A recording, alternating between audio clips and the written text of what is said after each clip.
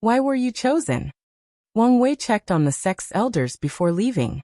Outside the formation's range, he broke the space to teleport to the central continent's east coast, near the sea. He looked at the endless sea, admiring its wonder and beauty for a moment while also knowing its dangers. He took out a talisman from his space ring and checked the information Wang Ju had just sent to him. He then flew into the sea, diving deep down with unimaginable speed. On his way, he saw countless sea demons, mainly the ones that resembled fishes. The majority range from body refining to divine altar, and vary in size. After diving more than 100,000 meters, Wang Wei began to see more sea races with humanoid appearances or characteristics. The creatures were between the supernatural and primordial spirit realms, in this part of the sea. These creatures instantly became wary of him, but did not interact when they realized how fast he flew. While diving deep down, Wang Wei took the time to scan the surroundings with his divine sense. The concentration of spiritual qi was on par with the eastern continent, and the deeper he went, the higher the concentration. He detected a vast amount of spiritual herbs and resources, especially ores. The sea race's culture was similar to the demon race, meaning that array and weapon refining was not common, resulting in abundant resources. The only downside was these ores and resources were mostly water and yin attributes.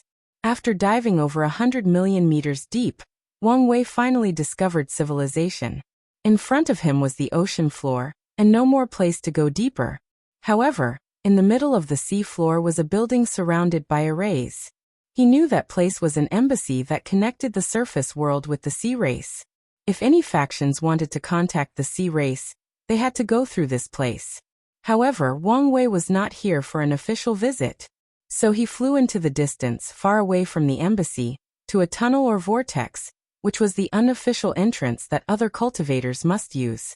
The sea race once wanted to block that entrance, but the other emperor lineages would not allow them to isolate themselves from the world entirely.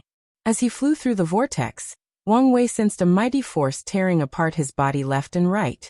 According to his calculations, the minimum requirement to survive this vortex was the primordial spirit realm, and a decent artifact's aid was needed. He followed the tunnel deeper under the ground to about 500 million meters underground. Bam! Wang Wei felt he had passed a barrier and entered a new world. His surroundings were no longer deep and eerie black. Instead, he thought he was above ground and under the sun. In the distance, he saw numerous constructions or underwater buildings. Some of these constructs were underwater, but some had arrays that separated the water. He saw large pieces of land, some as small as an island and others as vast as a continent. He saw a myriad of sea creatures and humans. The humans were easily noticeable since most of them had barriers around them to protect against the pressure. Few could withstand it like Wang Wei, making him an anomaly and easily noticeable. Without wasting time, Wang Wei turned invisible before teleporting to a particular island called Human Snake Island, which was the territory of the Tengshi race, a sea creature with the body of a human and the lower part of a snake. After secretly entering one of the stores and revealing himself, one of the Tengshi members kneeled on foot before him. "Young master, I did not know you were coming." "At ease. I wanted to stroll around the sea, so I did not notify you guys," Wang Wei said calmly. "Where is he?" he asked, getting straight to business. "Sun Jiaolong is hiding by also impersonating a member of the Tengshi clan." "Do you know why he's here?" "We theorized the Sea Destiny Sword might be in the hands of the Tengshi clan." Wang Wei and the Shadow Guard theorized 3 places the sword might be. The Baishi clan, since they could use the Star Sage lineage to find the sword's location. The second is the Panlong clan, a sea dragon with black scales and venomous and water attributes.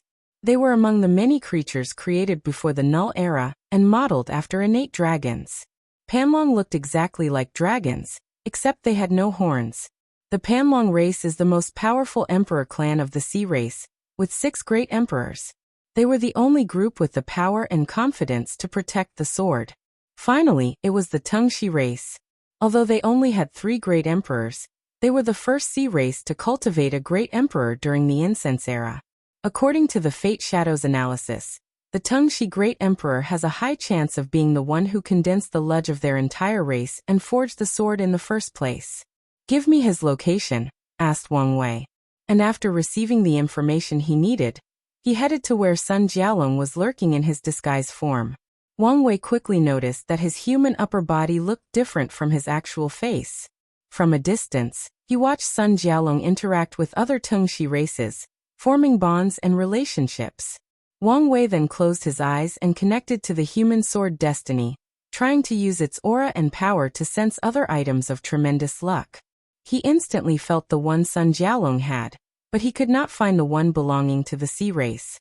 He stopped trying and gave up. He had a better way of knowing who had the sword. And if that did not work, he only had to wait until he proved the Tao to get his hands on it. Then Wang Wei acted. He waited until he was alone and appeared behind him, teleported him to a small world he had created. Although he wanted to bring him back to the surface, he could not directly teleport there unless he used a formation or used brute force and alerted too many people. Wang Wei, Sun Jialong groaned as he deactivated his transformation. Why are you here? What do you want? He was on full alert since he knew how powerful the monster before him was. Mo Xingyun had explained the Nine Extremity Foundation to him, and the others in the alliance. Something has been bothering me for some time now, announced Wang Wei. Why did the human destiny sword choose you? What are you talking about? It's a fair question. Why did it choose you? Because I was the best choice. Were you? If the sword's main criterion were talent, it would never have been your turn. If it was about the spirit of a sovereign, Ji Song was a better match since he also was a crown prince back then. So why were you chosen? What's so special about you? Sun Jialong did not answer. He had asked himself the same question many times, but never reached a satisfactory answer. I'll tell you my thoughts. The human emperor is not the master of the sword. No one is the master of this sword. However, as its creator, he can influence it to do its bidding. So he left it as a backhand to do something. I don't know exactly what that is, but I have some theories. Regardless, this is not important for the moment. To achieve his plan, he needs a vessel, a chosen champion. However, the vessel has to meet specific criteria. Talented but not too talented. Intelligent and cunning, but not at the level of a Tao Lord or Overlord. A decent background, but not one with powerful entities that have become mighty figures in the upper dimension. Do you see where I'm going with this? Someone that is easy to control, added Sun Jialong with gritted teeth. Bingo. These are nothing but conjectures. There is no proof, argued Sun Jialong before taking a deep breath to calm down. He would not let these words affect his state of mind or Tao heart. True. Unfortunately, I don't care if you believe me. I came here to remove a possible threat to my future. His ancestor warned him about hunting the other heaven chosens, which would affect his status as the son of an era. And Wang Wei agreed. Especially after the era luck saved him against these great emperors. However, he felt that some people were too dangerous to keep around. They were unstable factors, so he would remove them before they could grow and affect the overall situation. And killing one or two will not affect his status. He rushed towards Sun Jialong and punched him. He moved so fast that the latter had no chance to react. Boom! The Great Wu Dynasty's future sovereign exploded into a pool of blood, leaving nothing behind, including his soul and Tao.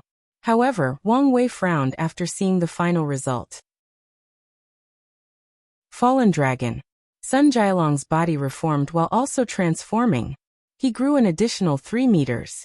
Golden hair grew on his body, covering him from head to toe.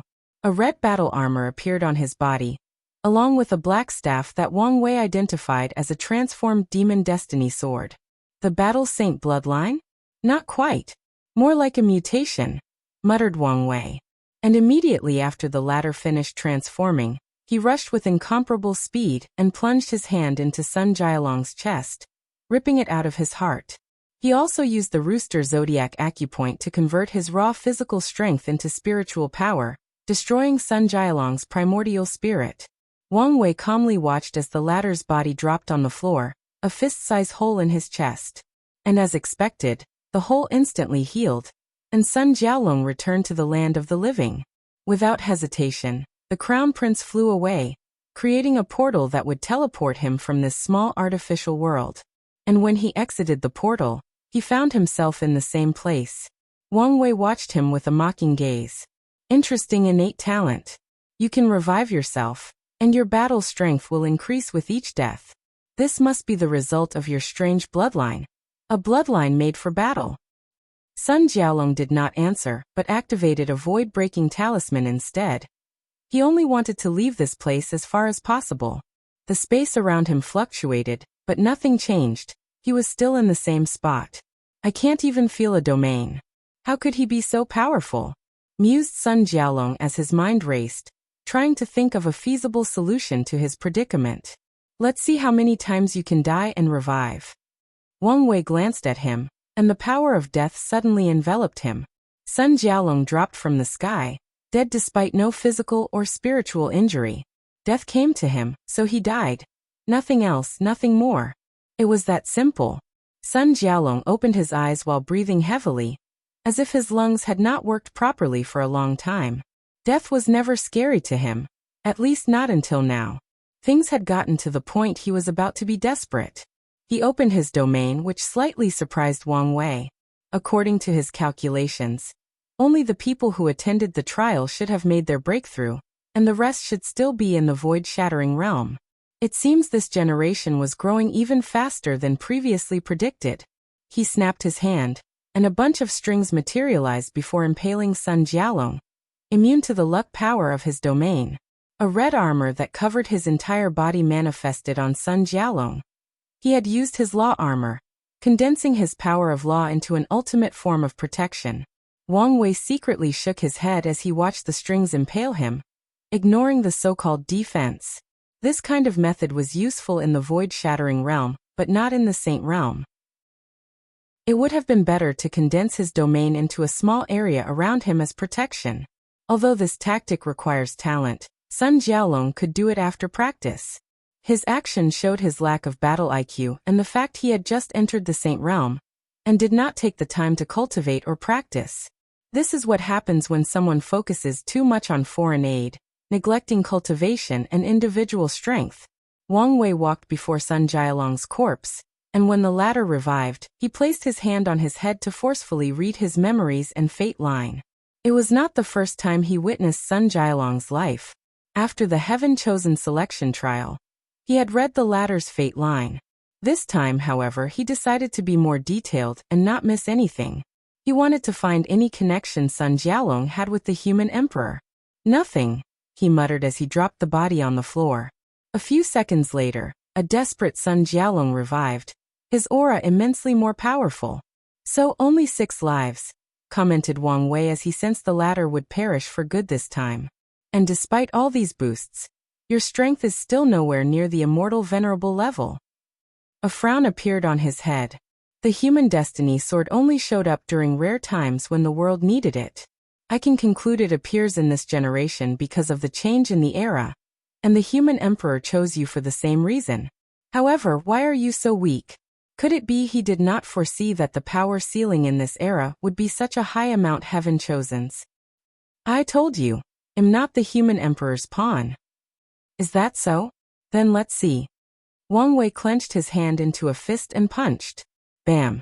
Sun Jiaolong tried to block with the demon destiny sword, but it was to no avail. Luckily for him, an unknown and mysterious power emanated from his body, sending Wang Wei flying away. Here you are, he groaned as he got up. That power was on par with one root Dao ancestor. So, was the human emperor planning on interfering with this generation's heavenward battle? Many things started to add up in his mind while also gathering even more questions. These people usually should not be able to influence the heavenward battle. But things might be different with the situation of true heavenly Dao. The human emperor should know one root Dao ancestor strength is not enough for Sun Jiaolong to win the final battle. So what is the point of his actions? Although he only recently achieved this level of power, Tian was here since the beginning, and the latter should know what the 9-extremity foundation was. Unless his backhand was only to protect Sun Jiaolong in case of an emergency. The clear conclusion is that Sun Jiaolong's objective is not related to the heavenward battle, but the whole karmic position of humans, earth, And the Heavenly Emperor. More reason to kill him. The Heavenly Emperor position can only be mine. He had many plans for the position. Honestly, he did not know about the 3 karmic position until he learned about the Earth Emperor from Gu Xian's memories. However, he had long planned to create the position of Heavenly Emperor as part of his future plans. And this fact made him feel that the human emperor calculated him. He felt the latter was waiting for someone to create that position. Wang Wei did not like this feeling, so Sun Jiaolong must die. Suddenly, Wang Wei sensed something outside, and checked with his divine sense. He saw a young man with jaws of sharp teeth smiling at him after detecting his scan. Is this Yi Lianchang from the Deep Squid Race? What an eerie aura, commented Wang Wei. Nevertheless, he did not want to deal with the political implications of his unannounced visit. So he waved his hand to create a transmission array into his small world, and teleported to the surface. As he floated above the sea, he closed his eyes to sense something. Northern continent. He broke the space and teleported to a mountain range, where he sensed a secret realm protected by formation. He punched the secret realm and instantly destroyed it, revealing a disheveled Sun Jiaolong. He was not in the best shape. Not only because of his injuries but because of the mysterious power that suddenly appeared in his body. I don't care if I'm a pawn. Please give me the strength to kill my opponent, he yelled in his mind. And someone or something answered his prayer. A terrifying power emerged from his body, giving him an intoxicated feeling. Sun Jiaolong looked at Wang Wei like a hunter looking at prey. Drunk on power? Until your end, you were a disappointment. He connected to his incarnations, increasing his aura to an even higher level than his opponent. A few minutes later, Wang Wei held Sun Jiaolong's corpse, dangling it in the air. He doubled, tripled, and quadrupled checked to see if the latter was absolutely dead. Even after sealing the Demon Destiny sword and putting it away, he was not sure and checked again. In the end, he burned Sun Jiaolong's body to ensure nothing unexpected occurred. Finally, he used his Era Destiny status to contact Heavenly Tao, and made it delay the announcement of Sun Jiaolong's death. As a heaven chosen, his death will show visions to the entire world, announcing and worshipping his death. Wang Wei wanted a delay before he went after his next opponent. Without wasting time, he opened a portal to the Western continent. Limbo, the place between living and non-living, the place between existence and non-existence. The human emperor sensed Sun Jiaolong's death. What's going on? According to my calculations, there should not have been any problem with the first step. His plans involved acquiring the Heavenly Emperor position. However, after many years of calculations and divinations, this was supposed to be the easiest part of the plan. Was my divination wrong? According to his divination, the first step only required him to win the Heaven Will battle in the Myriad Emperor world at a certain point. So he waited until now. But there seems to have been a hiccup. After pondering for a moment, he denied the possibility of wrong divination. He used a great treasure gifted to him by Hongjun, and knowing the latter's realm, he doubted there would be an issue. The human emperor sensed that Wang Wei was responsible for eliminating his pawn. So he calculated again to determine his next step. Let's just wait. Let's focus on acquiring the Earth Emperor position first. Unlike the Heavenly Emperor position, which would require him to do a lot of work, the Earth Emperor position was a ripped fruit ready to be picked. Known Truth Gift Bonus Chapter. Thanks to DriusX for the chapter. Wang Wei went to the Western continent, in the Mo clan's domain. Of course, because of his previous rampage, he was not welcome in this place, so he had to hide his identity. A month passed, and Mo Xingyan was nowhere in sight. Wang Wei then decided to take a more proactive method. He contacted one of the Fate Shadow Guards with a high status in the Mo clan, and had them find an excuse to send her out. This plan worked, but Wang Wei had to wait an entire 6 months before she actually left. And a few times he sensed this weird method trying to find him, trying to find danger, to be exact. He had to use many techniques to hide effectively. Luckily, his patience was soon rewarded as Mo Xingyan left the clan. Once she arrived at a destination, a few domains from her clan, Wang Wei finally intercepted her. Cautious, aren't we? Apparently not enough, replied Mo Xingyan calmly. Should I call you Emo Xingyun or Heaven-Devouring Emperor? Why would you call me by my ancestor's name? She rebutted. I have to say your method is truly wonderful. No matter what technique I use, I cannot see any signs of body possession. Even your bloodline appeared normal. That's because your assumption is wrong. Emo Zhangyan. Then, how do you explain the anomalies? Why is it you know things you should not know? I don't have to explain anything to you. True. Anyway, after confirming the Heaven-Devour Emperor died miserably after many people jumped him, I've already labeled you as his means of revival. And that is enough for me to remove your existence. Wang Wei punched with all the power of his main body. Boom. The area around Mo Xinjian twisted as 10 small vortexes that resembled black holes protected her by swallowing the force of that punch. She was intact. 4-leaf strength and a terrific control of the Devour Dao, commented Wang Wei. His attack was on the level of 6-leaf. Yet Mo Xingyun still swallowed it despite the fact it should have been over her capacity limit. And the reason for that is she has an unmatched speed for swallowing and refining anything she devoured. Her ability would be nothing even Wang Wei could do, even if he had cultivated the law of devouring. Should I be delighted for your appraisal? You should. However, I'm somewhat disappointed. Oh, and why is that? I can't sense the power of 9 Extremity Foundation from you. That's not something anyone can achieve. True. But you're the Heaven Devour Emperor. I am not. With your understanding of existence, you should have used the unorthodox way. Your words literally prove that I'm not the Heaven Devour Emperor, rebutted Mo Xingyun, trying to think of ways to get out of the situation.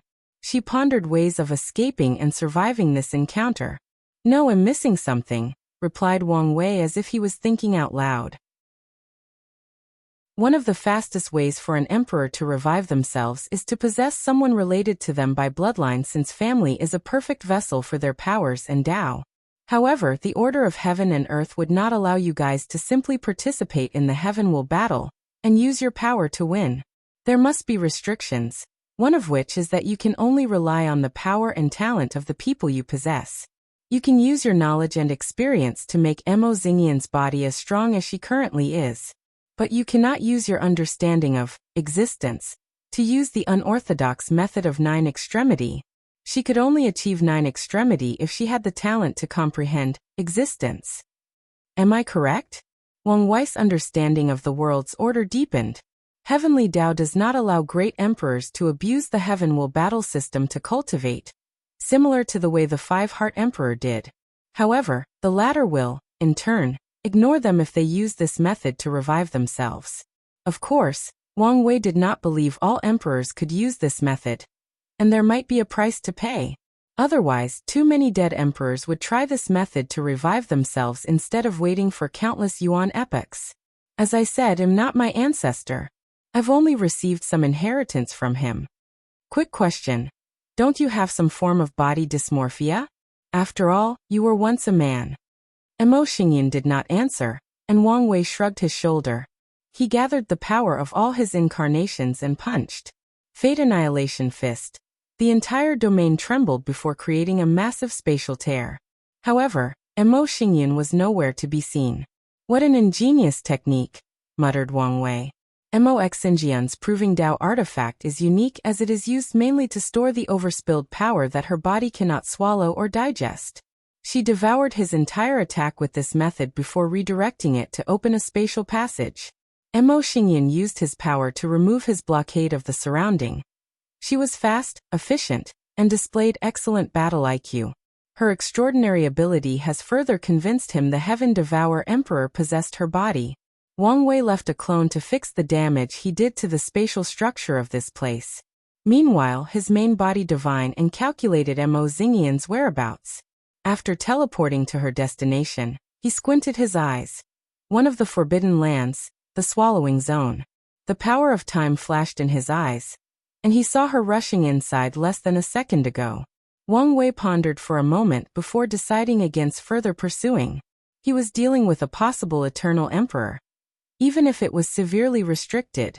Not to mention, the Heaven Devourer Emperor was a Tao Lord, which indicated his intelligence and cunningness. And taking into account the environmental advantage, Wang Wei was not stupid enough to fight Mo Xingyun in a place full of devouring power. After pondering about it for a while, he left. He was satisfied with removing Sun Jiaolong as a threat. As for Mo Xingyan, he placed her at the top of the list of people to be on the lookout for at all times. Inside the swallowing zone, Mo Xingyan waited for a few minutes. Not taking the bait? She muttered with slight regret. She knew this place like the back of her hand, and had laid out killing methods all over this place capable of dealing with third-class emperors. Mo Xingyan gazed toward the center, still longing for what was there. She took a deep breath to calm down and rearrange her plan. If I want to prove the Tao again, I need a method to deal with these 9 extremity people. Her mind raced, thinking about the different possibilities. I need a powerful magical weapon on par with them. Heavenly Tao had strict rules on using foreign aid for the Heavenwell battle. For example, participants could not use a Tao ancestor level puppet to compete or a talisman on that level. Mo Xingyun knew that in the beginning Emperor era, Heaven Chosens could not even use Emperor weapons in their battles in the beginning Emperor era. However, she also knew a loophole to this rule. She could use foreign as long as she refined it herself. For example, if a weapon refiner created an immortal weapon, they can use the weapon during their Heavenwell battle. And that was exactly her plan. Mo Xingyun began to use the surrounding formation to gather and condense the power of Devour in the area. She planned to create a weapon on par with 5 Root Tao Ancestor, before using it at an opportune time when both Di Tian and Wang Wei were at their weakest. And her alliance is to have enough cannon fodder to weaken these two or a sacrifice when needed. Wang Wei returned to the sect. He wanted to hunt down many of the new Heaven Chosens that had recently risen since he suspected many were spies of the upper dimension. Regrettably, these people had excellent methods of hiding themselves from divination, preventing him from rooting out the traitors from the innocent. And he could not mindlessly slaughter them until he found the traitors, since that would affect his Era Sun title. Of course, he would not give up so easily. Since he could not divine their identity, he would use his intelligence network to find who he was looking for. He contacted Wang Ju as soon as he returned home to get information from her. How is it? Did you identify anyone? Yes and no.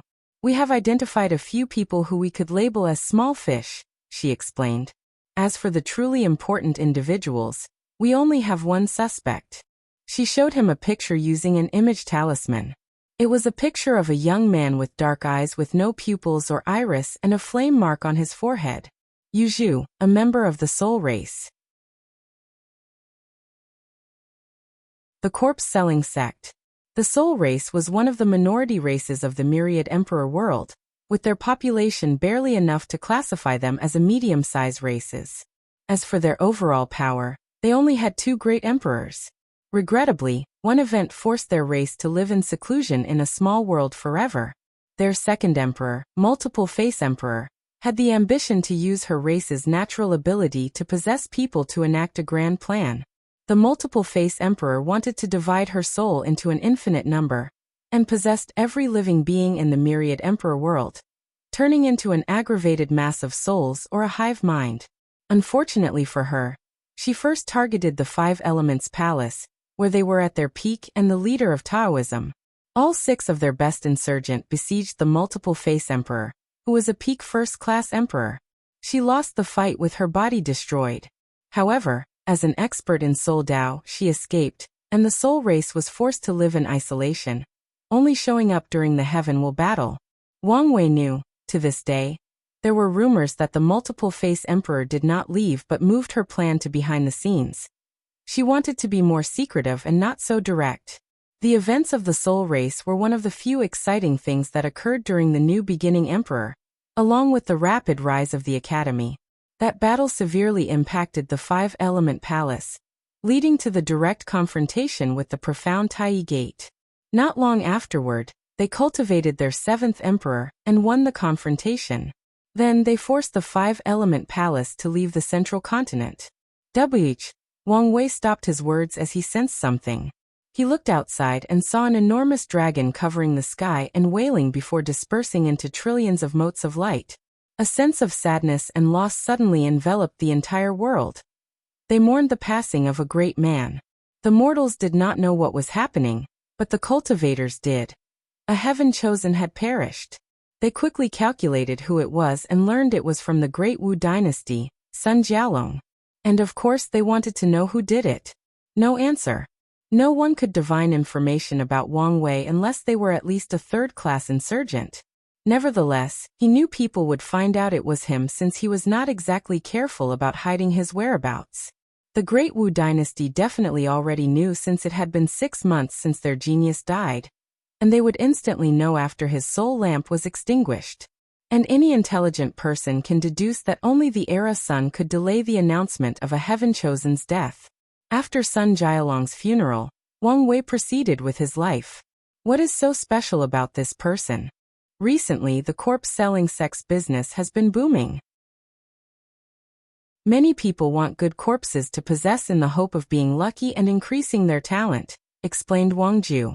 Body possession has some advantages that many people want to take advantage of. For example, some races are naturally gifted.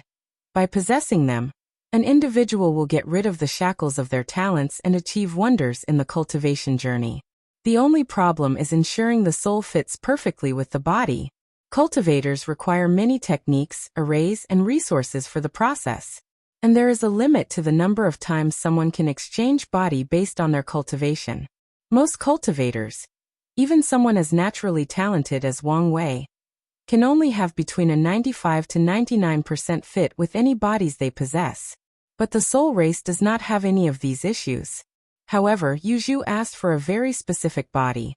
The requirements were so stringent that the corpse-selling sect had to contact its other branches to get it for him. Wang Wei squinted his eyes. The corpse-selling sect can be considered one of the most powerful factions of the Endless Void, and they most likely hold the first position. There are branches scattered in every heavenward world, and many have one or more great emperors. Their sect operated as if it was a business or corporation, focused only on selling corpses. They rarely provoke or clash with anyone. They are the epitome of low-key development. However, Wang Wei saw them as a threat, especially after coming in contact with other heavenward worlds and learning how far this sect has spread its fangs. Just the amount of chi luck this faction has is unfathomable. And according to his prediction, their factions have more branches under different names, dormant in case something happens and they need to hide or start over. The founder of the corpse-selling corps is something, thought Wang Wei. According to his predictions, with how they operated, the corpse-selling sect won't be much trouble for his plan. On the contrary, they might be the perfect partners. However, he wanted the luck of their factions for himself. The problem was their founder. He didn't know who it was yet, but whoever it was must have been a brilliant man. What Wang Wei worries about is this person is now one of the paragons in limbo, and he will one day use his sex chi luck to revive. And if he dips his greedy finger into the latter's food, he might create an enemy for himself. An enemy who was possibly on par with his ancestor. Do you have any information about Yu Zhu from when he was in the soul race's small world? Yes, replied Wang Ju before giving him the sleeper's information, and Wang Wei frowned. He suspected Yu Zhu was a spy from the upper dimension. However, his life had no anomalies. There was no sudden change in demeanor, behavior, sudden strength gain, or anything odd. Yu Zhu was one of the many geniuses of the soul race. And after defeating the others, he received the support of the entire race to cultivate for this generation's heavenward battle. If Yu Zhu is a spy, then it can mean two things. The method used by the upper dimension is not something we can detect. Secondly, they have been infiltrating the myriad emperor world since the beginning of this generation, commented Wang Wei. Do we have any other evidence to suggest he is a spy and not just from our world? Yes. It's the flame mark on his forehead. What does this have to do with anything? This kind of mark could be a fashion sense or an indication that Yu Zhu cultivated a powerful flame technique. From the records, we discovered that someone used to have a similar mark in his youth. The undead Phoenix Emperor. Wang Wei squinted his eyes. He told the Fate Shadow Guard to be on the lookout for any information related to undead Phoenix Emperor and the Disaster Emperor since they had a connection to the Myriad Emperor world. Keep a lookout for Yu Zhu. Even though he only received the undead Phoenix's inheritance, He is suspicious. Send a few people to test his ability. As you wish. What about the corpse-selling sect? We should have people in high positions, right? Yes. Can they also infiltrate the other branches? Not very likely. Contact with the other branches has strict requirements. What about the Fate Shadow Guard branches I've instructed you to create? Thanks to your help, the initial development is going well. But without the sleepers, it's almost impossible to infiltrate the high levels of so many factions without being detected. Indeed. With his Spirit Flowers ability, Wang Wei helped the Fate Shadow Guard spread in other Heavenwell worlds. However, if he wants things to be in the Myriad Emperor realm, with spies in high positions in every sect, it's not possible in a short time. Especially since there are no sleepers for him to take over. Alright. Continue monitoring laying low in the corpse-selling sect. Place them as a priority when it comes to news. As you wish. I have a few important things to do before I go into retreat. I will take this time for us to go through the ceremony for you to officially become my shadow. Wang Zhe's eyes lit up in excitement. She bowed to him before excusing herself to attend to her duty. Meanwhile, Wang Wei used his sect master to send a request to the ancestor. He needed to do something crucial that required their help. And only after succeeding will he be able to sleep soundly. Then he rushed home to see his wife. Wu Hong looked at him with a side eye. Your footsteps indicate you are not excited to see me, but want something from me. I just want to ask something. So, I was right. Wanting and asking are two different things. Semantic. What do you want to know? If you're asking about the Heaven Devour Emperor, I never interacted with the man, so I know very little. No. I want to know about the founder of the corpse-selling sect. Wu Hong frowned deeply after hearing the question. Death Reverence Gift Bonus Chapter. Thanks to Druex for the gift. You're asking about Death Reverence? Is that his name? Commented Wang Wei. The corpse-selling sect's founder was a mystery, because no one knows where the original sect started. Two branches claim to be the main one, and where the founder originated, from the soul sublimation world and the underworld world. The corpse-selling sect in both these Heavenwell world has cultivated 5 great emperors, and is the branch with the highest number. Do you want to deal with the corpse-selling sect? Asked Wu Hong, somewhat worried. Yes. I feel their faction's chi luck is worth the trouble. But I want to know your opinion. I don't know. What do you mean? I'm somewhat conflicted, reiterated Wu Hong. Part of me wants you to deal with them as this might be the only chance. However, I also don't want you to have anything to do with Death Reverence, especially early in your cultivation journey. So, who is this person that even makes you hesitate?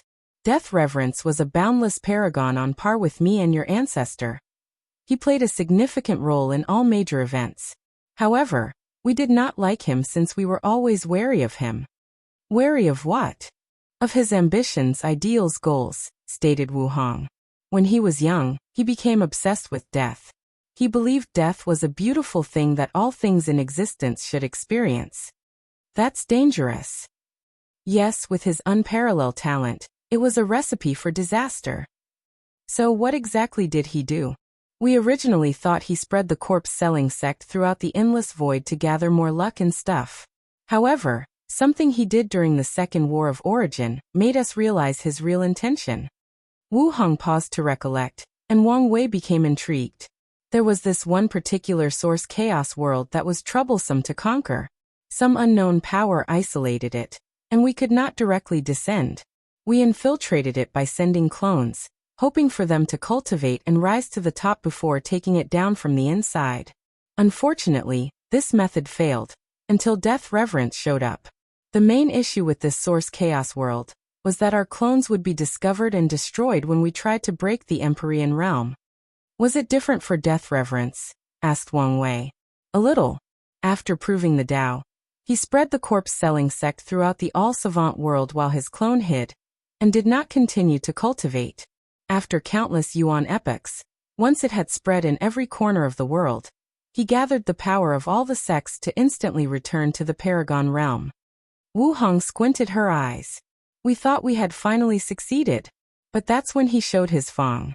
The corpse-selling sects were some sort of ceremony where he turned the entire all-savant world into a world of death, killing all sentient beings, no matter the realm. Wang Wei had a severe look on his face. Why would he do that, since it would reveal his plans for the eternal ascension world? We don't know exactly. The best guess we had was something precious was inside the all-savant world. The very thing probably responsible for preventing us from entering and restricting our development. Wang Wei caressed his temple as he felt things were more complicated than he previously thought. He was only greedy for their sect's chi luck. He did not expect to be dealing with a powerful secret boss. What happened next? We did not hesitate to beseech him. After all, we did not want our home to suffer the same fate. And he survived? Asked Wang Wei in shock. Yes. Not only that, he ran away with only severe injuries. She remembered that battle. Countless peak-boundless paragons tried their best to eliminate death reverence, but he still escaped. Later on, he even participated in the ultimate taboo after the all-savant world suddenly disappeared from the face of the universe. That's scary to think. In that case, what about the corpse-selling sect? Why didn't you guys remove them? We tried but failed because of too many restrictions. What do you mean? Great emperors cannot intervene whatsoever in the lower dimensions after the ascension. Empyreans can be sent a projection, but they can only attack if willing to receive punishment from heavenly Tao. And their attacks also have limits. Paragons can also send projections and attacks, but there is a limit and the level of the attack. We tried to eradicate the corpse-selling sect by sending projections. However, death reverence will always appear and expel us, resulting in us only capable of destroying a few branches that recover after some time. Things are not adding up, said Wang Wei. How is this man so capable? That's the odd thing about him. After turning on him, we realized many of his methods were odd and had this incongruence or incompatibility to them. Moreover, in addition to his hiding ability, he was a master of the order and disorder Tao. What do you mean? He knew how to bend the rules of heavenly Tao to his advantage, explained Wu Hong. For example, the model of spreading to other world communities was not invented by the corpse-selling sect. Before the Null Era, this tactic was more common to ensure the spread of some factions and prevent them from destruction. However, true heavenly Tao's balance system activated and banned this method afterward. Any factions who tried this method were guaranteed to be schemed against, resulting in the destruction of the branches. Yet the corpse-selling sect is intact. To this day, I do not know how he did it. Wang Wei sighed deeply, feeling things were too complicated. What about his homeworld? Is he from the soul sublimation or underworldine world? Did you guys at least find something from there? None. In fact, no one truly knows the first branch since he made sure to erase it from his history. I even suspect he personally hides the first branch, completely isolating them from the outside. We also search his homeworld, the Spirit Central World, but we found nothing. I remember the Spirit Central World is a rare world dominated by the spirit race. Is Death Reverence one of them? Yes. To be exact, he is a tomb that gains sentience. Well, it fits with his name and motif, replied Wang Wei as he walked back and forth, pondering deeply. What about the two sons? Why don't they do anything about death reverence? Wu Hong suddenly realized something now that he had mentioned it. Both Methreya and he know death reverence's weirdness and the potential danger he poses. However, since both his existence and history have not been erased, it means even those two could not find him. In that case, why haven't they eradicated the corpse-selling sect? That I don't know, she replied, shaking her head. However, you don't have to worry about the death ceremony. Death reverence is the problem. Did you guys solve the ceremony problem? Yes. After failing to eradicate his sect, we left formations in the upper dimension to counter the ceremony. However, it would be ideal if the last worry was removed. She looked at him. What are you going to do? What do you think? With your plans, you will be in a unique position in the endless void. So dealing with the corpse-selling sect should not be a problem. However, I don't want you to deal with death reverence so early. This man gives me a bad vibe. Wang Wei understood her hesitation. Death Reverence is talented, extremely powerful, cunning, and has many weird methods that even the two sons cannot detect. Dealing with such an opponent at the current stage of his cultivation path. Of course, he had some advantages. But the cards were not stacked in his favor. Is he in limbo like the others? Yes. That's good news for me. However, it might not be enough. So, what are you going to do? I'll decide after proving the Tao. Too many things could happen from now until then, and Wang Wei wanted to watch the situation. As of now, he was leaning toward eradicating the corpse-selling sect. And it was not because of their chi luck, but because his intuition told him that death reverence might be a problem for him in his later years of cultivation. And if he can damage him in any ways possible, he would take the opportunity. Simultaneously, he did not have to eradicate them now or doing himself. He could leave the means for others to do it, and give the order after he ascends and reaches a certain cultivation level. It will all depend on the situation after proving the Tao. After chatting with Wu Hong and planning ahead, he went to check on his science and technology world while waiting for news from his ancestors. The assembly. Wang Wei watched everything in his surroundings. No longer existed the peaceful world full of tall and futuristic buildings. He could not see spaceships covering the sky like birds migrating. Instead, the sky had a dull gray color that gave the entire world a depressing atmosphere. He saw cracks in space scattered in different directions. Most places were devastated, including forests, mountains, rivers, and populated cities. There were only a few areas that looked like civilizations had begun anew. Genetics warriors are now rare, and the few powerful ones on par with void-shattering realm ruled over different sections of the world. Scientists were now the most valued individuals as fought over by various factions. However, they no longer had any power and were forced to focus only on research. They were basically under house arrest. Those attacks did a number on this world, muttered Wang Wei. The original science and technology world was only a middle thousand world. Although Wang Wei controlled the laws of heaven and earth and even expanded the world, at its essence, it was still a middle thousand world, making its spatial stability very fragile. When these two great emperors attacked with full force, they destroyed the world, killing more than 99% of its population. And in the 300 years Wang Wei was in retreat to cultivate, a new civilization sprouted out from the ashes of the old one. After checking the situation, he began to repair things. Using his space-time law and fate law, he returned the world to its original state, including reviving the dead. The only problem was he could not save everybody. Many people died because of the great emperor's attack. And since these people were mortals, that attack eradicated their existence. And current Wang Wei could not do anything about that. However, he could still revive the people who died as a result of the world's destruction. He did try to save some people. Wang Wei tried using his past, present, future karma technique to save some people. He sent the news to one scientist in the past using a karma connection. He tasked the scientist to build a bunker for people's safety. Without heavenly Daos restrictions, he can use his powers to do many things. Although the scientist could not convince many people the world was about to end, he did convince some. Unfortunately, this method failed as these people who died at the Great Emperor's attack still died even if they survived in the bunkers. As Wang Wei watched these specific individuals erased from existence, he muttered, "So great emperors have some form of causal or temporal immunity to attacks, spells, and techniques below the mortal realm." By all logic, Wang Wei changed the past, and these people should have survived.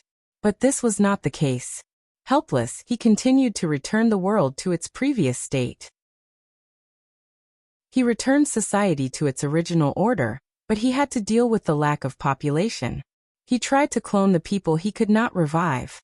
And as expected, the emperor's power did not allow these people to revive themselves in this manner.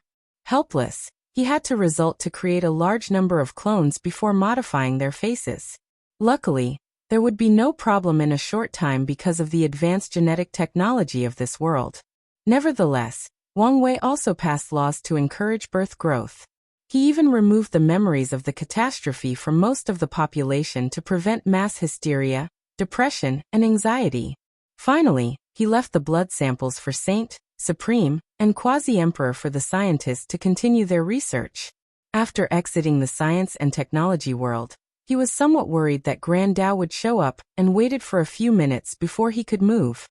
He sighed in relief while also wondering how powerful Hongjun was even to protect him from Grand Dao. For the next few days, he waited for news from his ancestors while spending as much time as possible with his lovely wife. A week later, he received a summon and teleported to one of the sect's secret realms. "You are?" he asked, looking at the middle-aged man before him. He had a peaceful aura that indicated he was a very stable person. Maybe too stable. "Origin 1. You can call me Sir Origin." Wang Wei cupped his hand to salute, but Origin 1 stopped him. "You're the sect master. You don't need to salute any of us." Wang Wei nodded, knowing this was one of the sect's rules. "Is everything already prepared?" "I thought it would take longer," continued Wang Wei. "During Gu Xian's trial, we already had a semi-official alliance. So, it was simpler to gather everyone." "That's good." He nodded. "Can I ask you a question?" "Sure, but I might not answer." "I've heard about the others. Sword 1, Desolate 1, and so on. Do you all cultivate the same Tao as our emperors?" "Some of us do, but not all of us," Sword 1 replied. "For example, I cultivate Thunder Tao. However, Qiyuan blessed me with many abilities from Origin Tao, and it's the same for the others who cultivate different Taos." "That makes sense. So it's just a title. You should understand that titles, or words in general, have power." "That's true. Last question. The way you call the answer seems very intimate. Did you know him personally?" "Very astute," commented Origin 1. He knew this kind was intelligent, but it was different when you interacted with him and noticed this trait. "I was one of his elders back in the ancient Wang clan. I supported and protected him when others scorned him for his ideas and beliefs. I guess he would not be here today if not for you." "Maybe," replied Origin 1. "All right, let's begin the meeting." Wang Wei followed him to a room full of formations. After activating it, countless small screens appeared with people's faces. When Wang Wei showed up, everyone paid attention to him despite everyone present being an immortal tier powerhouse or accompanied by one. This was the political power of the sect master of the most powerful sect of the myriad emperor world, and the son of an era title. "Greetings, fellow Taoist," began Wang Wei calmly, not nervous despite facing representatives of most of the emperor's lineages of the world from all 5 continents. "What is the reason for this meeting?" asked the Panlong race patriarch, who had an insurgent of his clan also accompanied. Typically, their sea race is left out of any conflict or interaction of the surface world. "Do you know of the recent changes that occurred in the lower dimension?" asked Wang Wei, getting directly into the core of this meeting. Most of the mortal leaders did not know what he was talking about, but the immortal powerhouses were aware. This is why Wang Wei insisted on them attending. These powerhouses immediately filled in their sect masters, or patriarchs of the situation, resulting in small cluster chatters in this meeting. Wang Wei did not interrupt and gave these people enough time to think and process the information. "What does this have to do with this meeting?" asked the representative of the ancient clan, Huo Fenghuang's father. "By now, you are aware that many other worlds see our rise as a threat," added Wang Wei. "Without the interference of the upper dimension, many of these people will become more bold and direct in their actions. If they want a planar war, we are not afraid of them," commented Jian Yi from the sword casting villa. "This is not the main issue. If these worlds allied together, they could disturb our heaven-will battle," added the representative from the 5-element palace. "We should also consider the possibility of immortal sovereigns intervening," proposed Tian's father. Wang Wei nodded, as this was one of his main worries. He believed Heavenly Tao did not like the unstable factor of immortal sovereigns in the lower dimension. So it schemed for their downfall, drastically reducing the number present. However, there should still be a few remaining. "Aren't you guys worrying too much?" stated the Mo clan patriarch from the western continent. "Nothing has happened yet." Wang Wei glanced at him. He decided to keep the news of the Heaven Devour Emperor's possible resurrection a secret since he had no proof besides his theory. Even if revealed, there is nothing to gain as of yet. "Have you people forgotten the Forbidden Zones, especially the Tao burial ground?" said Wang Wei. Without pressure and possible intervention from the upper dimension, who knows what these people will do? Indeed, the Forbidden Zones have become a liability for the myriad emperor world. In the current state of the world with no immortal sovereign, dealing with any eternal emperors is a recipe for disaster. What do you suggest we do? Asked Tan Zichen, the sect madam of the Eternal Dream sect. You must have some solution if you ask us here. Yes, replied Wang Wei. My solution is simple. We need to activate the Human Protection Array. Not just it, but the Demon and Sea Race Protection Array. And, you guys should be glad I don't feel like giving a cliffhanger. Good faith. The Human and Demon Protection Array is the primary reason the myriad emperor world did not entirely succumb to the devil race invasion. With its help, many eternal emperors died when trying to overthrow the balance of the world. With its service, the Academy could also exile the Heaven Devourer Emperor. The only downside was it would activate itself when the world was in danger, indicating it had a consciousness. However, with the Human and Demon Destiny swords showing up, it could be actively activated and controlled. Your plan is good and all, said Panlong Clan Patriarch. But the Sea Race does not have a protection array. Patriarch Long, at this point in history we all know that's a lie, rebutted Wang Wei. For your race to prosper, they must have a luck-condensing artifact. And one of your emperors should have calculated the benefit of a racial protection array. Even the spirit race with the smallest population definitely has those two things. Junior, you are calling me a liar? Demanded the Panlong Patriarch with a slightly raised voice. Junior, said Wang Wei with his usual calm demeanor. Since when did the cultivator world respect strength? Long Hai, I give your respect because of your status, not your strength. Veins appeared on Patriarch Long Hai's forehead. Not convinced? You can fight me and learn how many fingers I will use to destroy you and make you contemplate your existence. I guarantee if you survive more than one, your name will forever be entrenched in the annals of history. The meeting became quiet as many people, mostly the mortal representatives, suddenly realized something. The younger generation had surpassed them. Many heaven chosens in this generation are already true persons, meaning they are in the same realm. And even the ones who broke through after the path of Supreme was no longer cut realized that their new realm didn't matter since these geniuses can still fight and defeat them. Excuse my patriarch for his outburst, said Panlong One, the Panlong race's insurgent. The Sea Race will partake in this endeavor and do its part. He decided to defuse this situation since things could go wrong for them. Unfortunately, he was a little too late. The Sea Race has always been suspicious. Everyone looked at the spoken person, and it was Chun Chun, a younger generation and recently appointed sect master of Origin Weapon Mountain. What's the meaning of this? Asked Panlong One. From a historical perspective, your race has suffered the least in all the world's catastrophes. You stay isolated in your sea, out of reach with no trouble, he reiterated. That is far from the truth. The bald monks of the incense era hunted and forcefully converted our race. The devil race slaughtered us in large quantities when we refused to betray our home and join them. We lost many immortal sovereigns while fighting with the surface world. We also suffered. That may be true, but enough, declared Wang Wei. We are not here to compete on who suffered most throughout history. In fact, he agreed with Chun Chun that the Sea Race suffered less among all the races and factions of the world. He even started to suspect they might have an immortal sovereign still alive and present. If there were a faction that did, it would be them. Although Ancestor Wuqing told him there were no more of them left in the myriad emperor world, he also was not 100% sure. Finally, Wang Wei has an inherent fear that something terrible exists deep at the bottom of the ocean. It stemmed from all the conspiracy theories he read back on Earth about Chitulu, and the thing living deep in the sea. If a creature could survive in the sea of the myriad emperor world, he could not fathom how powerful or scary it would be. Since the Sea Race has agreed with our notion, we can continue with our assembly. That's good and all. But the demon race cannot do anything, said the Golden Lion Chiefess. We do not have the Demon Destiny sword to activate the formation. The sword is in my hand, Wang Wei said calmly. And as a sign of good faith, I will hand it over to your race." The demon race representatives were immediately surprised.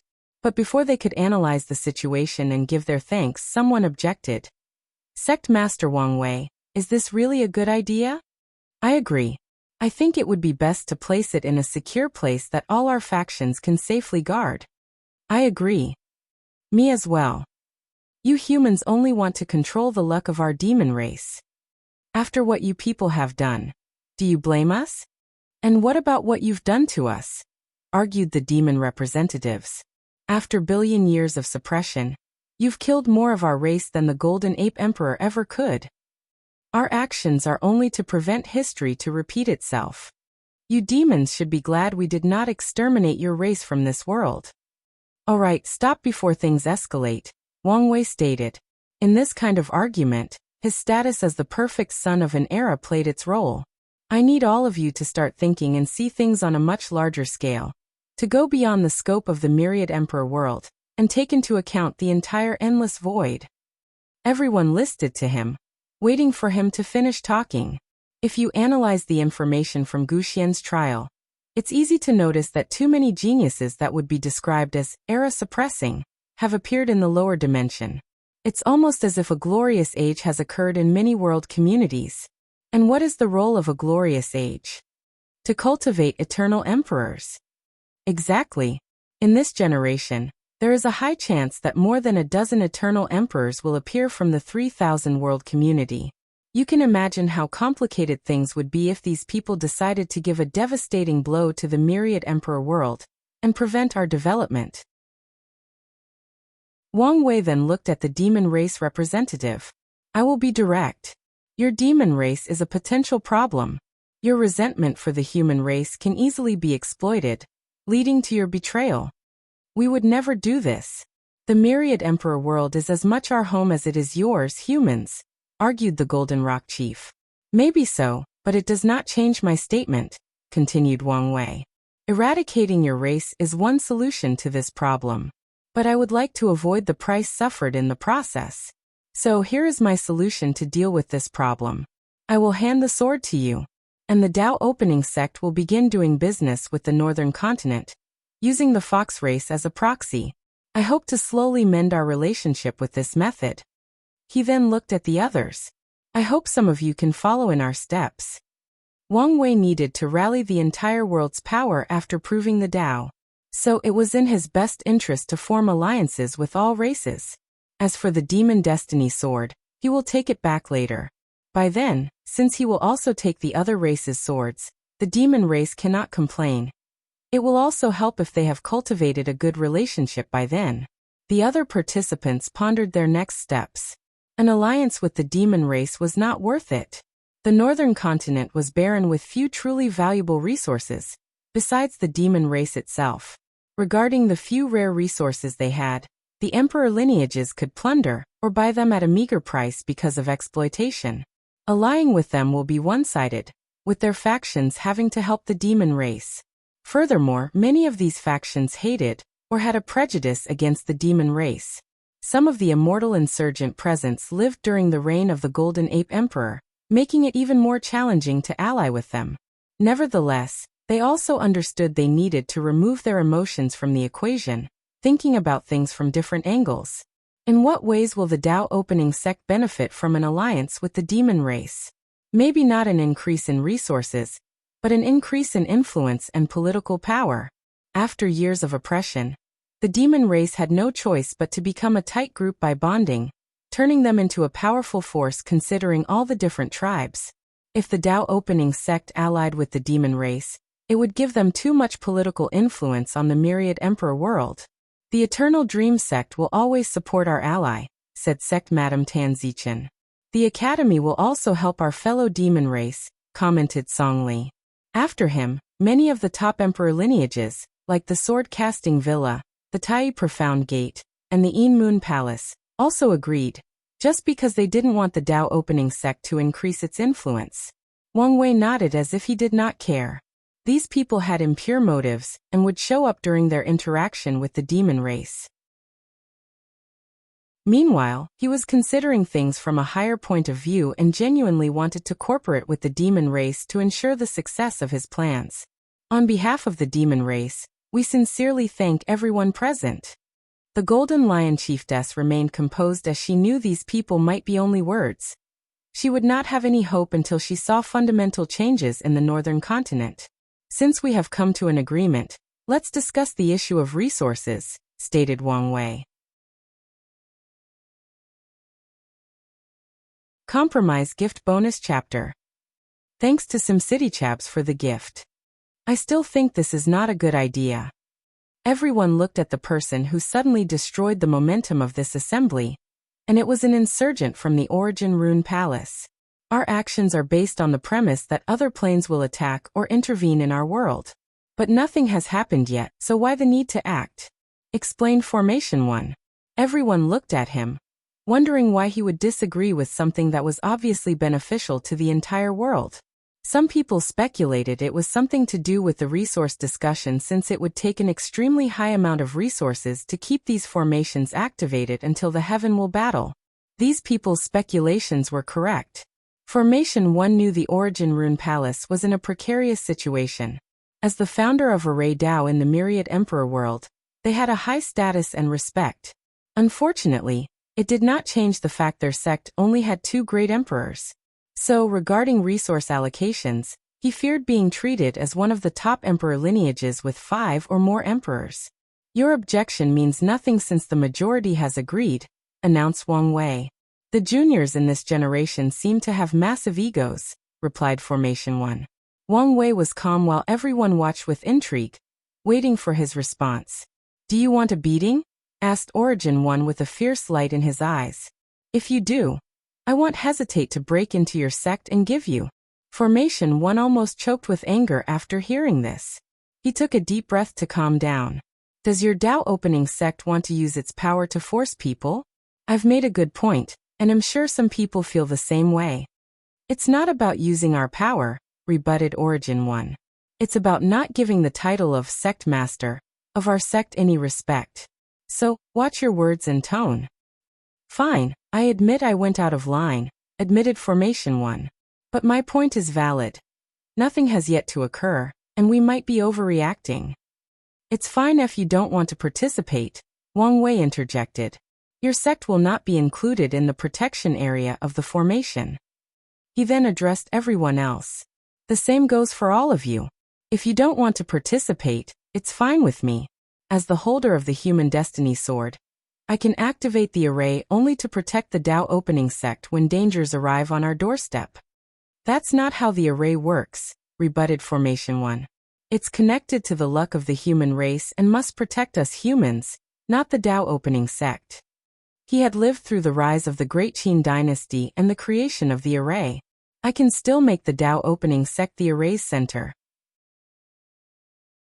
Furthermore, I can use my title as a son of an era to convince Heavenly Dao and the array that anyone who voted against this assembly is detrimental to the safety of the human race and not worth its protection. Can the era son do this? No one knew for sure. A few appear throughout the world's history, but none were complete son of era, where Heavenly Dao gave them all destinies without any competition. It would be pointless for some of us not to participate. That would be counterproductive to our objectives, commented the Five Elements Palace sect leader. If the array did not protect some factions, the foreign threats could use them to enter the Myriad Emperor world. Sect Master Wang Wei, you must have considered the issue of resources allocations? He continued asking. I have, replied Wang Wei before sending them a spreadsheet analyzing the resources each faction needs to pay to maintain the formation. The number is based on the amount of territory you occupied and the publicly available business or resource gathering spots that each of factions has. The number appeared a little high. As I said, it's only an estimate based on the resources you publicly display. If you consider the hidden ones, it's nothing much. No faction would publicly display all its wealth and resources. And taking into account that the burden will be shared with so many people, it is not much in the grand scheme of things. I only have some issues with the demon and sea race, continued Wang Wei. I know the demon don't have many resources despite having such large domains. So, The Tao opening sect will help you bear the burden until our cooperation bears fruit, and you can stand on your own. We will gladly accept your aid, said the Golden Lion Chiefess. And we promise to one day repay the Tao opening sect. That's fine. Wang Wei knew the demon race still had pride and accepted their promise of repaying him. Anyway, he would not refuse to get his money back. Furthermore, he understood he needed to give them a certain autonomy or dignity to ensure a proper alliance between the two factions. As for the sea race, it was hard for me to get a good overview of your finances. So you might have to modify it amongst yourselves. The sleepers did not pay much attention to the sea race like everybody else. So, even after taking over their operation, Wang Wei was still lacking compared to the surface world. Wouldn't it be better for each race to be responsible for their arrays? Finally spoke the Tengshi matriarch. Indeed, agreed the representative from the Myriad Spirit Mountain, the most powerful spirit race faction of the Myriad Emperor world with 5 great emperors. They only had accepted members of the spirit race in their sect. The spirit race had the lowest population, and if they only paid for their race's array, it would be cheaper for them. So they agreed with this statement. I've considered this. But if that were done, it would result in us humans paying too much and the demons not being able to pay at all. And what's wrong with that? Asked the Panlong Patriarch. To prevent resentment and inability for the assembly to succeed. So the best method is to consider the cost of all the arrays. That way we are paying for the other race's array, and we are paying for yours. It's all about compromise. Even after Wang Wei said these words, the meeting did not immediately end. A few factions began negotiating the price they needed to pay, resulting in more people arguing. Ultimately, the assembly took another month of ongoing discussion before everyone reached a satisfactory conclusion. Even then, the sea race asked for more time to figure things out and deal with the issue of their arrays. However, they only had 2 weeks at Wang Wei's insistence and pressure from the human race. The Origin Rune Palace also had to pay more than they were willing. And the main reason was their sect often used their status to occupy resources that their overall strength should not be able to hold. The devil cultivators in the West tried to cause some problems during the negotiation. But the D-clan placed their foot down and even threatened Emperor Dao War to eradicate and suppress as many of them as possible. Besides the Dao opening sect, their factions had the highest stake in this assembly. With D Tian, they had the highest chance of winning the Heaven Will battle in this generation, and did not want anything to intervene. Finally, everything proceeded smoothly, and the assembly ended. Phew! Exhaled Wang Wei out loud. You did a great job. You knew when to compromise, take a loss, and be firm. Basic diplomatic tactics. You are like Qiyuan when he was young. He always believes in talking first before using force. In fact, it was one of his flaws in his early years. Luckily, the Sword Empress and Battle Baniac were with him. They would act as his iron fist when he hesitated to take action. They seem like the perfect trio, commented Wang Wei. Indeed. Qiyuan can be too passive. Sword Empress was too aggressive, and Battle Maniac was the voice of reason, the perfect balance between the two, added Origin 1 as he reminisced on the past. I must warn you, said Origin 1 after regaining his bearing. I understand your plans require you to have some level of objectiveness and fairness for all races and factions. But you must remember you're from the Dao opening sect. I know. Plus, I only need to appear fair. But the sect will always be my main priority. As long as you understand. I know it might be annoying to be constantly nagged by us old man. But our wisdom and cautiousness are the most valuable things we have to offer. Wang Wei nodded, as he would never dismiss the advice of someone who has lived so much longer than him and experienced so many things. So, after briefly chatting and reassuring Origin 1, he contacted the demon race to finalize their cooperation. Immortal Mansion. Wang Wei activated the formation to open communication with the demon race on the Black Tortoise Northern Continent. Sect Master, when are you sending the sword? Asked the Black Tiger Chief, trying to control his voice and hide his worries. Right now, replied Wang Wei. He used his sect master token to control the sect's surrounding space before opening a tear in the void and sending the sword into the northern continent, close to the primary habitat of one of the main tribes. The demon race sensed these actions and sent someone to fetch the sword. They also had their few remaining insurgent to check and ensure nothing was wrong with it. "Thank you," said the Golden Lion chiefess with great sincerity. She honestly thought this process would be more difficult, and the Dao opening sect would delay the process as much as possible, while levying the sword to benefit them and further exploit the demon race. And part of her believed the sword might not be returned, that the sect master was only saying these words for the sake of the assembly. "I'm only fulfilling my part of the agreement," replied Wang Wei. "Now let's discuss the gritty detail of our alliance." The discussion took little time. The alliance mainly involved the demon race using the power or name of the Dao opening sect. When dealing or trading resources with other factions, they can use their name or influence to prevent others from exploiting them. They can use the name to prevent others from occupying rare resource mines on the northern continent, plundering it before leaving it barren.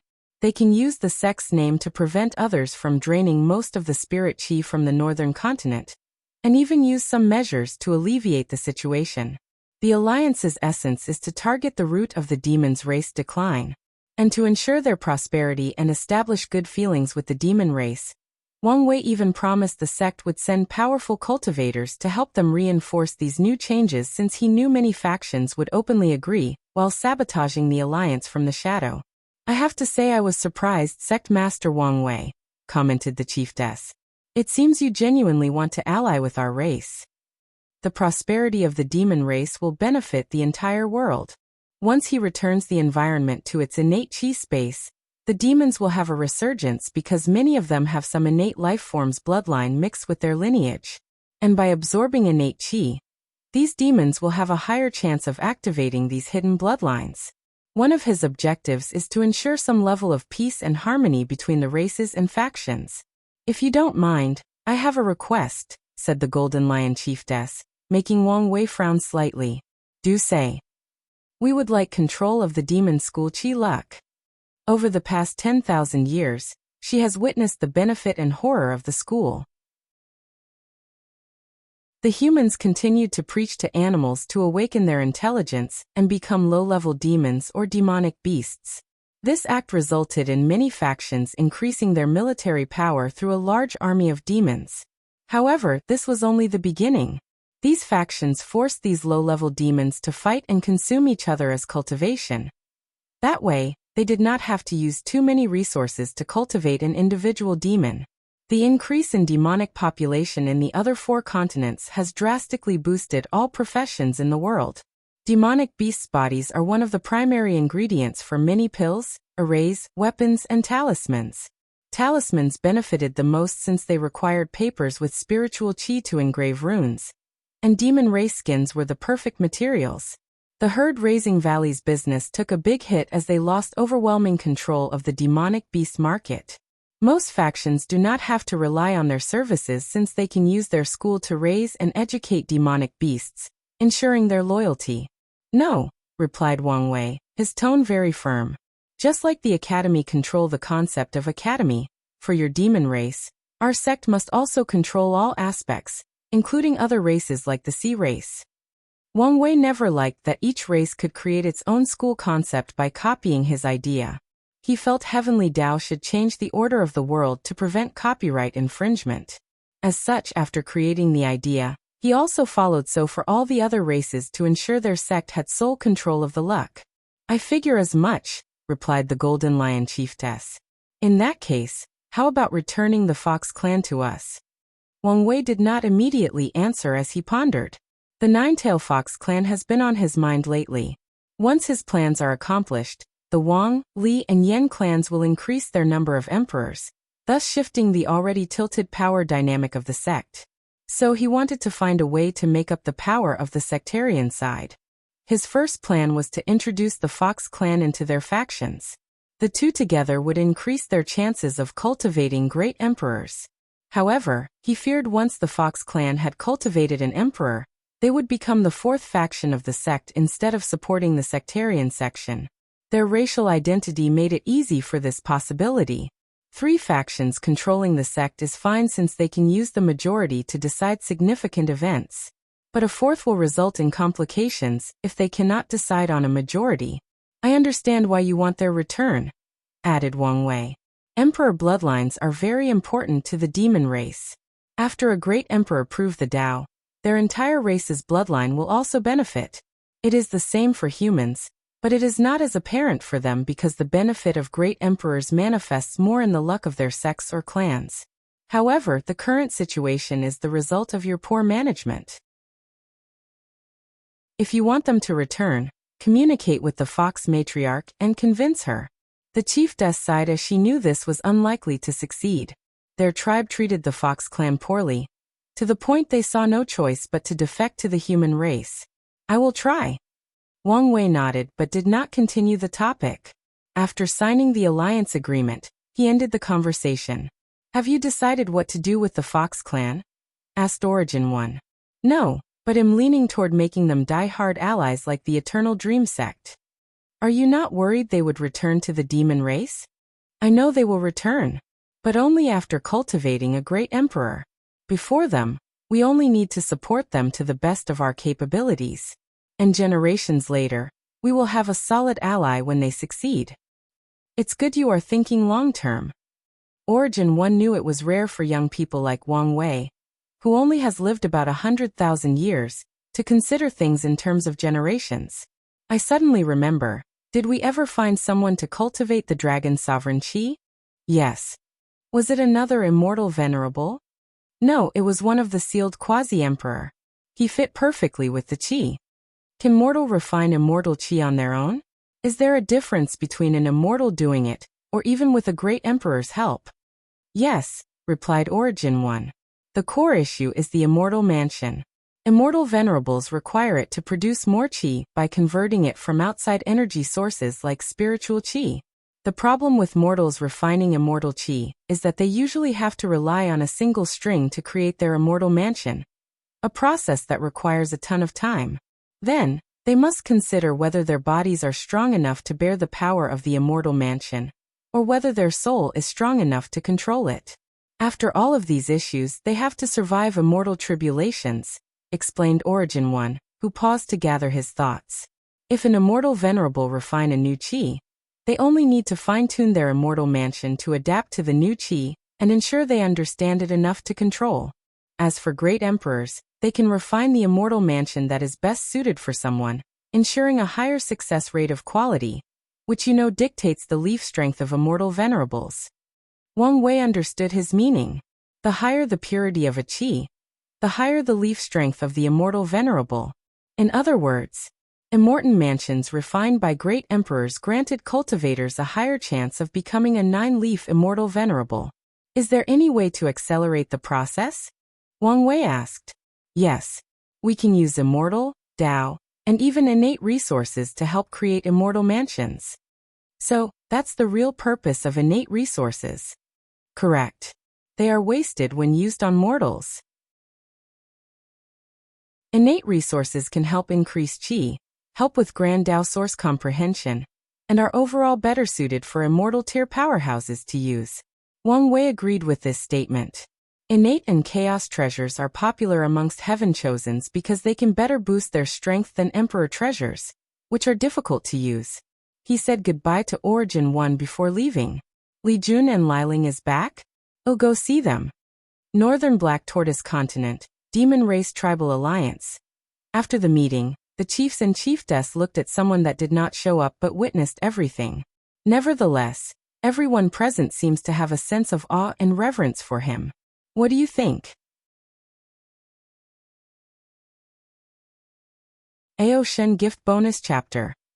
Thanks to SimCity Chabs for the gift. He's planning something, replied AO Shen. And it's something major, something that will take into account the entire world. Heavenly Tao has some hint of what it is, and it approves of his actions. That would explain why he was chosen as a complete son of Era. But what roles does our demon race plays in his plan?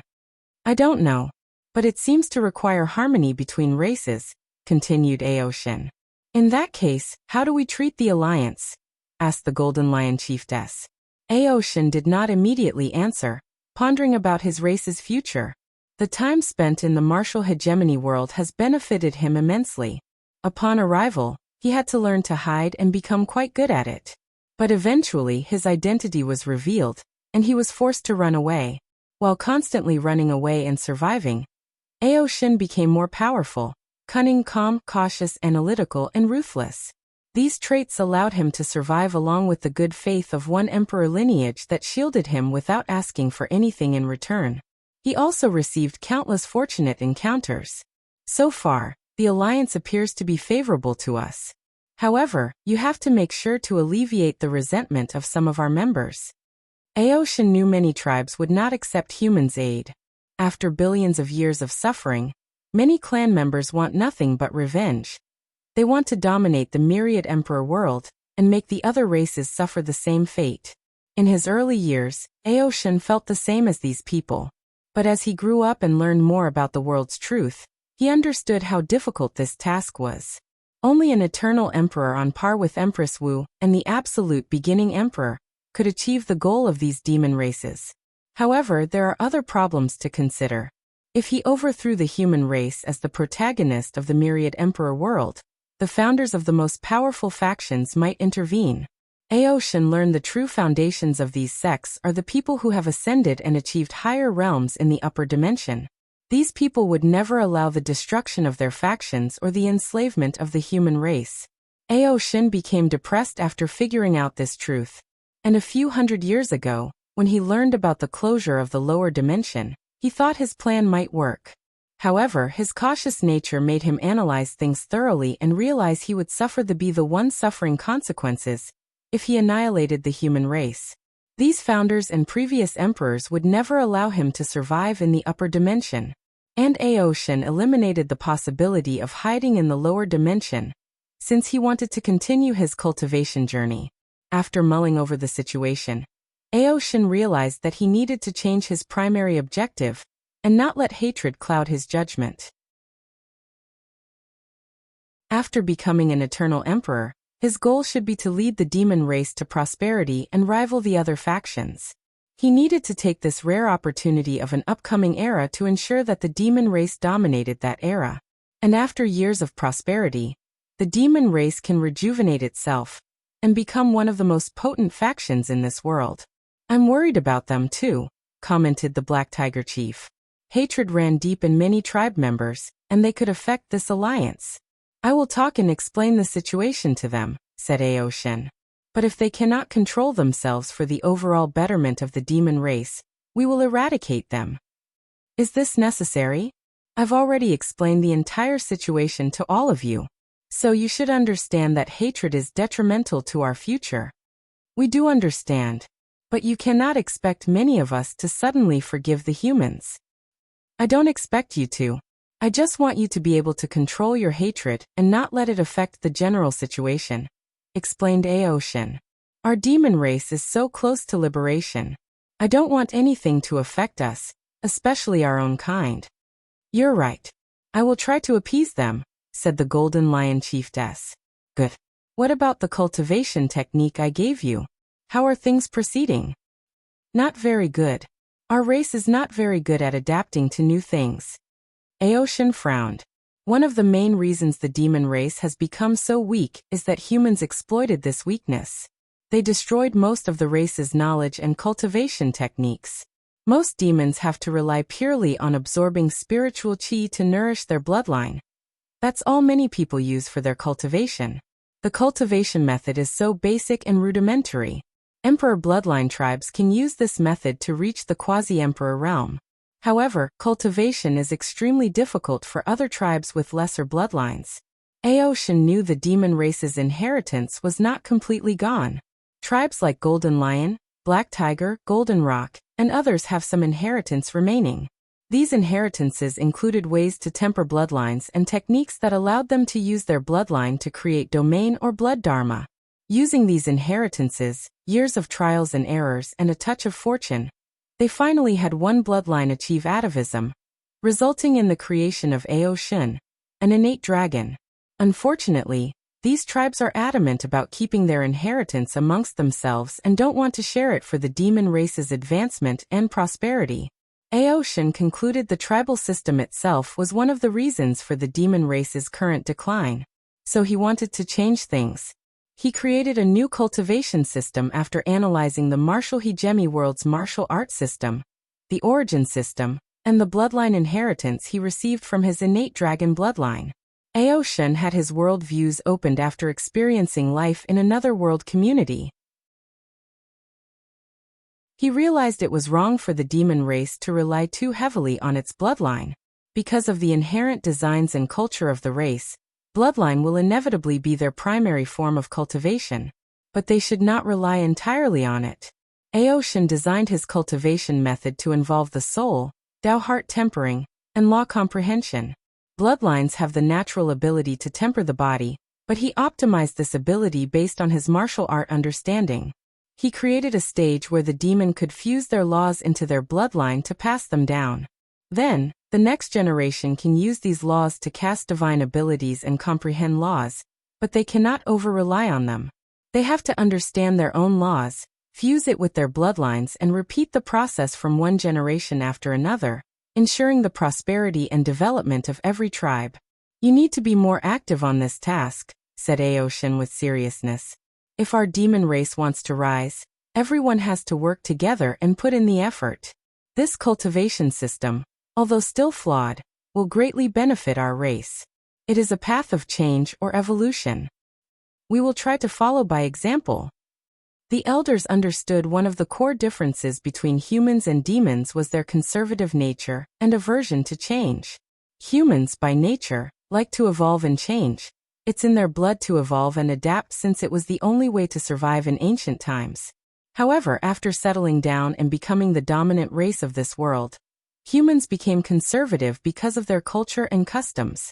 By following their ancestors' words as if they were laws, they became conservative and less susceptible to change.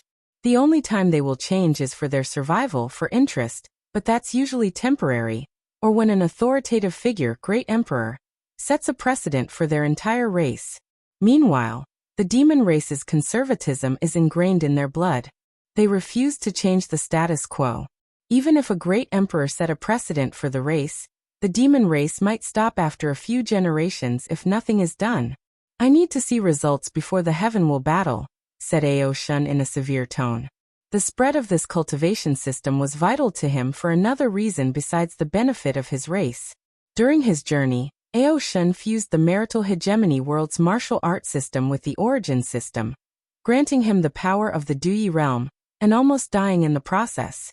Fascinated, he learned more about this power when encountering orthodox and unorthodox methods. Then he thought of trying to see what would happen if he used both methods. He wanted to know what would happen if he created and spread a cultivation system to the demon race, and had a clone receive the benefit. Then he would fuse it with his current body that already had Duyi realm.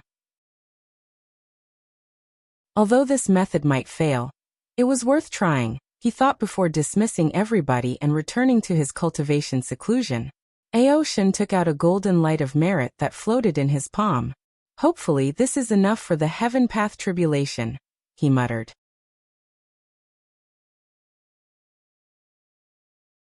Heaven path tribulation. Aoshin was a careful man since he had to. As such, he was unwilling to lay all his eggs in one basket. He had to plan for the possibility of failing to prove the Tao, leaving himself a way out. By searching through his innate bloodline he found the answer. The heaven path tribulation. Innate life forms are very hierarchical. Often, the rank in which they are born determines their status. A dragon born with the power of Saint Realm will have a higher position than one taken with the void-shattering realm. However, they can still cultivate and improve. Moreover, innate life forms had to evolve and change to survive against acquired life forms during the ancient war. And the main reason for their strength was the heaven path tribulation, which allowed Tier 9 innate life forms to enter Tier 10, on par with great emperors. After the tribulations, true heavenly Tao will bless their innate laws, allowing them to compete with the great emperor's grand Tao source. The Tier 10 innate life forms are called primarchs and are divided into 6 stars. The first star is equivalent to Immortal Venerable, the second star equals Tao Ancestors, the 3 stars were on par with third-class Great Emperors, and the 6 stars equal Eternal Emperors. The appearance of the Heaven Path Tribulation provided innate life forms the advantage in the war, but it was only a brief one. With their ingenuity, humans quickly discovered that after transferring innate bloodlines into their bodies and developing them to the point of awakening innate laws, they could also undergo tribulation and become primarchs. The only downside was the tribulation was 100 to 1,000 times more difficult for them, but that did not stop many people. Aoshin learned that Heavenly Tao would not prevent him from participating in the Heaven Will Bat because of his identity. However, if he wanted to participate in the tribulation after the battle, he needed to pay the price, hence why he gathered the merit. He plans to become a 6-star Primarch if he fails to prove the Tao. Then he will protect the demon race in the upcoming era.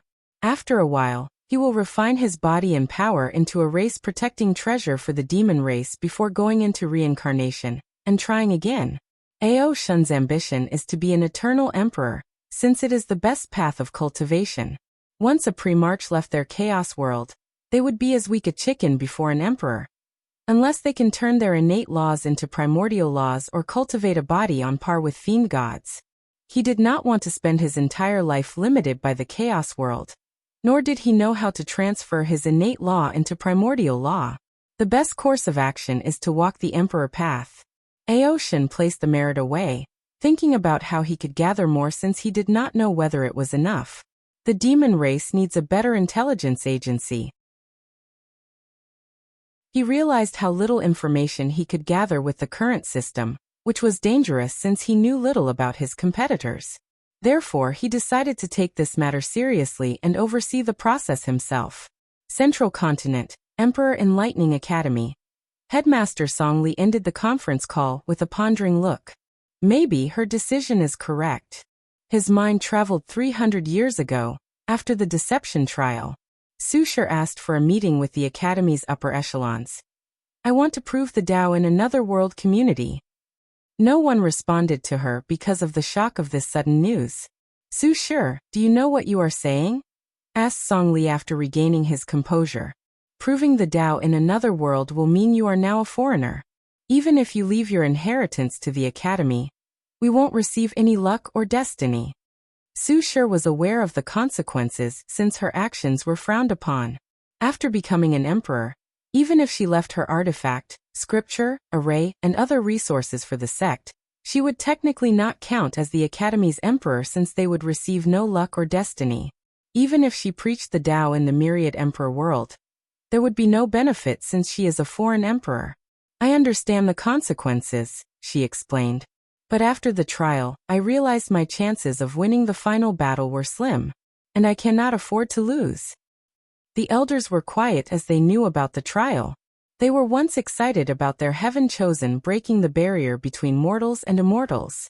But then they soon learned that all the other participants from the myriad emperor world did the same. And Wang Wei even achieved 6-leaf strength. And there was the possibility this level was not the limit of his power. I am sure we can find another method, commented a teacher. Or we can still wait for another generation.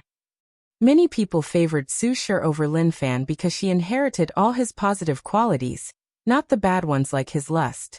The only issue they had was her obsession with reviving him. However, as long as she could rein it a little, it would be the perfect driving force without interfering with her cultivation.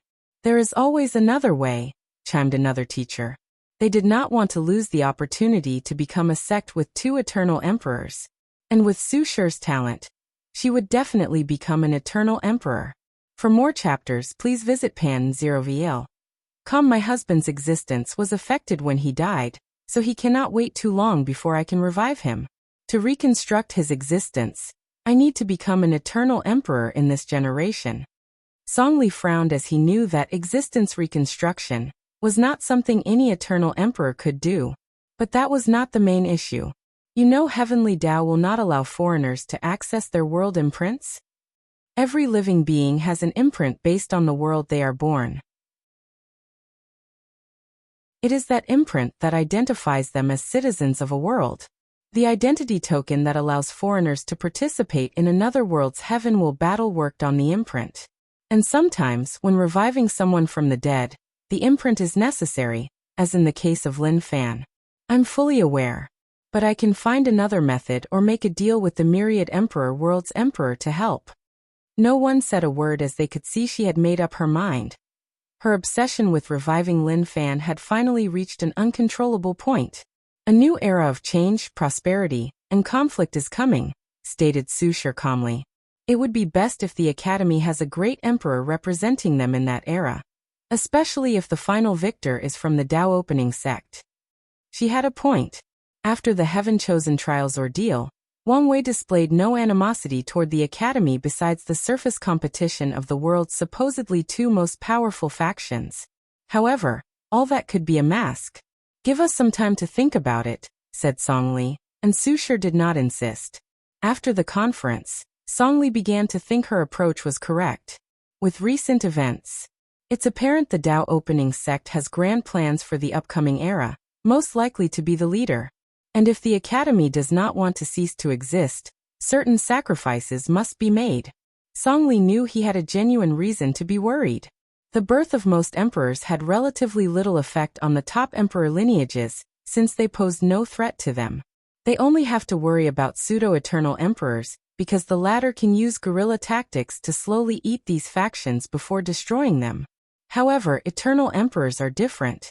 No single faction can face them in the current era with no immortal sovereign. If one wanted to destroy any factions, including the Tao opening sect, no one could stop them. After pondering for a moment, Song Li called for a meeting with the ancestors. He could not easily make such a decision and needed guidance. After a lengthy discussion, they concluded Su Shi's method was the best, despite the consequences. What about the previous plan? Asked Song Li. Should we continue?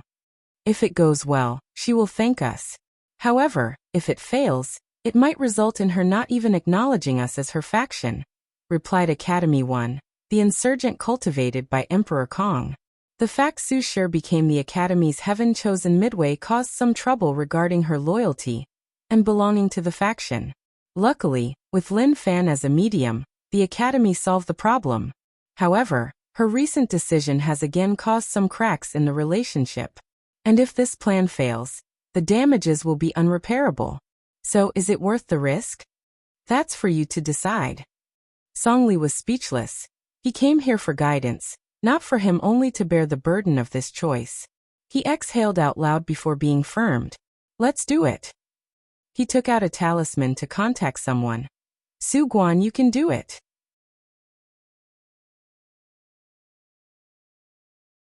Learning experience. Su Guan sat in a room with his daughter, sweating all over his head and body. He took a cloth to wipe the sweat on his face before setting up the table. You need to lose weight, commented Su Shi. How can a cultivator be fat? That is a sign of prosperity. Anyway, it does not affect my health or combat ability, rebutted Su Guan, and he was telling the truth. Unless by choice, preference, or a weird physique, most cultivators are fit because fat is considered an impurity of the body and will be dispelled through the process of cultivation. Nevertheless, some cultivators enjoy looking plump and choose this way as an aesthetic. So what brings you to see me? Asked Su Shi, deciding not to interfere in her father's choice. Do I need a reason to come see my daughter? True. Su Guan nodded before taking out something from his space ring and handing it to her. She was surprised as she had never seen something like this, despite her wealth of knowledge. What is it? Some kind of shoes? It's called a heel. About a month ago, the Tao opening sect began to sell this new and strange footwear. The popularity has reached the point that it's gotten to my radar. They looked beautiful, praised Su Shi before trying them on. Comfortable, too. That's what all the women who tried it said, stated Su Guan.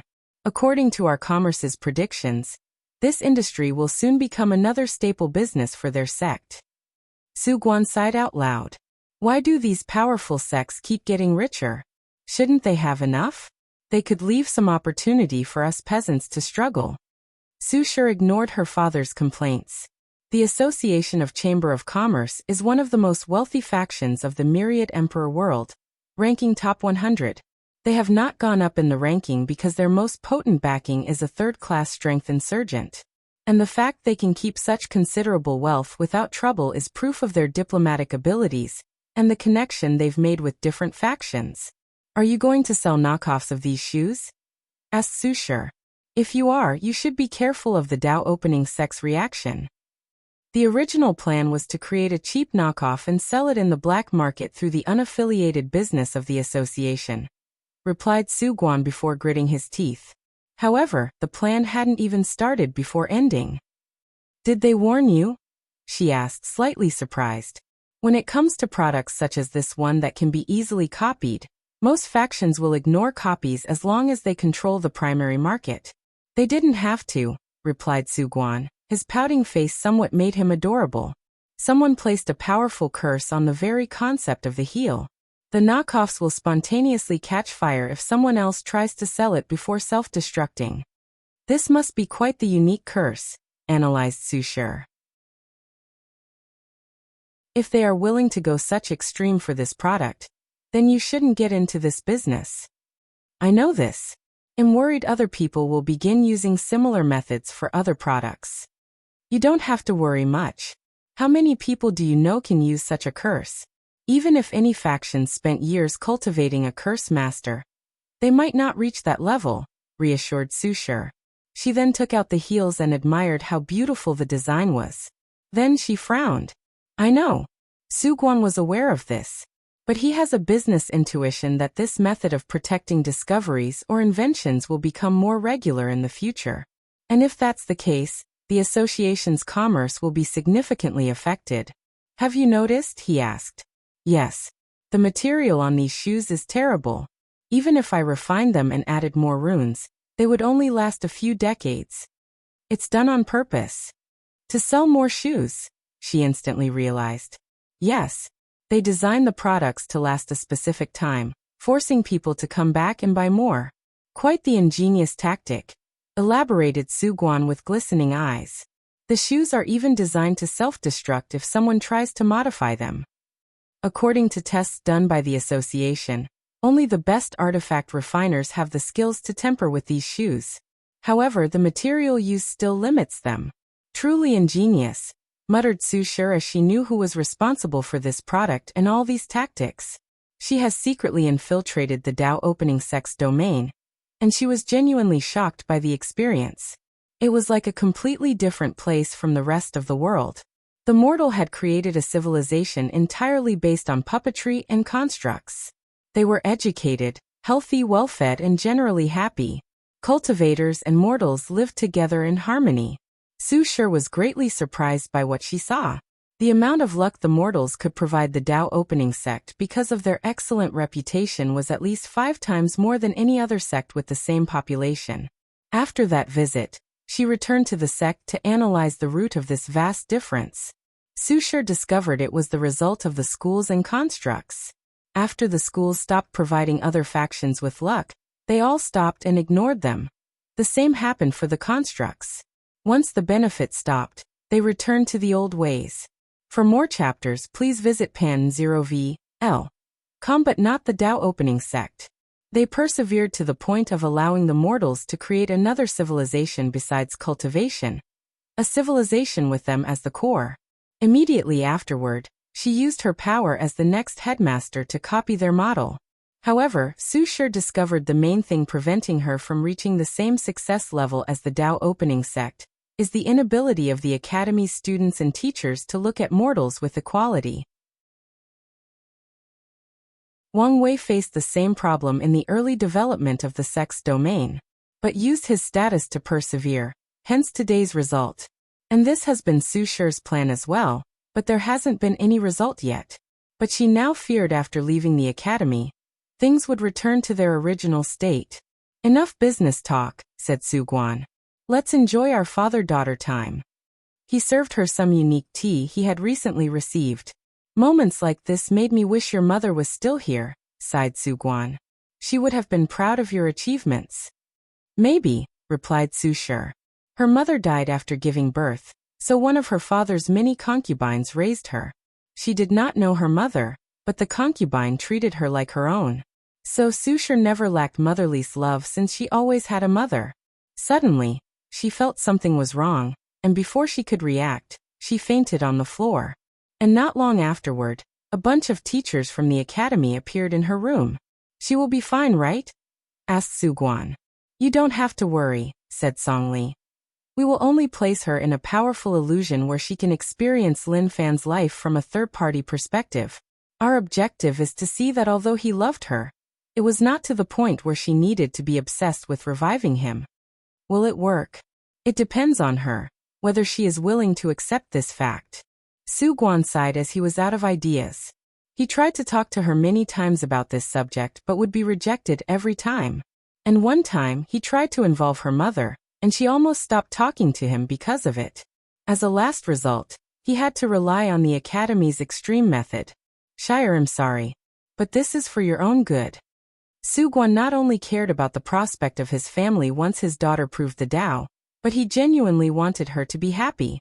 And Lin Fan has become a roadblock to that happiness. Moon, ancient aristocratic clans.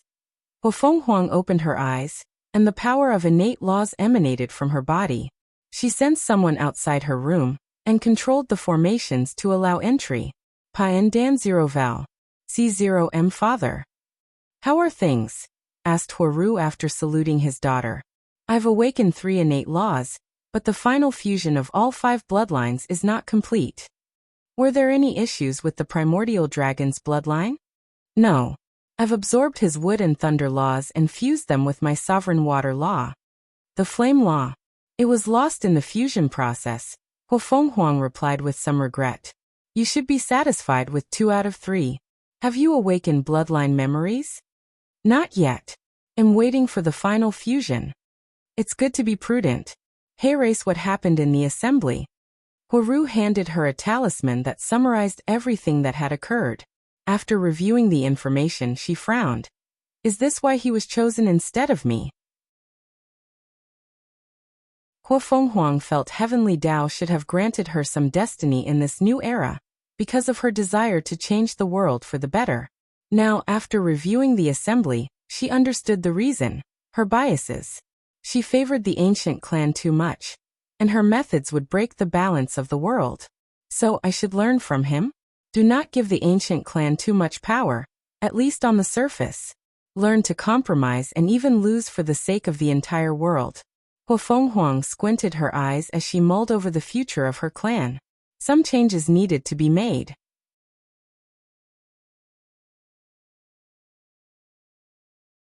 Li Jun's encounter. Pan, DN0VL, C, M Origin Weapon Mountain. Chen Chen ended the formation, deep in thought.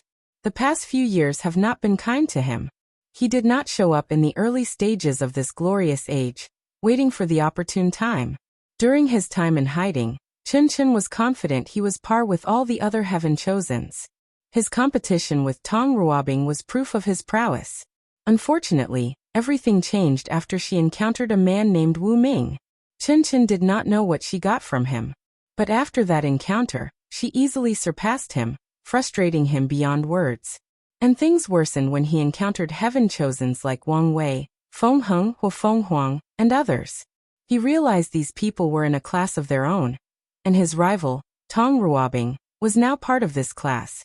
Chen Chen's ambition has always been to create the most powerful artifact in history, surpassing the all-encompassing mirror that the refiner ancestor created. The mirror is, without a doubt, the most powerful artifact of the myriad emperor world. Despite the refiner ancestor being only a pseudo-eternal emperor, Chen Chen wanted to create the most powerful artifact of the lower dimension, surpassing all artifacts in the lower dimension. And without proving the Tao and becoming an eternal emperor, he could not accomplish his goal. After sighing in desolation, Chen Chen took out a booklet from his space ring. A pondering look deep in his eyes. 200 years ago, he received a fortunate encounter that could change his life. It was the inheritance from a foreign heaven world named Mechanized Puppet World. He did not know this inheritance was in the Myriad Emperor world, nor did he care. The cultivation system of that world involved created a puppet that is empty inside, and the cultivators can enter to control. The puppets are essentially operated armors, That's the best way Chen Chen could describe them. Chen Chen did not care for the novelty of this system. In his eyes, these puppets were nothing but well-crafted magical artifacts used in another system. Furthermore, he could see the flaw in this system: reliance on foreign aid. The cultivators who controlled the puppets were naturally weak, having only cultivated their spiritual power to control the puppets better, and have the ability to create and update them. In the later stages of this system, cultivators can create law puppets, but they still have to summon their puppets from their sea of consciousness when needed for battle. If someone is fast enough, they can take advantage of this flaw. This issue is solved only after the heaven will battle. After proving the Tao, the cultivator will inherit their puppet's power, while the artifacts will become something similar to a proving Tao artifact. A technique considered forbidden in the mechanized puppet world allowed the cultivators to fuse with their mechanized puppets permanently. To eliminate the boundaries between flesh and metal, human and puppet. To eliminate the boundaries of self and tool. The moment Chen Chen read about this technique, he thought about fusing with an emperor-tier puppet. Of course, reasons told him that was impossible, but he still could do it for an immortal tier 1. However, this technique had a high failure rate, and the consequence was worse than death. He previously rejected taking such risks. But now, as he watched his peers surpass him, as he sensed the upcoming era, he hesitated. Was the risk worth it? That's all he could think about. Chen Chen spent the next few hours thinking to himself, asking not to be disturbed. Then he gritted his teeth as he made a decision. Tell the elders I'm going to the refiner paradise world. Chen Chen believed that he had a higher chance of success if he refined the immortal tier puppet himself. And only in places like the refiner paradise world, where refining masters can prove the Tao only based on their skills, would grant him the skill to achieve such a feat. People reacted differently to the assembly. However, one consensus that every participant agreed upon: a new era of strife was upon the world, and the son of an era had a plan for that era. After finishing the negotiations, Wang Wei headed to Li Jun's mountain to meet the latter. It has been a while since they talked and interacted. After serving tea, the three reminisced about what had happened to them. Nothing exciting occurred for a while, explained Li Jun. After receiving the talisman from the ancestor, I went into retreat, even using the time formation. You must have gotten quite the result, asked Wang Wei. Indeed. I realized how much I underused my physique. As long as you learn. Liling, what about you? A lot occurred. I received the ancestor's talisman right after the automatic cauldron succeeded in producing heaven-grade pills. And with what I learned, Saint pills won't be a problem. That's good news, nodded Wang Wei. What about the acquired source rune physique I mentioned? I've succeeded, she replied before raising her hand, displaying as it turned into a hand made of runes. I've turned all the cells in my body into runes, as you suggested. But why do I feel you're not that excited? I am. It's just that pill refining talent also involved flame control, herbology, purification and runes. This physique has drastically elevated the runes aspect but only slightly affected the others. For more chapters, please visit Pan 0VL. The most significant benefit Yan Liling received from this physique is her talent for the other professions has been elevated, granting her the skill required for the automatic cauldron. I'm more excited about your force control skill. It has helped me a lot in my refining methods. That's good. What about the Duyi realm? I've also succeeded. I've refined my divine sea into a spiritual herb garden. Yan Liling waved her hand to show inside her divine sea, where she planted various spiritual herbs. Her origin essence will nourish the herbs while some will produce spiritual qi similar to Wang Wei qi flow divine ability. Although it is only the first stage, I'm satisfied, she concluded. Wang Wei nodded before looking at Li Jun. Nothing yet, he replied, slightly embarrassed. It seems your cultivation talent is lacking a little, commented Wang Wei, and Li Jun agreed. His battle talent is on par with the likes of Feng Heng and other heaven-chosen that have broken the boundary of mortal and immortal. However, his talent for cultivation, as in going through realms and comprehension, was lacking to them. This might help, stated Wang Wei as he took 2 small purple orbs. 2 strings of chaos qi? Yes. After close to 100,000 years, I've condensed these two from innate qi, commented Wang Wei. After spending more than 90,000 years listening to his ancestors preaching, his qi flower ability produced these two strings. Have one of the insurgent ancestors wash your body and soul with these qis. It should increase your cultivation talent. Li Jun was not hypocritical by rejecting something that he truly desired, especially since it came from his brother, so he calmly accepted the offer. I may have another way to help you, but I don't know if it will work. What is it? Wait until I know if it will work, and I'll tell you. What's with all the mystery? Complained Li Jun before sipping his tea. I just don't want to give you false hope. Whatever. He could wait. Before I forget, announced Wang Wei. Don't forget to lend your talisman to the ancestors. It might be helpful to them. We were just thinking this, added Yan Liling. We've learned so much from the ancestors and hoped the entire sect would benefit. I'm sure they will. Wang Wei suspected the ancestors left something for the sect's insurgents. And when he started dealing with Origin 1 instead of Sword 1, he confirmed his theory. We also have something for you, said Li Jun before handing him a talisman containing a memory. Intrigued, Wang Wei activated it and saw a scene from a few days ago. Li Jun and Yan Liling were walking in a forest, traveling throughout the world while flirting with one another. The couple wanted to take this opportunity to have a vacation after spending so long not seeing each other. Then out of nowhere, a flaming meteor came crashing from the sky, blocking their path. After the dust clouds blew out, a handsome young man dressed in flame-red robe appeared before them. He had soft skin, and a noble and elegant aura naturally emanated from him. However, deep in his eyes was a very well-hidden cunningness. You're Li Jun and Yan Liling, correct? Wang Wei's guard dogs. Li Jun calmly looked at him before answering with a smile. We are. And who might you be? Yang Guowei. Am I supposed to know who that is? Continued Li Jun despite lying. He knew who this man was from the Fate Shadow Guards. From the Yang family, added Yang Guowei, his eyes twitching slightly. Oh, you're the cheater Nine Sons Emperor's offspring.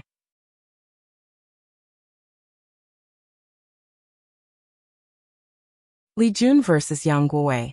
Cheating, replied Yang Guowei with a sneer. Anything goes for the final throne. It's not my father's fault your elders were stupid enough to fall for such a trick. What did you say? Yan Liling asked, triggered by this comment. No one can badmouth her elders. Li Jun placed his hand on her shoulder, calming her nerves.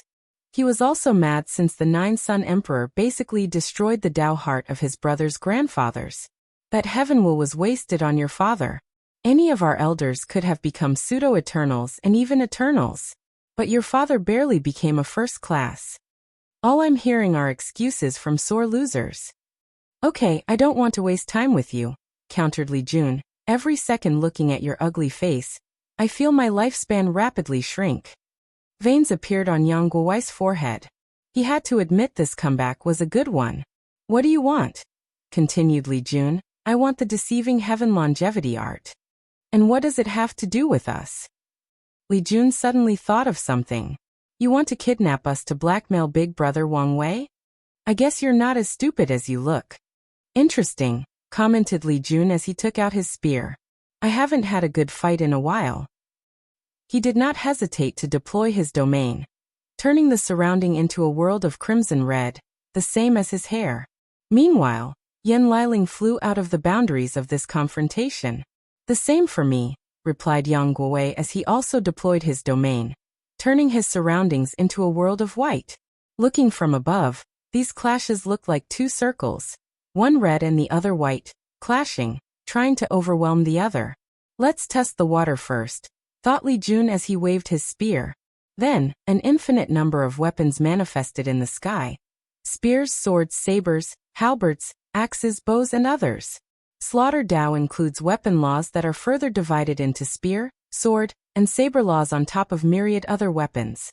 Yang Guowei calmly watched these infinite weapons descend upon him. He had no fear despite their powers to destroy countless middle thousand worlds. Numerous black circles appeared above him, and black holes came out from the circles. They easily swallowed the weapons. Then, the black holes turned into a black cloud that spread throughout Li Jun's domain, turning his side from red to black. Darkness has contributed to numerous acts of slaughter, stated Li Jun as he quickly dispelled the power of darkness. Before humans discovered fire, too many people died because of the species' inability to see in the dark. Countless military tactics involved using the darkness to commit acts of slaughter. So darkness was one of the weapons of darkness. Li Jun placed the tip of his spear on the ground. The earth turned gray, the color of death. An army of dead soldiers, ghosts, and zombies rose from the soil. There were billions of dead, all ready to listen to their ruler's command. Li Jun took the battle maniac's advice and reforged his slaughter Dao. He included Yin law, judgment law, sovereign law, and a little bit of life and death, all in preparation for Wang Wei's plan. Of course, he only uses enough death law not to become an outlaw. As the Yin Legion rushed toward Yang Guowei, he activated the black holes to swallow them. Unfortunately, these soldiers were immune to the physical attacks of this black hole, and the devouring power of these black holes did not reach the conceptual level. Yang Guowei controlled the black circle to release a power associated with death, and use it on the Legion. However, the attacks could only kill half the Legion, but Li Jun could also create an infinite number of the same amount that he could kill, making his attempt futile. So he chose another tactic. The black circles turned red before releasing 9 suns. Then pure yang flames emanated from each sun, evaporating the undead Legion into ashes. Black represents darkness and death, and is also a color associated with black holes. Meanwhile, fire is always associated with the color red. A chromatic Dao analyzed Li Jun. He immediately could tell his opponent would be a versatile fighter since colors are associated with many things, some with physical things and others with concepts. Furthermore, colors are often associated with emotions, so Li Jun immediately prepared for this possibility. He used a new technique he learned called primordial spirit projection. Another illusory primordial spirit split from the one in his sea of consciousness. All spiritual attacks, including emotional control, will be directed at the projection, protecting the main one. Additionally, Li Jun can use this method to detect unnoticeable spiritual attacks like secretly affecting his emotions. As soon as he used this technique, he saw a slight red flash in the projection's eyes. Excitement? He wants me too excited and become careless? Analyze Li Jun, let's get serious. Death judgment. A scale appeared in the sky with the words life and death on each side / then it tilted to the death side. A brilliant golden light descended from the heavens, headed directly toward Yang Guowei with incredible speed. For more chapters, please visit Pan 0VL. Luckily, his white domain turned orange, representing slowness and drastically reducing the attack speed. In addition to the time spent destroying the red suns, Yang Guowei finally reduced the attack speed to a point where he could react. 2 circles appeared above his head. The first was green, representing the Earth's solid nature and defensive capabilities. The second was black and white, which generated a yin-yang shield. Yang Guo's measures defended against Li Jun's attack. However, his opponent did not give him time to breathe. He saw Li Jun rushing towards him with a tsunami of blood following him. He could hear the scream of the fallen from the blood ocean, but quickly protected his mind with a color barrier. He used the color black, this time associated with space and the void, to teleport the blood river away from him. He tried doing the same with Li Jun, but the latter resisted. Yang Guowei had to defend against Li Jun's spear. So at the last minute, he condensed his domain into a protective barrier before him. Boom. The clash made the surroundings tremble as the space broke apart. The trees flew away, mountains broke, and rivers dried up. Li Jun slid backward because of the shockwave. Meanwhile, Yang Guowei was perfectly intact. At least, that's how it appeared. Splash. Yang Guowei spat a mouth of blood, and his complexion became paler. What? I blocked that attack. Absolute control of the domain is one of the main requirements to enter the Supreme Realm. And not many people, including his peers, can condense it into a protective barrier right after entering the Saint Realm. As such, he should have blocked the attack. Yang Guowei immediately used the yellow color that represented plants to heal himself. Unfortunately, This method failed as he sensed his body rapidly become weaker. He tried the color gold, which represented light and also healing. It was the same result. He rapidly analyzed the situation before things reached a critical condition. What is the greatest cause of death throughout history? He muttered. Sickness. It was not cultivators, mortal strife, or the environment that caused the greatest death throughout history. Sickness. Trillions upon trillions of mortals die every day because of disease. You figured it out, commented Li Jun. Birth, aging, sickness, and death. The four fundamental aspects of life. Yet, cultivators have removed this aspect from the equation. I think it was about time for that to change. 5 colors appeared before Yang Guowei as he continued to cough blood and get weaker. According to medicinal theory, sickness results from an imbalance of the 5 elements. So he used them to cure himself, and this method had some effect. Nevertheless, he still felt a sense of weakness, and his origin essence operated slower than usual. I can't believe I have to use my full power on someone like Li Jun. Yang Guowei felt humiliated, but he had no choice. Suddenly, his eyes glanced in one direction before returning to normal. It was such a passing glance, so subtle that no one would notice he was looking somewhere else, thinking he was simply scanning his surroundings. Then, Yang Guowei took a talisman and disappeared, making Li Jun and Yan Liling frown.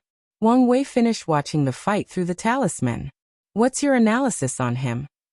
He appeared prideful because of his emperor offspring identity. However, I feel like this is nothing but a mask. Given who his father is, he is most likely as cunning as the latter. I would not be surprised if he tried a similar tactic as his father, commented Li Jun. He's definitely ruthless and willing to do anything for his goal, added Yan Liling. During the entire fight, I felt he kept an eye on me secretly. I think he was scheming on kidnapping me to get you to surrender. Really? I didn't notice this. Yan Liling was very sensitive because of the recent improvement of her soul and new physique. So, she felt his malice. The question is why he suddenly left the fight when he seemed prepared to go all out, questioned Wang Wei. He sensed something and looked outside. Li Jun and Yan Liling felt the same thing and observed the sky outside. There was a vision of golden clouds accompanied by the sound of the Tao, which covered the entire world. The group calculated the reason and learned someone in this generation had already broken into the Supreme Realm, surprising everyone. Most Heaven Chosens were still in the void-shattering realm, with a few entering the Saint Realm. But someone had become a true monarch out of nowhere. Wang Wei divined more information but only learned it was a sealed Heaven Chosen who cultivated. However, something blocked other details on the latter. While pondering on the person's identity, and whether they had a purpose for cultivating so fast, Heavenly Tao suddenly sent a message to all cultivators in the world. And it involved this generation's cleanup.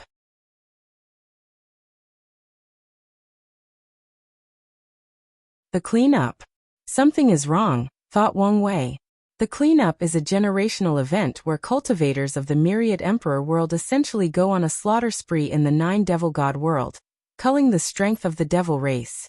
The purpose is to prevent any possibility of rising. Although it was a generational event, not everyone participated. And sometimes only a few people do so, mainly loose cultivators, since it is an excellent opportunity to gather resources in another world. This event had the most significant after the Devil era. Back then, cultivators were full of hatred and animosity and took it out on the surviving race. In the next few generations after the end of the era, the Devil race was almost extinct because of how much people hunted them down. Typically, the cleanup should not be important in this generation, nor did it warrant an announcement from Heavenly Tao. But this has changed today because the cleanup involved the Heaven Will battle. Heavenly Tao announced that participants needed an entry token to participate in this generation's Heaven Will battle. The exact date will be after a certain number of Heaven Chosen enter the Supreme Realm, and the permit will be acquired based on the number of devils killed during this generation's cleanup. Wang Wei pondered for a moment. The system of entry tokens is not new regarding Heaven Will battles. Most of the time, any individual can participate in the battle as long as they are recognized citizens and do not have karma from the previous generation. However, Heavenly Tao sometimes uses the entry token system to weed out too many participants. There must be some anomaly with the 9 devil god world for Heavenly Tao to use this method. Furthermore, the token system might have lasting ramifications in this generation's battle. Wang Wei took a talisman to contact Wang Ju. A few minutes later, a massive shadow appeared in the room he was in, and a book manifested from the shadow, landing in his hand. After quickly reading it, he handed it to Li Jun and Yin Liling. According to the Sleeper's archive, near the end of the New Emperor era, something similar occurred where Heavenly Tao used the entry token to cause severe damage to the 9 devil gods world.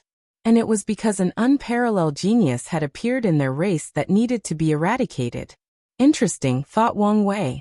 The devil invasion has some connection to a true devil in the upper dimension. So he is interested in the devil race and their history. He chatted with the two for a while, and set up an elder meeting to discuss sect matters. Wang Wei then flew home to see Wu Hong. Are you coming to ask me about the true devil responsible for the devil race's actions? She asked while drinking tea. She was not reading but painting. Yes. I don't know much since he was dealt with by the time I ascended, and my memories are incomplete, she continued. The situation has always been weird to her for some reason, and it was not just because of her missing memories. All I know is that event inspired Qiyuan to begin the second battle of origin and the ultimate taboo. Speaking of which, what is this ultimate taboo? I can't say much since you're too weak, but I'm sure you've put 2 and 2 together and have a pretty close guess. He did have some guesses, but he felt he was missing a lot. However, he did not continue to ask. Speaking of taboos, have you experienced all of them? Which one is the most terrifying? There are a few that I've only heard about, she replied while continuing to paint and not focusing on him. As for the most terrifying, well, there is some nuance to this answer. The ultimate taboo should have been the most terrifying, but since everyone failed and died, it reduced its significance. So the title goes to the 6 Cardinals Tribunal. Most cultivators believe them to be only rumors or whispers, only during the ultimate taboo, that they confirm their existence and how terrifying they are. Even the current Maitreya and Supreme Unity are only slightly bigger ants before the 6 Cardinals. Wu Hong stopped her action and looked up at Wang Wei up and down. What is it? You're really a trouble magnet. What did I do? Do I have any connection with whatever taboo you were thinking about? Not yet, but you will if you want to be free from fate. Wang Wei groaned as he caressed his temples. His intuition told him she was correct. All right, let's not talk about these things. Wu Hong shrugged as she continued to paint and enjoy her tea. What are you going to do? Go into retreat? I have to undergo my Saint Realm tribulation and flesh tribulation. Then I will go into retreat. Are you going to undergo mortal dust before entering the Supreme Realm? I am. That's good. It's always beneficial to temper the mind and heart when given a chance. Furthermore, when done correctly, mortal dust is a great way to deepen understanding OF's own Tao. Speaking of which, my parents should be back in a while. Wang Wei had a feeling they would be returning soon. Really? I miss father and mother. Me too. How about grandfather? Still in retreat? Yes. I've checked on him, and he's still dealing with his Tao heart, replied Wang Wei. Do you know any method to cure shattered Tao heart? In this chaos world, the answer is no, replied Wu Hong. The laws of this chaos world has placed great restrictions on resources dealing with Tao heart. Is it to weed out the elite and the weak-minded? Yes, but also to encourage cultivators to rely on themselves to deal with the issue. For more chapters, please visit pan0vl. That's unfair, declared Wang Wei, who felt there should be a better way to deal with this issue. You're only feeling this way because it affects you. You don't have to expose my hypocrisy so blatantly. Wu Hong ignored his fake outcry. You don't have to worry about grandfather. Your plan to have him defeat 9 sons should work. Hope so, replied Wang Wei as he stood next to her, watching her masterpiece. He had nothing to do until a few days later when he had to activate the Human Protection Array and finish the Myriad Emperor World's protection. Sun's Yang clan estate. Yang Guowei was talking to a few elders when he sensed something. He dismissed everyone before activating the room's formation. showing the figure of a hidden figure cloud in darkness. "What is it?" he asked. "How are things proceeding? It's only been a few days." The dark figure paused as they sensed something in Yang Guowei's tone. "Are you still mad about the other day?" "No. You should know it would have been impossible to kidnap them without alerting Wang Wei. And since you know his strength, you should guess what your fate would have been." "I know." The figure paused for a moment. "All right.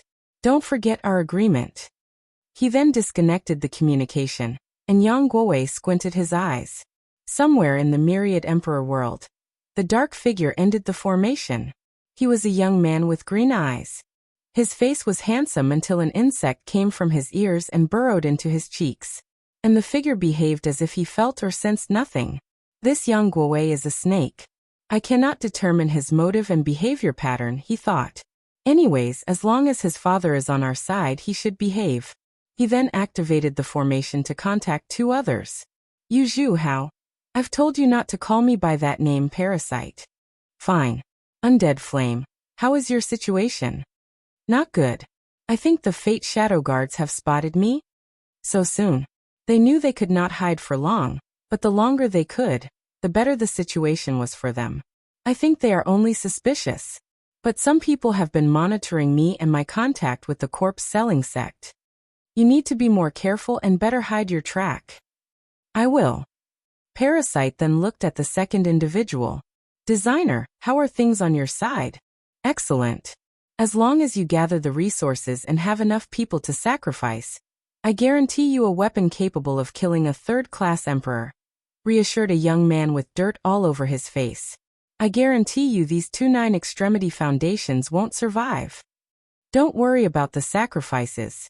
I've already established a semi-decent alliance with many heaven chosens. I will turn everyone against these 2 if I have to."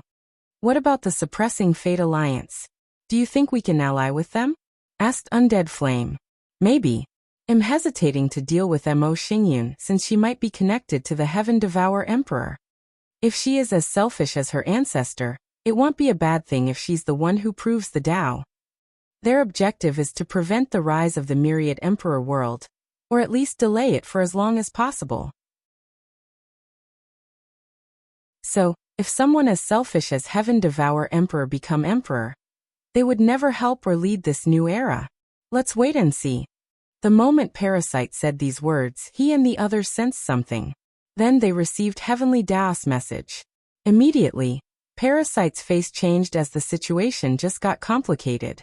Heavenly Dao uses the entry token system to reduce the number of participants in the battle. And if it is the same in this cleanup, their plan, which requires ganging up on Wang Wei and Tian, will be in jeopardy.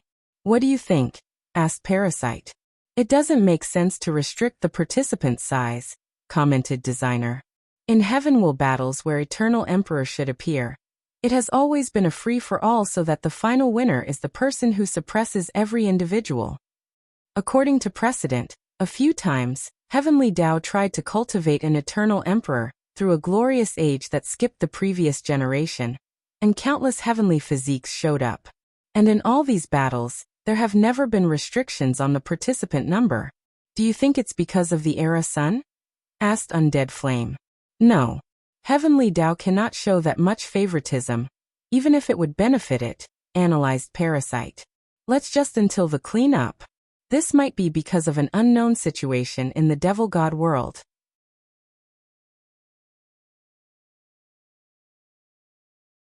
Saint Tribulation. Wang Wei held the Human Destiny sword in his hand. At the decided time, he activated it. A brilliant light rushed from the department of the Tao opening sect, shining over the entire world. And from that light appeared a golden formation made of countless circular runes with different designs. It covered most of the world. Subsequently, 3 more lights rushed to the sky. The silver one from the northern continent was from the demon race. The blue one from the Eastern Ocean, located between the central and eastern continent, came from the sea race. The last one was white, and it came from the eastern continent. The different color formations appeared above the heavens before fusing. The process was easier than expected, making Wang Wei believe that someone thought of this possibility and tempered these formations. His guess is Emperor Kong, since only an eternal emperor would have the means to detect these hidden formations. Of course, he had no proof. As he proceeded with the fusion, he strengthened his theory even more. He discovered that it was not someone tempered with the other formations but the human protection array. They made it more compatible with fusing with different arrays.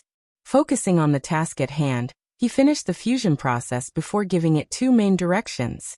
Firstly, watch any movement from the forbidden zones, especially the Dao burial ground. Secondly, be on the lookout for foreigners approaching and entering the myriad emperor world.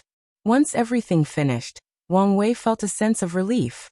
The next step of this plan was the committee that ensures each faction pays its share of resources. He had already chosen a reliable delegate from the sectarian faction to send for the committee, while mortals, ordinary cultivators, and non-emperor lineages wondered what was happening in the world. Wang Wei had other stuff to do. Tai Gang had returned, and he wanted to chat with him. How did things go? There was no suspense, since most of the worlds I went to were middle thousand words. As for the great thousand worlds, there were a few resistances, but the elders put them down. That's good. Did you catch the existence of other factions in the lower realm? A few, Tai Gang replied. Mostly the Academy. They've conquered a few worlds to compensate for the previous Chi Lux loss. According to your instructions, we did not intervene in these worlds to not alert anyone. Wang Wei nodded. We must reduce interaction with the outside world for a while before the heaven will battle. Is there a reason? To prevent foreign interference or invasion. What about your other plans? Everything is already set. I just need to wait. He has already instructed the Fate Shadow Guards to expand throughout the endless void. And he has a reliable person in charge of the expansion, allowing him not to worry about problems despite entering a state of low contact.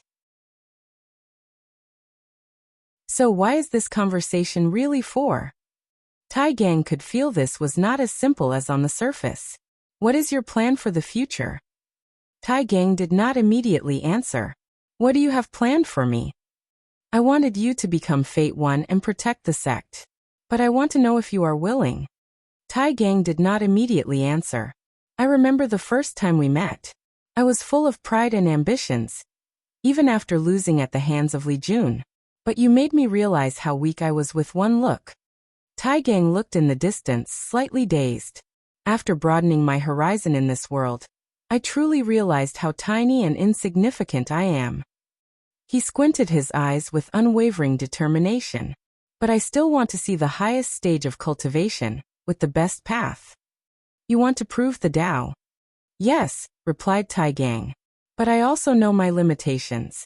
So I have a plan that gives me the best chance. Oh, do tell. I want to become the most powerful insurgent possible, and I will serve you until your ascend. But before leaving, you can transfer my power to someone else, and I will reincarnate. For more chapters, please visit pan0vl.com. You want to use your past lives' experience to ensure you can prove the Tao in the next. Yes. It's not a bad idea, muttered Wang Wei.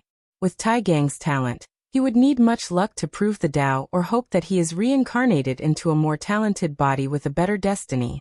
However, such a method is not guaranteed. However, if he was a powerful insurgent in his first life, he could use his experience to compensate for his talent. I will help you. But do you want to be karmically bonded with the sect during your reincarnation? No, I want to revive the Iron Fist Kingdom. Tai Gang knew the benefit of this karma, and became one of the Tao opening sect's emperors. However, he wanted to have his own legacy. That's fine, agreed Wang Wei before talking with him for a while and dismissing him. I guess I need to find another Fate One. He had someone else in mind, but he did not know whether she would be a good fit. Soon afterward, he went to Tribulation Peak to upgrade the formations. He did not want to leave the sect for his tribulations, but he also knew it could be too powerful for the current formations. He improved them and ensured to hide the process from the outside world. However, he did allow the disciples to witness the whole thing, allowing them to experience how powerful their sect master was. After setting up everything, he released the suppressing technique he's been using the entire time. The sky then changed as fire, thunder, wind, and other elements descended on him with unimaginable power. This part of the tribulation lasted 7 straight days without stopping. Of course, this tribulation was a plaything to Wang Wei. He could not even temper his body because of how weak it was. However, he was interested in the second part of the tribulation. The energy in the clouds condensed into 2 individuals, a woman and a man, both looking very young. Wang Wei's mind rushed as he tried to recognize these two, the Moon Emperor and the Sword-Casting Emperor. These two were the founders of the Moon Palace and the Sword-Casting Villa. They were Jian Wushuang and Su Ya's ancestors. Both were pseudo-eternal emperors who have gone to become paragons and achieve great things. Wang Wei focused on the Sword-Casting Emperor, since they technically had some karma. He is the man who defeated the Battle Maniac Emperor during his first Heaven-Will battle. He once read some words Battle Maniac left in the sect's archive. According to the latter, this defeat was his greatest shame. And it was not because he lost, but because he lost to a swordsman he deemed inferior to his sister. Later on, after becoming a paragon, he went on to have a rematch and won by a slight margin, just as Sword-Casting Emperor did in their battle. A lot of information flashed in his mind, thinking about the life of these two. The Moon Emperor grew up in a terrible environment as a mortal. She grew to hate men because her father abused her and her mother. One day, her mother forced her to leave before confronting their father and burning them inside their house. Moon hated the feeling of weakness and actively searched for the world of cultivation. She suppressed her peers with the 7 emotions and 6 desires physique before proving the Tao. Unfortunately, she was short of becoming an eternal. Eventually, she created the Moon Palace and only accepted women. The Sword-Casting Emperor lived in the 3rd generation of the Ancient Emperor era. Back then, the sleepers had just begun and could not gather much information about him. However, Wang Wei knew something about his name. Sword casting implied he was a master of sword refining or his Tao was related to it. But that was not the case. He chose that title and named his faction as such to honor his passing father, who was a mortal blacksmith known for creating great swords. He elevated his father's legacy to a refiner and created the Sword-Casting Villa, who to this day is the best sword refiner in the world. Even Origin Weapon Mountain cannot compare to them in that category. Interesting lineup, commented Wang Wei. But that's not enough to stop me. Thunder flashed in the clouds, and they responded as if they heard his words. Then 2 more people appeared, 1 woman and a man. The woman dressed plainly with a scholarly atmosphere around her. Meanwhile, the young man had heterochromatic eyes, red and blue. The Void Emperor, stated Wang Wei as he looked at the woman before glancing at the man. The Samsara Emperor. 2 more pseudo-eternal emperors.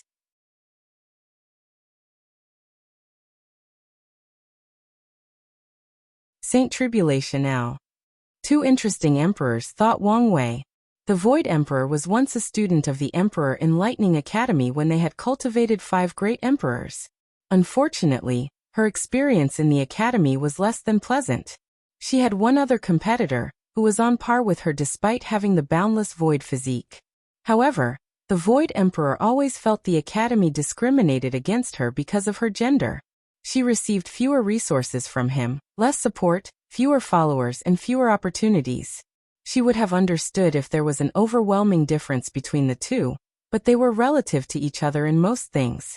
The last straw that made her leave was when one of the supreme teachers tried to force her to marry her competitor and give up on her goal of proving the Tao. She left in anger, trying to forge her way. Oddly, she began to strive during this period. Her strength drastically increased until she became known as the person most likely to prove the Tao. And she did. She defeated all her opponents and became a pseudo-eternal. Then she established the Tao-worshipping academy with a more tolerant and accepting philosophy. As for her opponent from the academy, she killed him in the final battle. But she did not retaliate against the academy. After this incident, the Emperor Enlightened Academy also realized the corruption of their system and changed their policy to be more inclusive and tolerant. The Void Emperor left the academy in the middle of the void-shattering realm. So this version is the one with her peak ability, thought Wang Wei before sizing the Samsara Emperor. His story was also interesting. In his youth, The Samsara Emperor was a renowned thief.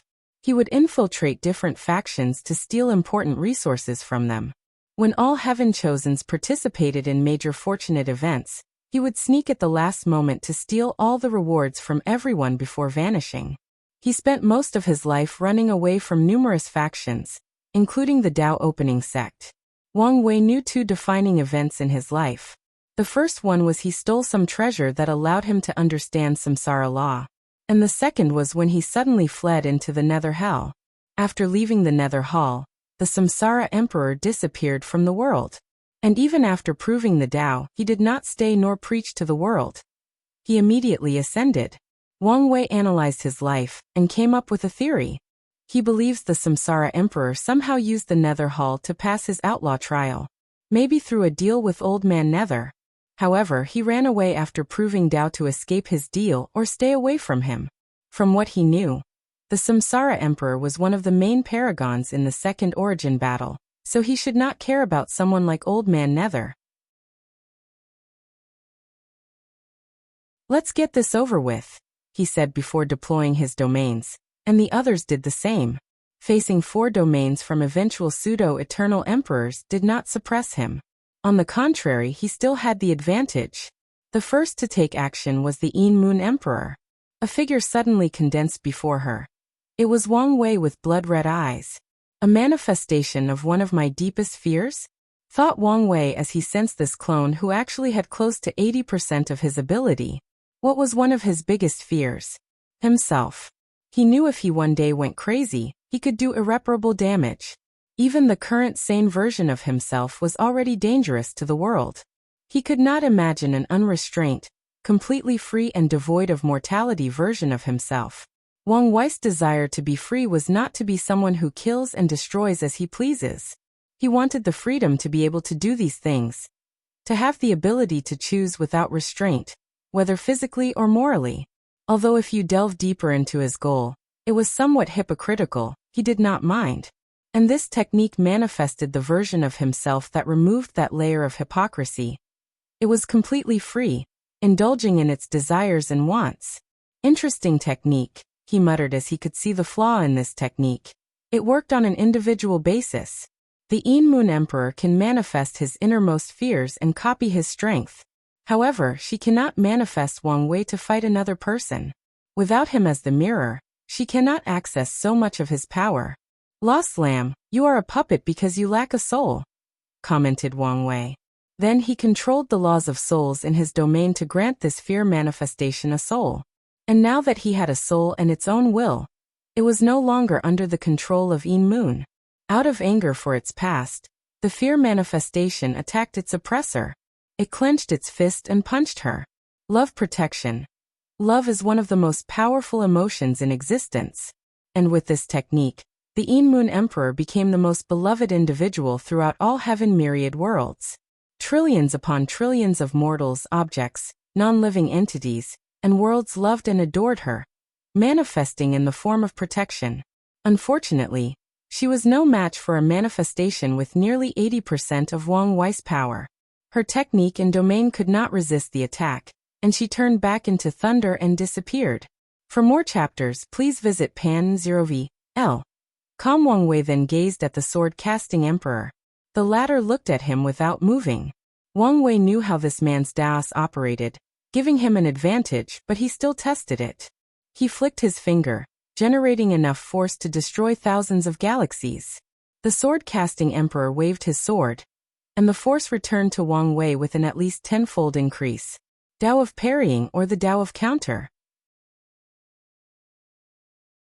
He took one of the basic concepts of swordsmanship, parrying, and elevated it to the point it can counter anything, including concepts. Wang Wei created a spear of death, and threw it toward sword casting. The latter waved his sword to parry it, including the power of death. However, when his sword touched the spear, Wang Wei's domain activated the destiny ability of purpose manipulation. He forcefully changed sword-casting Emperor's Tao to be only able to counter physical objects. So the latter countered his spear, but death's power killed him. Now it was the Void Emperor's turn. She first reinforced the space around her domain to prevent teleportation, and even made flying a struggle. Then, she created these void twisters, essentially infinite dimensions collapsing and twisting on each other. The space above the Tao opening sect became beyond chaotic. If not for the protective arrays, this would be a catastrophe that enveloped dozens of the surrounding sect's domains. Not bad, thought Wang Wei.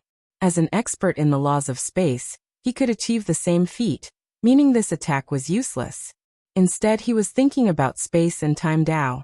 In the world of science, space and time are basically the same, or in better words, interchangeable. However, they were two different concepts in the cultivation world, although with some relations. The space of this world is too easy to break. I should change that. Too many catastrophes originated from cultivators destructing power affecting space. As such, he decided to change the order of the world. Cultivators can still use their laws to teleport. But if they want to break the space itself, even a quasi-emperor would not have this ability. Not a bad technique, analyzed Wang Wei as he sensed the Void Emperor trying to teleport all his organs, and even the origin essence inside his body. You can die with your own technique. He teleported her brain from her body, and she dispersed, returning to heaven and earth. At last, it was the Samsara Emperor's turn. The latter waved his hand to create a wheel with the power of decay, which is one of the subsidiary laws of death. Although it can also be a law of its own, a potent one at that. Wang Wei waved his hand to create the same wheel, canceling the attack. How sneaky. Worthy of a thief. The wheel was a decoy. The real attack was trying to steal his lifespan and secretly kill him. He snapped his finger. Death vibration. Dark sound waves overwhelmed the Samsara Emperor, sending him into the cycle of reincarnation. Survived. Wang Wei looked at the dark aura protecting the latter. Death immunity? Interesting. He suddenly looked higher at the Samsara Emperor. Amongst these young emperors, he believed he had the highest chance of reaching immortal venerable strength. Although the others were talented, breaking the boundary between immortal and mortal sometimes requires opportunity and the right time. It is common in this age because of the glorious age. Without the right opportunity, many of the current heaven-chosens would not have this feat. Wang Wei controlled his fate law, and changed the Samsara Emperor's fate to that of a dying passing. And unfortunately, fate triumphed over Samsara, and bypassed his death immunity technique. I would have to love to compete with the real version. It would be interesting if the younger version of all emperors across time and space competed against each other. That would be a sight to see.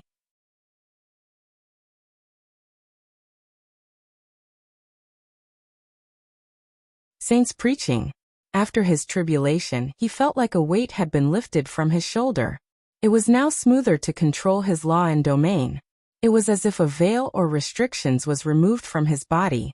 As a result, it was easier for him to access the laws of heaven and earth and comprehend them.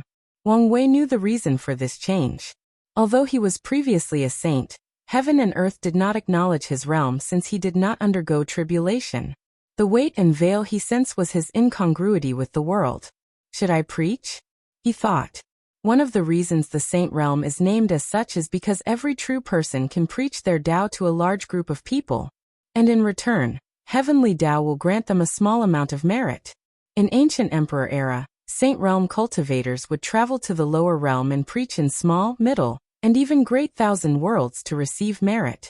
Unfortunately, as time passed, these places' cultivation civilization has been set, making it pointless to do so in modern times. The only time cultivators in modern times used this method was when they discovered a brand new world. A world that does not have a cultivation civilization for some reason, or one that was just born and is relatively new. Unfortunately, these worlds are rarer to find. Even with Wang Wei's soul flower ability, he might not find one since they might not exist at the current moment. Although I don't need the small amount of merit, it's better than nothing. He contacted the elders to announce he would preach to the sect's disciples. He thought this would be a simple thing that took a few days. But the event quickly escalated. The elders wanted this event to be more significant. They wanted disciples, elders, deacons, and foreign guests, people affiliated with the sect but not directly part of it, to listen. It would take some time to gather these people. One elder mentioned that the sect would recruit another group of new disciples a few months from now. and let them listen as well to benefit the sect. Another one suggested allowing the disciples from the lower realm to participate. The new branches the sect opened in the lower realm needed a way to increase these people's loyalty to the sect. And listening to a potential future eternal emperor preach would do wonders for this issue. The myriad emperor world was semi-closed, so the lower realm disciples could not come here. But the sect decided to use an image transmission array to broadcast the event. Wang Wei was speechless the entire time. He did not expect things to escalate to this level. After the elders planned everything, Li Jun and Yan Liling would also preach before him, turning this into an event. Tai Gang was on the list. Unfortunately, he was now in retreat to enter the Saint Realm. A few months later, Wang Wei oversaw the disciple recruit. The sect divided the tester into two groups, the one with cultivation and the one without. Regarding cultivators, no one above the divine altar would be accepted since that's the realm where it is not too expensive to recast the foundation.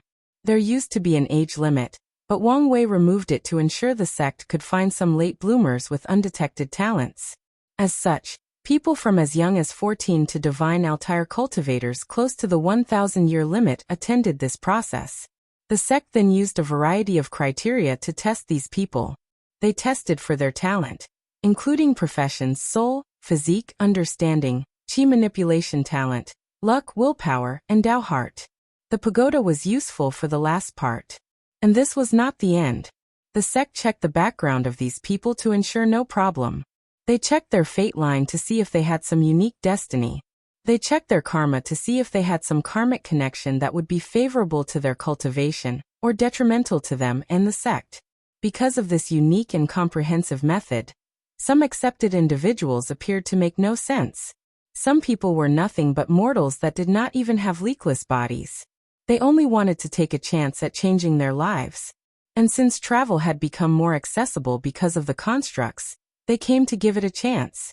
Although these choices appeared nonsensical, only the sects knew these people could compete with some destiny, allowing them to have their legends in the cultivation. That destiny might be as simple as an inheritance.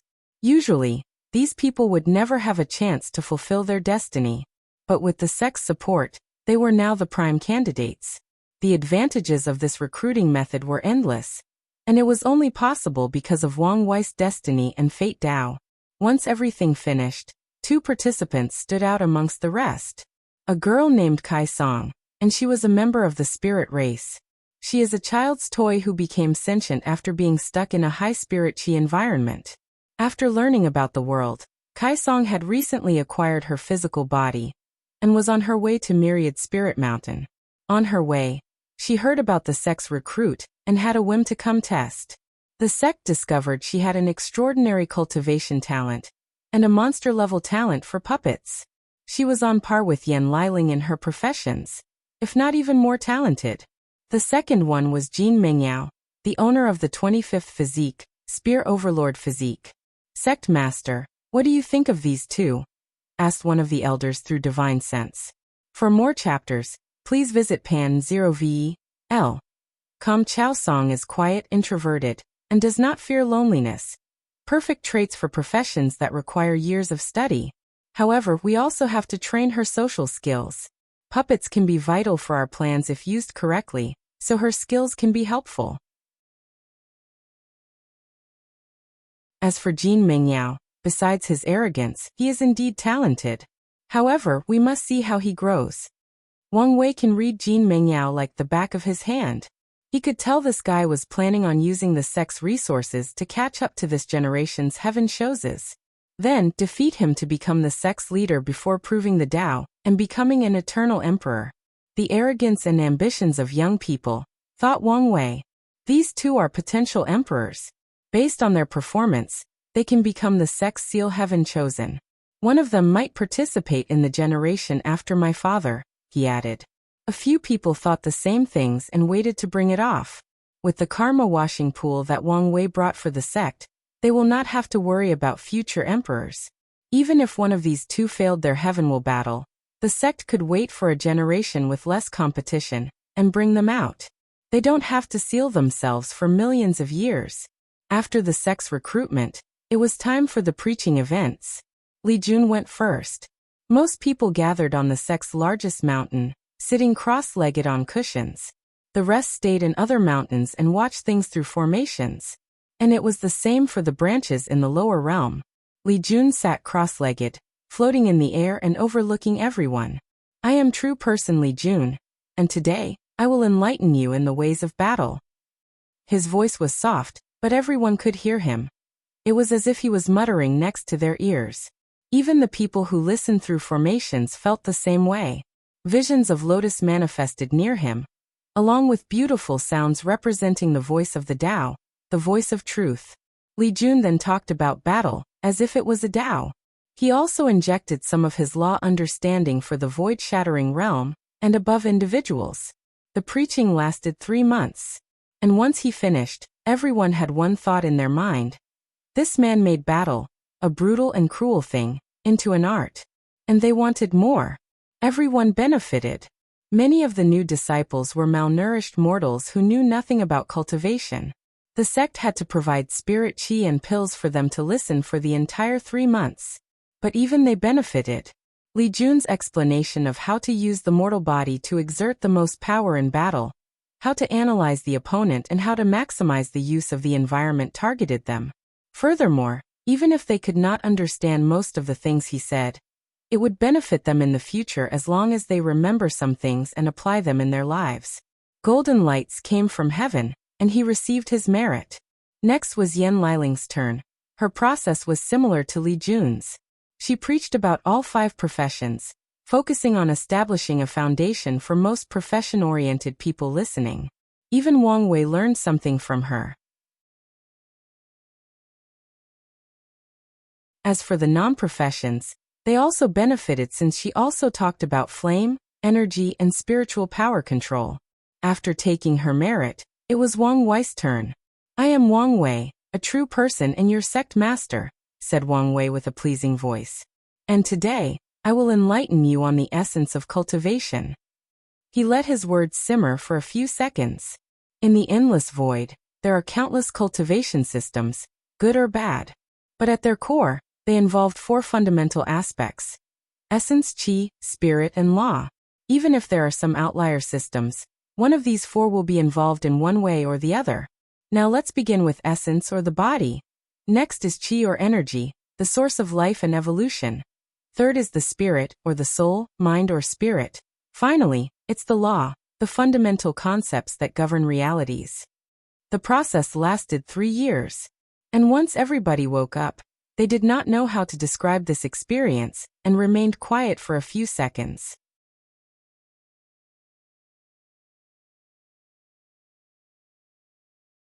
Family reunion. Wang Wei's sermon covered many things. These people now had an excellent understanding of the cultivation realms from body refining to primordial spirit. They understood which part of essence, qi and spirit each realm was based on. With this knowledge, they can easily enter these realms and push them to their limits if they are talented enough.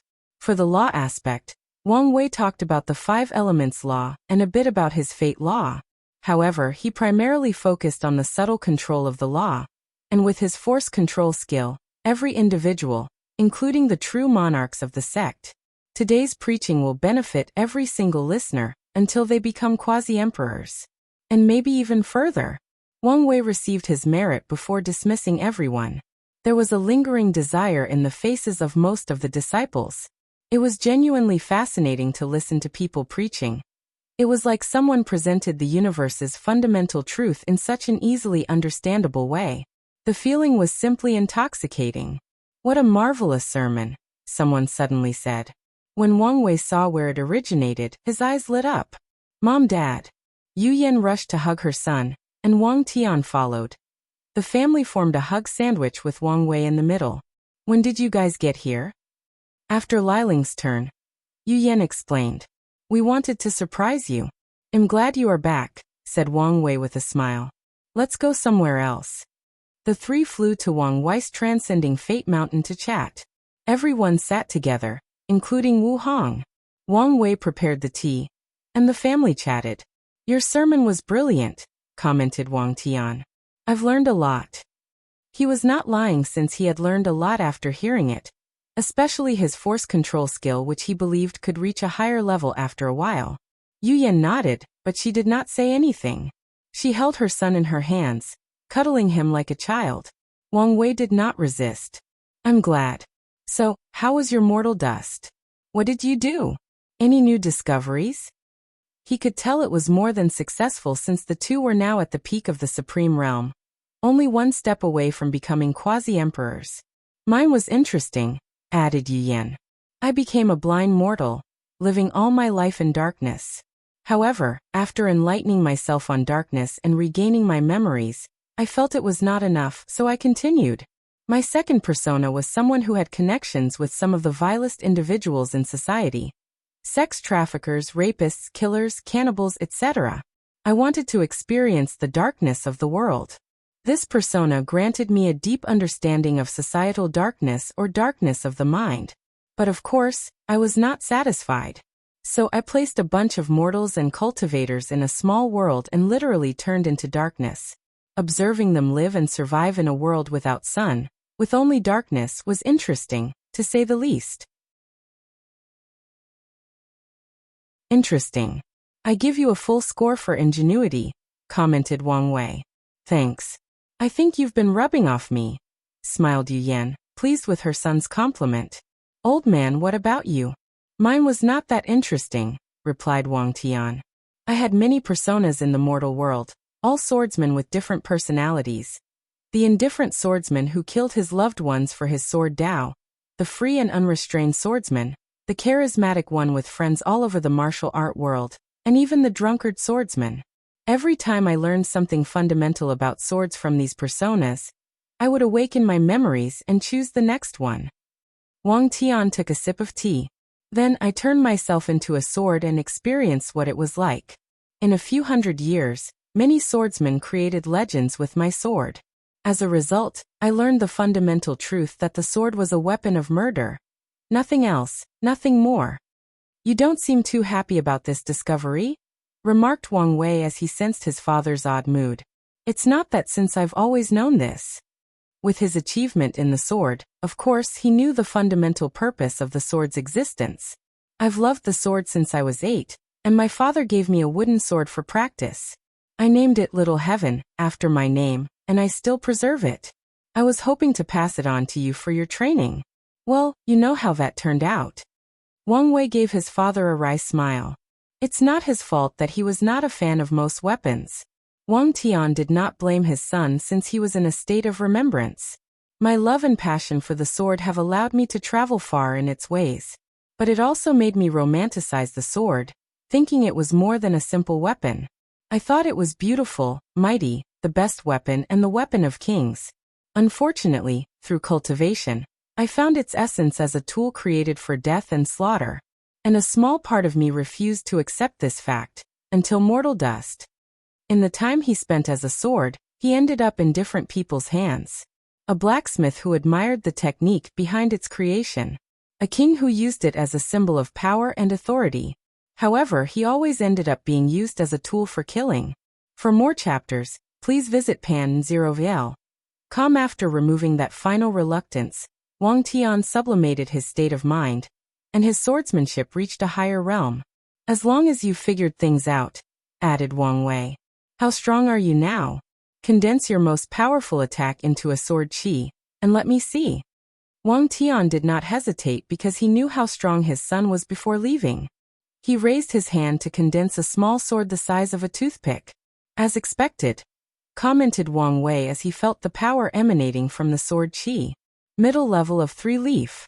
After you become a quasi-emperor, you will reach the peak with a slight chance of breaking into 4 leaf. He knew his father, and since Ji Lanfang had such potential, it made sense for his father to be on par with the latter. Chuips. Yu Yan smacked her lips in response. She left her son's embrace, and chose to embrace her quiet daughter-in-law instead. What's wrong? After showing her my strength, she argued with me that she would still win if we had a heaven-will battle in our generation, explained Wang Tian. Son, don't you think so? I do. Oh, come on. How come you're on her side? Countered Wang Tian. Firstly, it's not as challenging as you think to scheme against an immortal venerable. I'm sure Mom could do it given the right circumstances, said Wang Wei. Secondly, the only reason you've broken the boundary between mortal and immortal has much to do with circumstances. Now you are just blatantly disrespecting me. There are 3 main reasons for your current success. The fact that you had to stay so long in the Saint Realm, forced to polish your foundation beyond anything you could have achieved if there was a battle in your generation. The others are the Duyi realm and my force control skill. Wang Tian pondered for a moment, and realized it was the truth. These things contributed most to his current strength. Of course, there were other factors. For example, he pushed himself beyond his limits when he saw how fast his son grew. Competition and drive can motivate anyone to improve beyond their limits. Be that as it may, I still think I would have won. Wang Wei shrugged his shoulders and did not take a side. He believed his mother would win simply because his father had a soft spot for her. If she exploited that weakness, he would not be able to resist. Of course, given how much she loved him, she might not be willing to take it that far.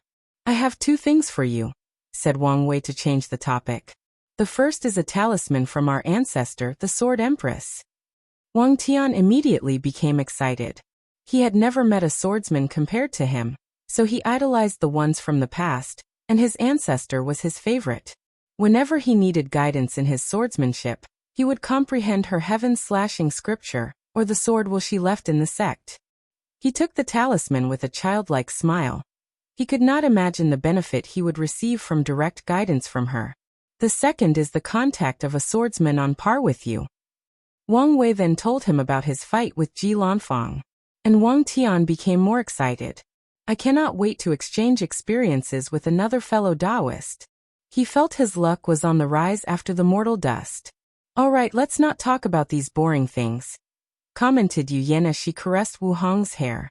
Daughter, when are you giving me my first grandson? Ask your son, she replied sheepishly. He's the one who doesn't want children. Wang Wei wanted to roll his eyes. They've talked about this and agreed on the matter. But now, she has placed the blame on him.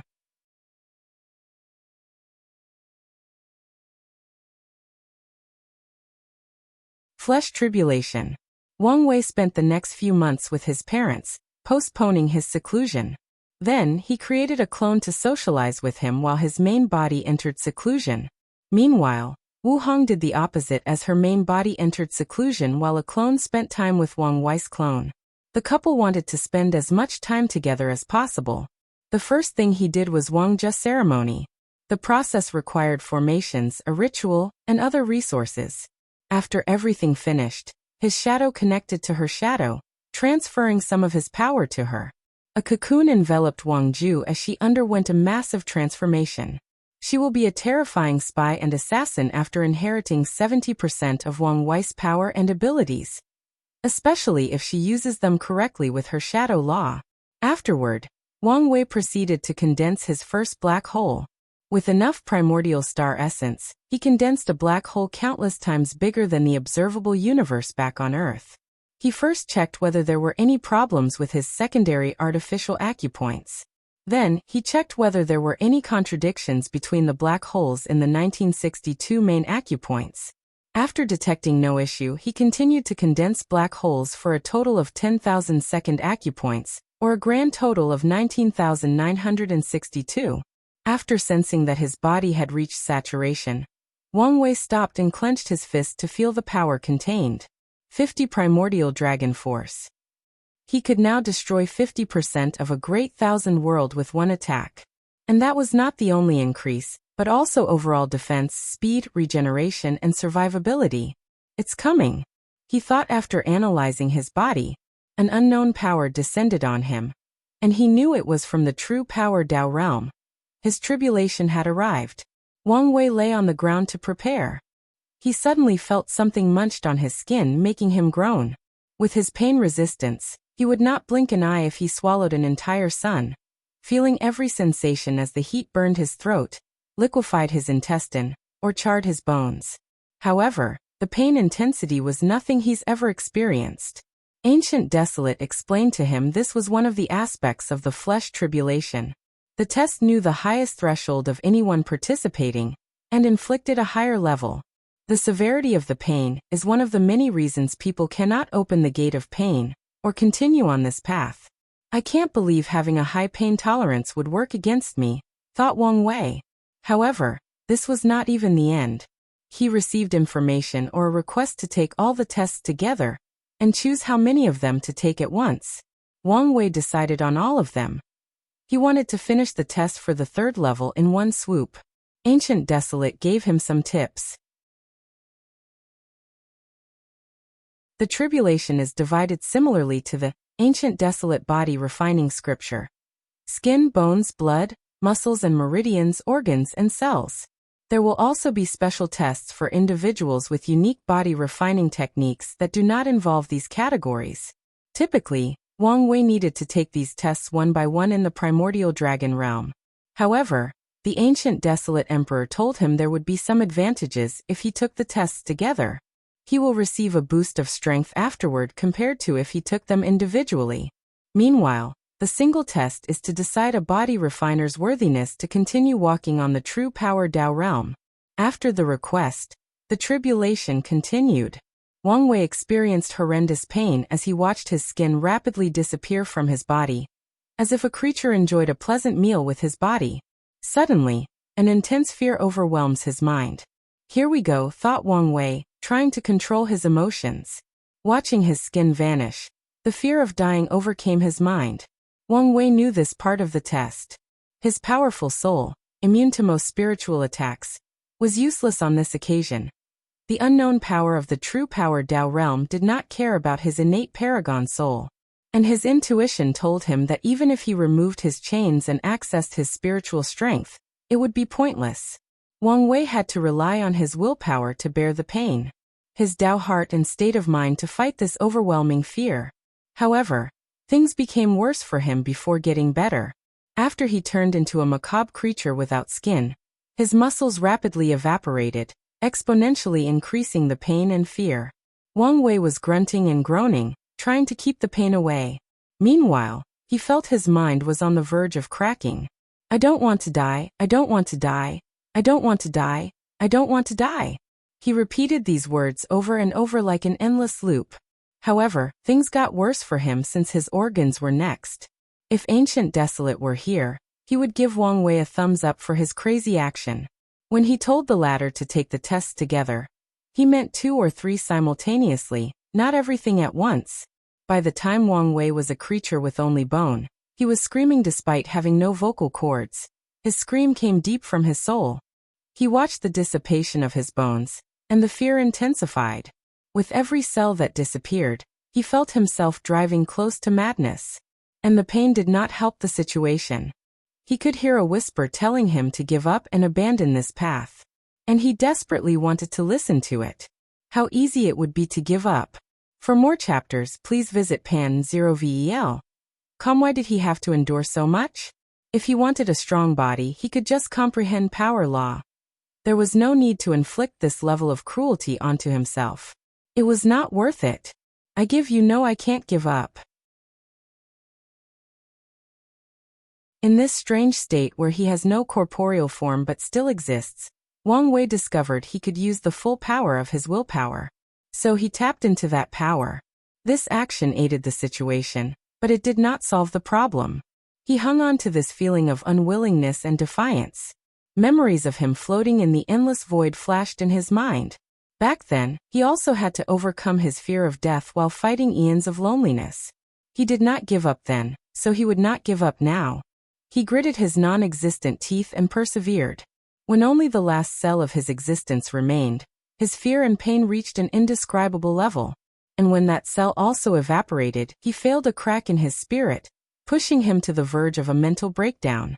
However, he drew on his experience of having his existence destroyed. He reined in all the fear and resisted the pain. He had to withstand such intensity for only 10 seconds, but each felt like a lifetime.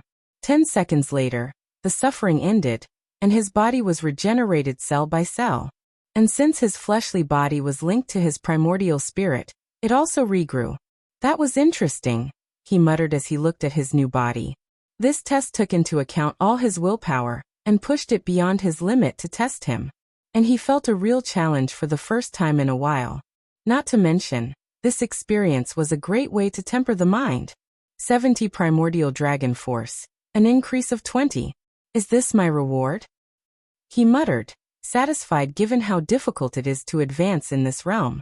Not just this. He raised his hand and the void trembled. He did not use any chi, law, or other aspects of his power. He materialized his willpower to achieve this feat. Wang Wei realized this experience had allowed him better control and access to his willpower. For the first time, he can use the strength of his willpower without damaging his body. Although it was only a portion, he always believed he needed to become a great emperor before taking that step. This is a good step, he muttered about his progress. Then he exhaled deeply, thinking about the true power Dao realm. He always knew it was not a simple cultivation path. But today's tribulation confirmed his guess. He has many theories about the true power Dao realm. The best one is that it is the first power system ever. After the birth of the chaos universe, after the appearance of the first creatures, Wang Wei believed there were no innate life forms. At least not in a sense they were born powerful with innate laws. He believed these first creatures did not have a cultivation system, but discovered the potential of the flesh in the form of the gate of power.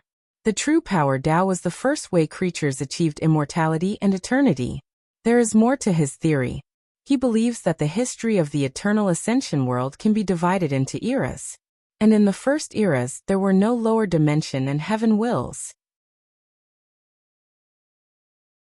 So the creatures from that time relied on the true power Dao realm to cultivate. He once talked about this theory with Wu Hong, but she said she did not have memories of such history. But he was probably correct. Did you really take all the tests at once? And a novel. Wang Wei turned to the sudden voice and saw his wife. Not bothered by how she bypassed his formation, he replied. Yes. Wu Hong did not know what to say. She remembered her flesh tribulation. She had a whim and decided to try 3 simultaneously, and she did not forget that horror for a long time. In her career, she has met a few inextinguishable paragons or individuals who open the gate of power. The number of people who could withstand 2 tests simultaneously could be counted on one hand. Most of them did so by accident since they knew little information about the horror of the test. Many unlucky individuals chose 2 or more tests for a while and failed, ending their dreams of walking on this path.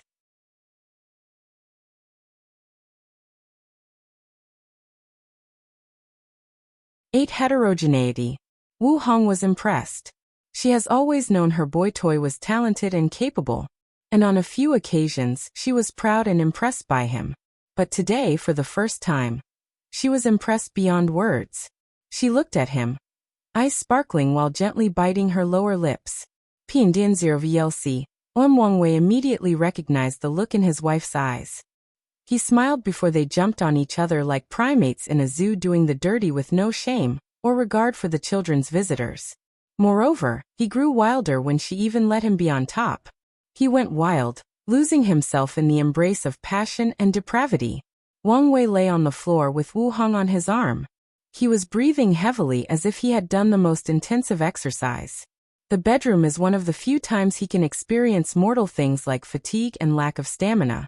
After taking a few minutes to regulate his breathing, he asked her, I was wondering why my incarnations did not undergo the tribulations. There are already many restrictions on the unorthodox path, and it would be unfair if all the incarnations had to undergo the tribulation. That makes sense, Wang Wei analyzed. I guess the orthodox path only has to take once. They don't have to redoing it with each reincarnation. The two chatted for a moment before continuing to do their own things. Wang Wei had to test the limits of his body, while getting acquainted with his new strength. He punched the formation before him. Boom. As expected, 7-leaf.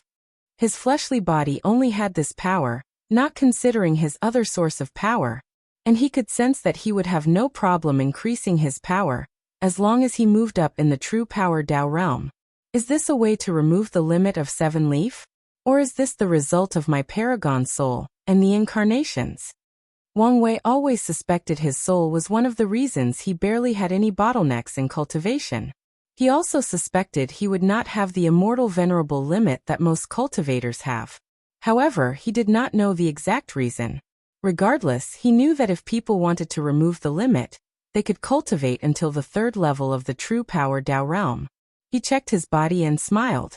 In the early stages of his cultivation, his fleshly body has always been more powerful than his cultivation. However, the other aspects caught up after the void-shattering realm and the nine-extremity foundation. Now his fleshly body was the most powerful aspect, at least for his main body.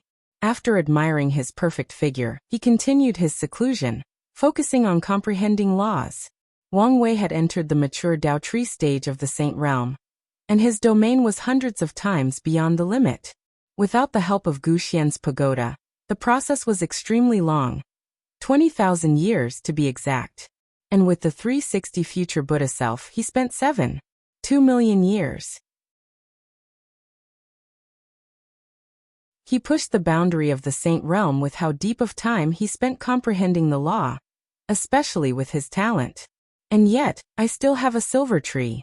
He now understood achieving golden tree is now just about time spent comprehending laws. But also the mysterious baptism samsara Dao cultivators experience when they walk the path of nine extremity. I still have to rely on the Fate Palace. He closed his eyes to sense the other incarnations. They had all finished their mission and tempered their bodies to the peak, including the Order incarnation. Wang Wei borrowed their power. 3-root peak. He did not achieve 4-root because the main body was still in the Saint realm. He left seclusion to see his wife finish. Yes, he replied as he embraced her. Prepare to go through mortal dust before breaking through? Yeah. What was your mortal dust like? Mine? Let me remember. Pausing for a moment. My early years were about proving my worth to the world. And by the Saint realm, my state of mind had changed, but there was still a lingering flaw. For mortal dust, I became the only daughter of the most wealthy individual of a mortal kingdom. Loved and cherished by everyone, a little princess. Then, I was a princess adored by the kingdom, followed by a sovereign, the noblest individual in the kingdom. Afterward, I had some persona focused on my Dao. I was the best scholar in another kingdom. I remember these days arguing with these stinky scholars who could not accept a woman besting them. I was an artist focused on painting and sculpting. However, all my works were runes or patterns found in nature. Finally, my personas were people confined or sealed in different places. One spent her entire life in a house, never leaving its confine. The other was in prison. One of my personas spent a few days surviving inside a coffin. I learned a great deal about sealing in these experiences. For more chapters, please visit pan0vel.com. How fascinating. Indeed, Wu Hong replied, reminiscing about the old days. Are you staying for a while or leaving now? I'm leaving. However, I have to go see Li Jun first. His parents were also in retreat. His father was receiving the Sword Empress guidance, while his mother had to plan for the merit-proving method. He flew to Li Jun's mountains, and the other was waiting for him with drinks. Where is Liling? She's refining pills. Wang Wei took the jar from him and took a sip. Since we now have karma washing water, why don't you unseal your wife and child? I want to see and spoil my nephew. Li Jun shook his head. Not until we become emperor, and I know for certain I can protect them. That's a good idea. He knew another reason was because of Yan Liling. It can cause trouble having the concubine with a wife present. And Li Jun is smart enough to understand how to navigate this kind of situation. After spending this generation with Liling, and once they reach such a high realm in cultivation, many things will have different perspectives. This is for you, said Wang Wei as he handed him a book. What is it? I call it the 8 Heterogeneous Foundation, he explained. You will create 8 incarnations or clones since they are not connected to your existence. Anyway, you divide your soul into 8 perfect clones. Based on my previous sermon, 2 clones will cultivate a cultivation system based on essence, spirit, chi, and law. Then, you will fuse with them, boosting your foundation and achieving immortal strength. Li Jun scanned the book. There were 4 cultivation systems contained inside. Pure essence cultivation that focused on the body, pure chi cultivation, pure spirit, and law-based cultivation. The idea is that these clones would cultivate until the quasi-emperor realm. Then Li Jun will fuse with them and use them to nourish his fleshly body, chi, soul, and law. As you can guess, this method has some flaws, continued Wang Wei. The fusion process will not be easy since the clones cultivate different cultivation systems, especially the chi clones. I've made it, so they cultivate an energy compatible with the origin essence, but it could still cause trouble. He wanted a chi system that uses spirit chi, but he discovered spirit chi itself is a catalyst and cannot be directly used as an energy for a system. Or maybe this is beyond Wang Wei's current ability. Lastly, I've discovered there will be a significant amount of impurities in the bodies due to fusing 2 different systems or Dao foundations. I've created an impurity removing step, and you can use other resources. No, it's not a problem considering I don't have to comprehend existence for this method. True. As the first person who cultivates this method, you should not have a problem. However, Heavenly Dao might place some restrictions on it afterward. A cultivation method that allows individuals to break the barrier between mortal and immortal will definitely have some restrictions. However, Heavenly Dao operates similarly to a game master in a game. It can fix loopholes or bugs in a game, but the player who discovered it can keep the benefits. Better yet, let my mother and Yen Liling cultivate it simultaneously under the Heaven Hiding Array. Let's take advantage of the situation to get the most benefit. He also wanted to include Tai Gang, but with the latter's talent, he doubted he could cultivate this technique. What about the resources? Li Jun asked. Cultivating these clones into the quasi-emperor realm was not cheap. With your contributions, there should be no problem. However, he also had to talk to his mom. He contacted her through Divine Sense to ask. She told him that her Yu clan could raise 8 other true monarchs, and he did not have to worry. Wang Wei told her to ask if she needed, and she reassured him that she would not be polite with her own son.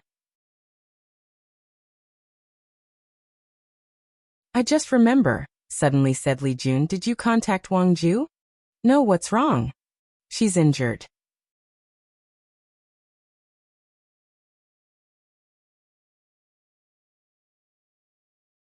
Eating time. Is it Ditian? Was Wang Wei's first thought. He knew the latter had the Sex Lord's shadow technique, and should have cultivated a powerful shadow on par with Wang Ju. However, he quickly denied this possibility since Wu Hong sealed him too early. The techniques have specific requirements, and he could not have met them when he was sealed. Despite eliminating this possibility, Wang Wei realized it was about time for Ditian to be released. He has to participate in the cleanup to acquire a token and fight in the final battle. From now on, he can no longer be at ease when doing things since he has someone who can match in power and use experiences to compensate for the tactics department. I'll go see her. Do you want me to go with you? It's fine. Focus on cultivating. Wang Wei teleported to the small world where Wang Ju was recuperating. When he saw her, he squinted. A part of her body was disappearing while the other half tried to prevent this from happening. She was too focused on saving her life that she could not respond to his presence. Luckily, he had access to the formations and did not have to use force.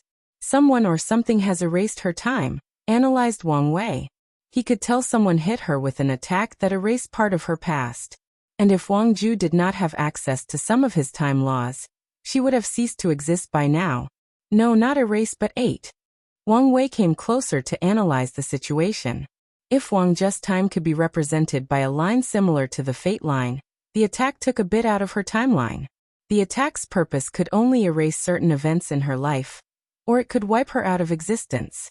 Wang Wei raised his hand to manifest his time law, trying to fix the gap in Wang Ju's timeline and save her. He failed. He tried again after borrowing the power of his incarnations. No response. Wang Wei instantly deployed his domain to surround her and boost his strength. This attempt was also of no use. He then accessed the River of Time, which should contain records of Wang Ju's timeline. He used the records to recreate her timeline and fix the gap. What level of time Dao is this? His attempt at even using the River of Time failed. This is not something even he can do. Fate surpasses time, so let's try that. He connected to the river of fate and found Wang Ju's fate line. Using the record of her life in the fate line, he fixed the part that was eating. There was great resistance, but he succeeded in the end. Wang Ju stopped disappearing from reality and opened her eyes. Sect Master, thank you for saving me. This experience was horrifying. Having hundreds of years of her life vanished from her memories, having to question her sanity on whether these events occurred before slowly watching her dissipate from the world. What happened? Who did this? The upper dimension people, she replied, making Wang Wei frown.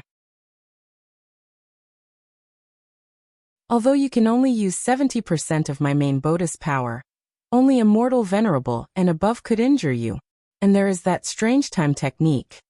It was a trap, explained Wang Ju. I was investigating some suspicious people when I discovered the possible existence of another alliance against you. My investigation led me to a strange heaven chosen who seems to use insects. However, it was a trap. When I further investigated, they were prepared. They knew about the Lord Shadow technique and had a light-based formation that could affect my shadow status and weaken my access to your strength. Many thoughts flashed in Wang Wei's mind after hearing this, but he let continue without saying a word. Luckily, I've acquired some of your intuition and felt danger. Before they completely deploy the array, I used the talisman you gave me to create a hole and flee. Unfortunately, someone hit me with a strange time technique. Was it a person who attacked you or an item? I'm sorry, but I can't remember. Everything proceeded too quickly, and I did not have time to detect the surroundings. It's fine, Wang Wei replied. What's your analysis on this event? These people knew the Lord Shadow technique quite well, most likely from the upper dimension Dao opening sect. They came prepared with the knowledge, ready to deal with you through eliminating me. You are probably correct. Wang Wei thought deeper about the situation.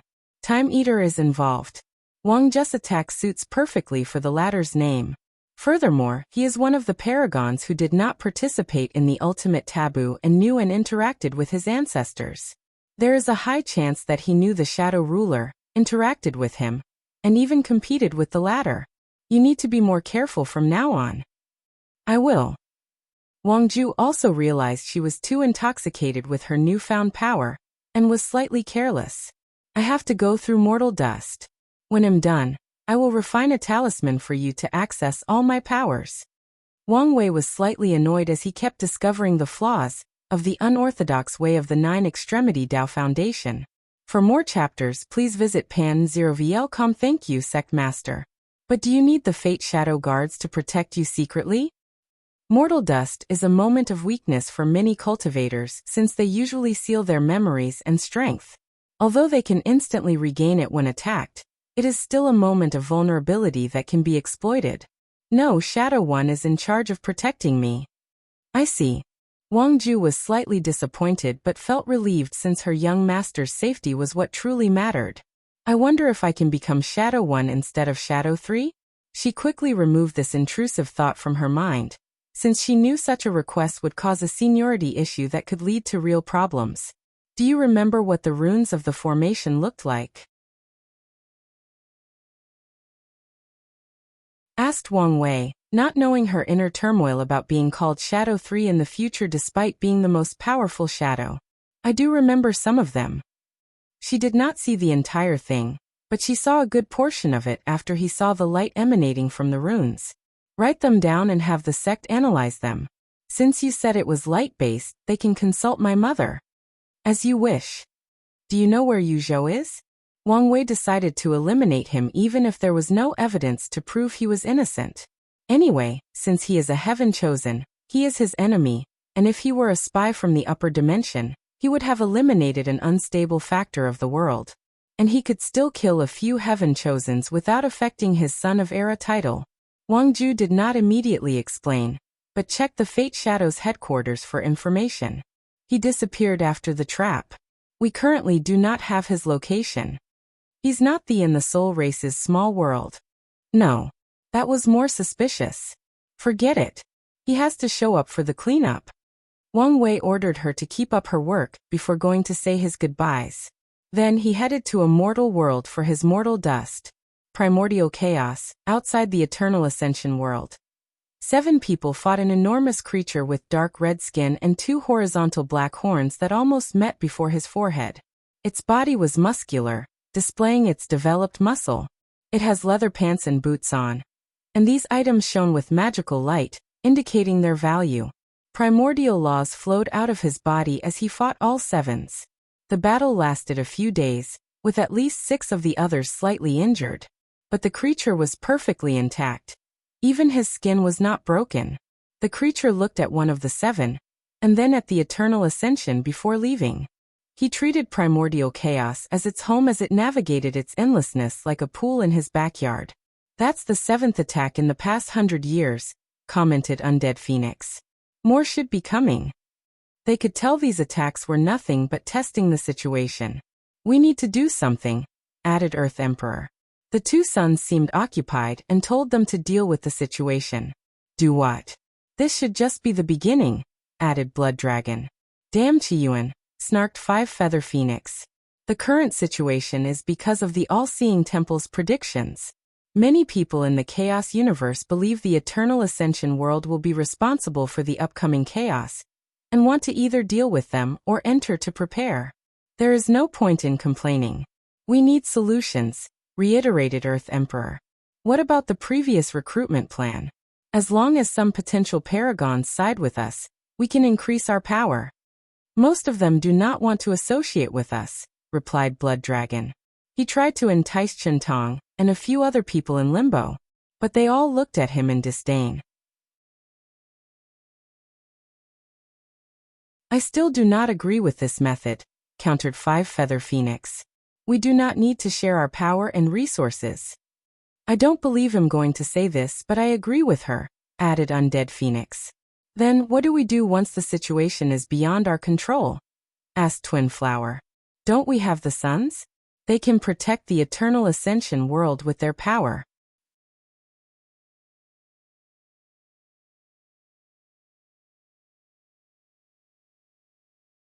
Mortal Dust L. Are you sure you want to do this line of work? Asked Big Mouth, a fat and muscular man. That's the best way to describe his appearance. His arms were muscular and well-defined, his legs thicker than a tree, but his belly might mistake him for a pregnant woman. Of course, there was his oddly shaped big mouth. Yes, sir, replied a slightly thin young man dressed in coarse clothes. However, despite his social status, indicated by his clothes and seeking employment, he had an odd charm around him that caught people's attention. However, they could never pinpoint or describe what his appeal was. It takes guts to do this job. Can you handle it? No problem, sir. Grunted Big Mouth. You're a little too skinny. Don't look at my appearance. But I have divine strength. The young man looked around and easily picked up a large saber weighing a few hundred genes with one hand. Big Mouth's eyes lit up. He initially accepted this lad Yen Wei because one of his acquaintances called for a favor, and because not many people were willing to do this dirty job. However, he became convinced after meeting the latter, and seeing his respectful nature and strength. Good. Come tomorrow at dawn. I'll begin your training. Yen Wei immediately bowed and profusely thanked him for this opportunity. He rushed home with excitement. The next day, he arrived an hour before dawn, when night still loomed over the world. Big Mouth also arrived an hour early, and he was surprised when he saw the young lad waiting for him before the prison. The cocks haven't even crowed yet. Why are you here? I didn't want to be late. I like spunky people like you. I hope you can last long. So far, he was satisfied with the new employee. Discipline is one of the key traits to succeed in anything. Big Mouth took the keys hanging on his side and opened the door, leading Yen Wei through the corridor. The young lad looked at the cells and people imprisoned. The majority looked miserable and dressed poorly, but a few looked like nobles, so he guessed they were either corrupt ministers or people who offended even more powerful individuals. Big Mouth did not say much as he walked to 3 different cells and walked out with a prisoner. Then he led them to another section of the prison. Normally, I don't have this kind of authority, but since I need to train you, I can do this. Big Mouth led the prisoners to a platform and placed the first one in a device where his neck is shown and his hands tied behind his back. He took a blade and raised it above his head. The key is to have no hesitation, aim for the neck, and use all your strength, or the head won't fall. Chop. Yanwei watched with horror as blood spilled on the ground. Although he already knew what job he was applying for, it was completely different to experience it personally. Suddenly, he felt his breakfast rushing to his throat, and he swallowed it back. "So, you didn't throw up? Better than the previous guy," commented Big Mouth after seeing the young lad's pale complexion. "Let's see how you do when it's your turn." He changed to another prisoner and handed Yanwei the blade. He took the blade with trembling hands. "Breathe in and out," instructed Big Mouth. "The first time is usually the hardest." Yanwei followed his direction and breathed in and out. He effortlessly raised the blade above his head. But as he glanced at the prisoner's neck, he could not find the strength to drop it. Big Mouth did not give him any motivational words like this person was the most heinous criminal. He waited to see the young lad's capabilities. Yanwei hesitated for more than a minute. Then he gritted his teeth and dropped the blade, cutting the head off cleanly. As he watched the result of his actions, he rushed to the side of the platform and hurled everything inside his stomach. He did not stop after an entire minute of vomiting. "Well, at least it was not messy," said Big Mouth as he patted the latter's shoulder. "How can it get messy? The last guy did not use enough strength. The head was not cleanly cut off, showing the inside. Plus, the prisoner was screaming and had to chop more than 3 times before things ended." Yanwei felt like throwing up again. "Don't be such a wuss. Anyway, this is the easiest part of the job. How can it get worse? You'll see."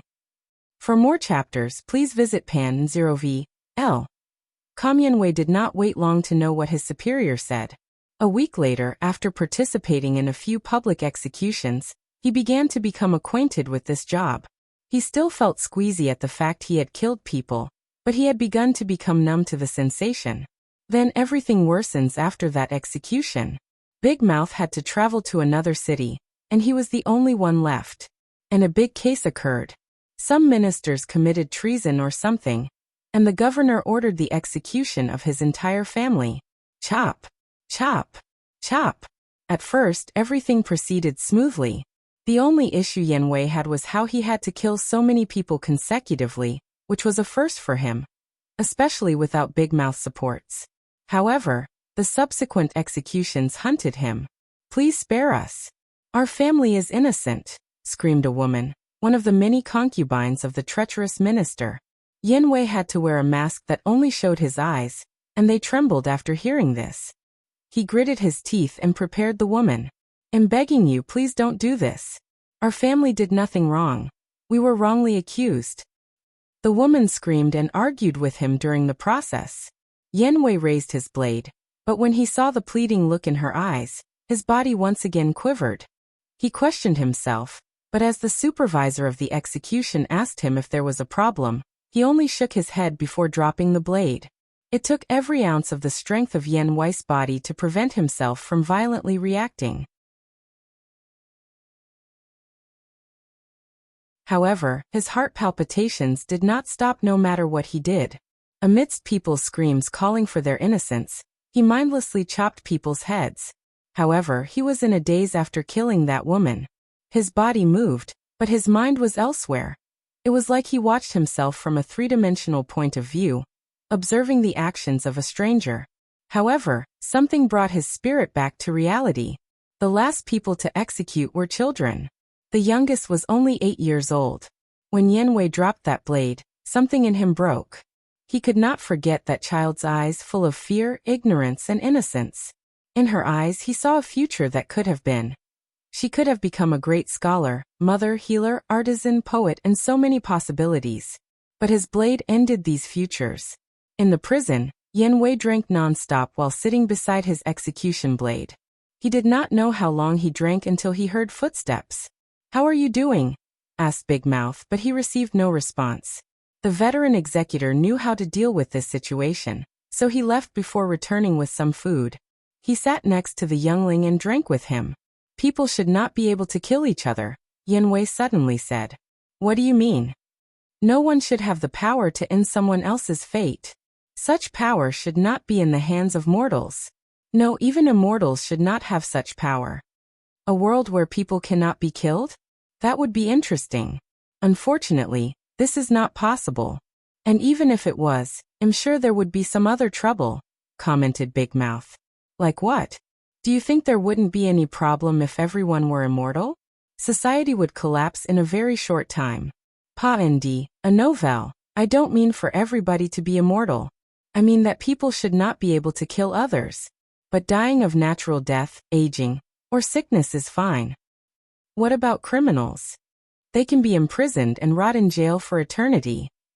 I still feel it is a naive idea. If such a world like this existed, these innocent people would not have died. You don't know if they were really innocent or just lying to save themselves, argued Big Mouth. In what world will an 8-year-old child not be innocent? It's a shame what happened, but the son has to bear the crime of the father. What a stupid thing to say, replied Yanwei before spitting on the ground, disdain all over his face. Big Mouth sighed and ignored his disrespect. Knowing what the young lad was going through, he experienced the cruelty of this job. But after so many years, he was now used to it. He patted Yanwei on the shoulder. Don't drink on an empty stomach. Go to bed, and tomorrow decide whether you want to continue this line of work.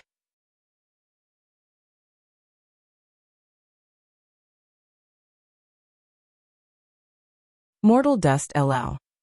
Big Mouth watched a young man with a cold and emotionless face casually chop the head of 2 noblewomen. The latter did not bat an eye. There was no change in his expression, and he did not even care to hide his face. This kid changed so much in just 2 years. Big Mouth was worried since this was the first time he had to deal with this situation. Most people would become numb to the constant killing, and take things like drinking and visiting brothels to deal with the guilt. However, the new hire, Yanwei, became cold and emotionless, worrying him that something terrible would happen to the young lad. Pingingly yells, Yanwei, come here. The lad calmly walked before his employer, staring directly into Big Mouth's eyes. I'm going to Red Tree City. Come with me. Big Mouth did not give him the time to reject it, and stated it was an order. The next day, the big belly man took the young lad to Red Tree City, a place known for its vibrant lifestyle and the red light district.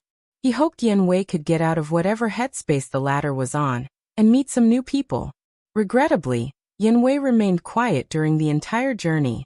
The only time he reacted was after arriving. Numerous people surrounded 2 people. A fat youngster dressed in embroidery clothes, and another malnourished youngster in coarse garments. The fat noble constantly kicked the other on the floor, swearing at the latter for dirtying his clothes.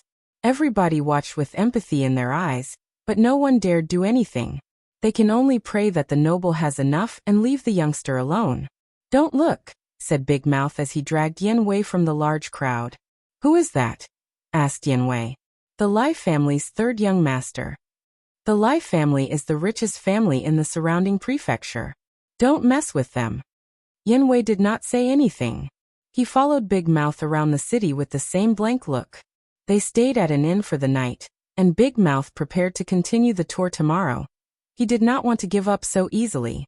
However, the following day, he walked inside Yanwei's room, trying to control his trembling body. T3rd young master is dead. Who's 3rd young master? Asked Yanwei. Lai family. His head was chopped off in a back alley. Oh. Big Mouth clenched his hands as he stared directly at the youngster. Did you have something with his death? No.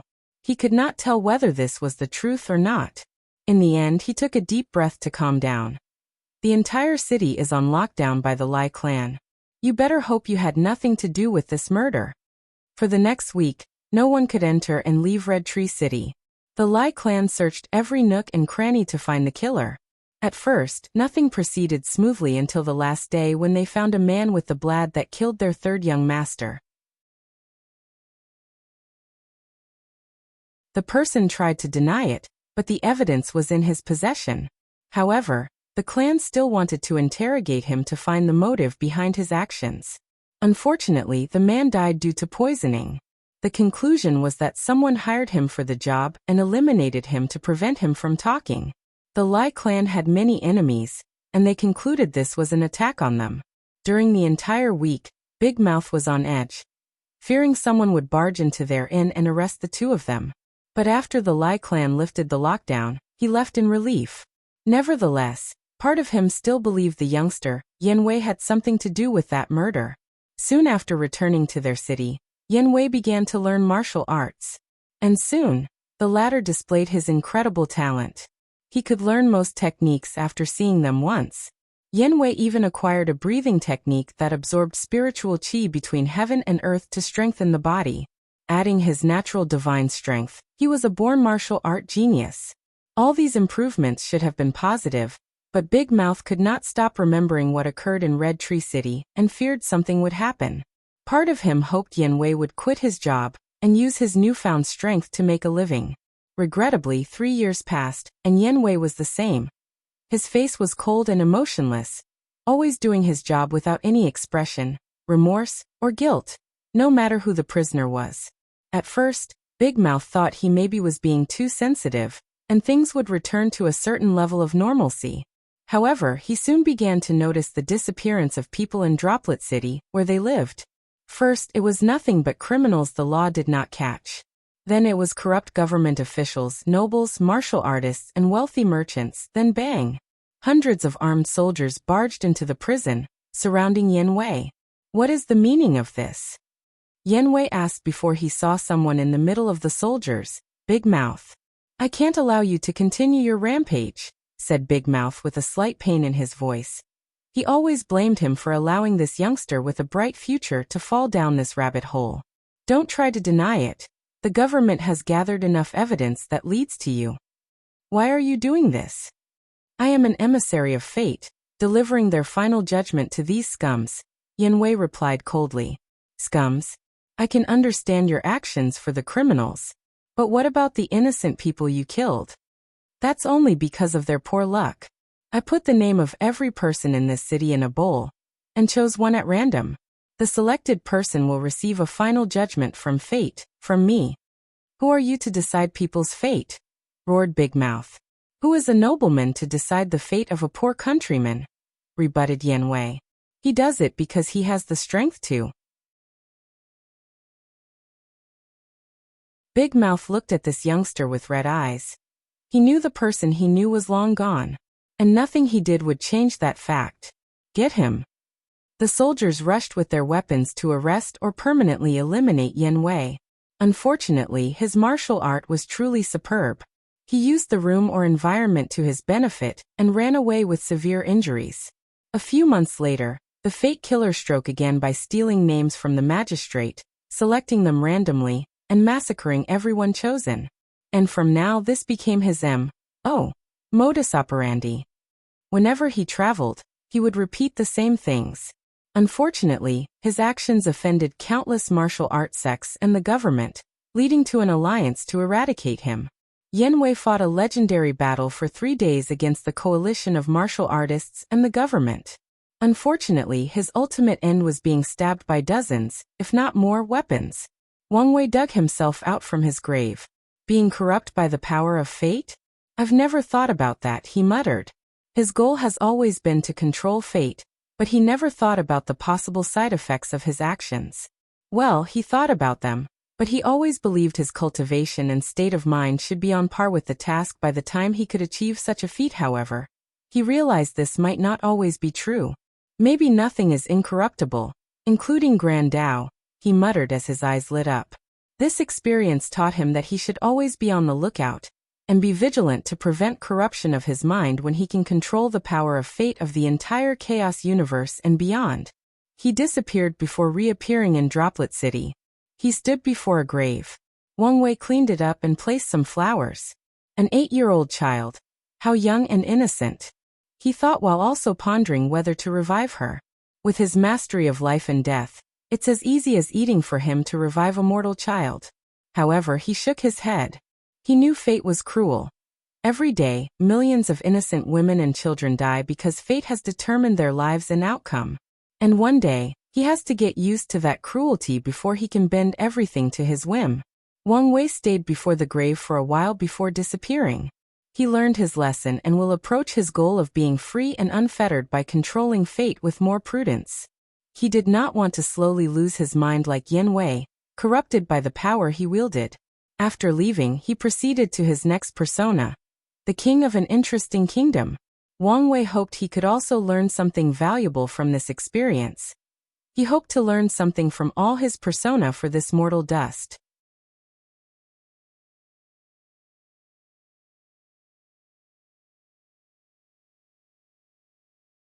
Mortal Dust 3. Inside a medium wooden house, a woman had dinner ready as she waited for her husband. She sat in a chair, waiting for at least a few hours before a man entered the room. After seeing someone waiting for him, the man's face became stiff. "Honey, where have you been?" asked the wife. "I went to Shi Yao's house to help him on his farm. It's been more than hours since the sun has set." She looked at the food on the table. "And the food is already cold. I'm sorry. I didn't pay attention to time. And when I realized how late it was already dark outside." The wife did not immediately reply. She stared at the food she had spent hours cooking before sighing out loud. "Who is she? What are you talking about? Don't treat me like I'm stupid. I know you're cheating, and I want to know the other woman's identity." No, honey. In the name of the death-controlling king, I swear there is no other woman."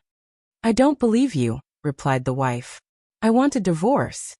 "Nothing but this," said the husband as he knelt before his wife. "Please forgive me.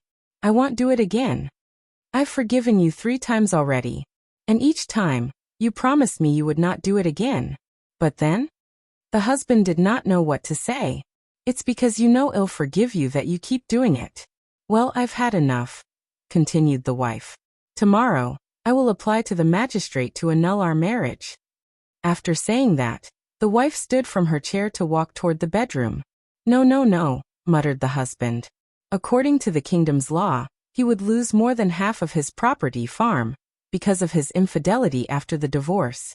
Then there is the stigma associated with a divorced man.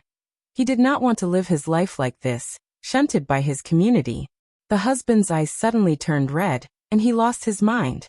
He took one of the knives on the table and rushed straight into his wife's back, stabbing her more than a dozen times. When the husband regained his mind, he found blood all over his clothes, and he was holding a knife. His wife of 7 years was bleeding heavily on the ground. The husband took a step back, questioning what he had done. However, before he could think properly, something magical occurred. The wounds on his wife magically healed, and her pale complexion returned to normal. The scene scared the husband, so he instinctively stabbed her again. However, a magical shield manifested out of nowhere and protected her. The husband watched the fear and dread in his wife's eyes, and a new realization dawned on him. Without wasting time, he rushed outside the house. Unfortunately for him, people from the kingdom's public security had already surrounded his home. And when they saw the blood on his clothes, they took their weapons. Then the leader said to the husband, "We have detected an attempted murder in this location. And according to the law, killing is an illegal act." The husband did not resist since he knew it was pointless. The patrolman from the Public Security Bureau arrested him before taking the wife's statement. Attempted murder is one of the highest crimes in the empire, so the husband will probably spend the rest of his life in a dark cell. Undying Kingdom Royal Palace. The death-controlling king, Li Wei, sat on his throne, overlooking his ministers. "Is this necessary?" he asked. "Yes, Your Majesty," replied the Prime Minister. "These people have committed the greatest sins and must be executed. Furthermore, our prisons are getting too crowded. We must either eliminate some people or build more." Li Wei did not immediately respond. A few minutes later, he sighed before waving his hand to manifest a black talisman that would release a strange black and white light. All the citizens of this kingdom are immortal, but only the king has the power to strip this immortality from them. "I need you to supervise the entire thing," ordered the king. "As you wish." Li Wei dismissed everybody and stayed in the throne room. He sat for hours, alone with his thoughts. He was only disturbed when Queen Wang Hong entered the room with today's dinner. "Are you all right?" she asked as she checked his forehead for temperature. "You've been distracted, even dazed, the past few days. You remember how this kingdom started?" She did remember. Back then, they were struggling to feed themselves and survive. So, her husband took a job as an executioner since it was good pay, and few people wanted to do this dirty job. However, after being forced to kill a family that was most likely innocent, he began to question things, including his sanity. Then one day, an immortal came to see him and offered him the power to create a kingdom where everybody was undying. A kingdom where only he could decide a person's fate, including life and death. Ever since that day, I've been thinking about why the immortal chose me for this mission. I wonder if there is a reason. We've had this conversation before. We cannot fathom the immortal's mind. So for the sake of our family and this kingdom, don't think about these things, pleaded his wife. If only things were this easy, argued the husband. I can't sleep peacefully if I don't think about it. Queen Wang Hong sighed. All right, I'll indulge you. Did you find a reason? I thought the immortal wanted to test me. Well, not me but mortals in general. Test whether we would succumb when given absolute power. So, in the past 15 years since the establishment of this kingdom, I've done my best not to let power corrupt me. The queen knew it was not an easy task. Her husband is the only individual capable of granting death to people in this kingdom. And with such power he has done an excellent job of not abusing his power, and becoming a ruler dedicated to serving the people. When things do not go his way, when he loses control of his emotions, or when confronted with the vilest part of the human mind, it takes a lot of willpower not to abuse such power. Am sensing a but? Asked the queen. Yes. I feel that this is not the correct conclusion. What exactly do you expect to achieve? Asked the queen. You yourself are nothing but a mortal with no real power. So, how would you be able to identify the purpose of such an unfathomable being as the immortal? The king did not reply. I understand how you feel, continued the queen. I also want answers. But I care more about our survival. So, please think twice before you do anything stupid. The king followed her advice throughout his entire reign.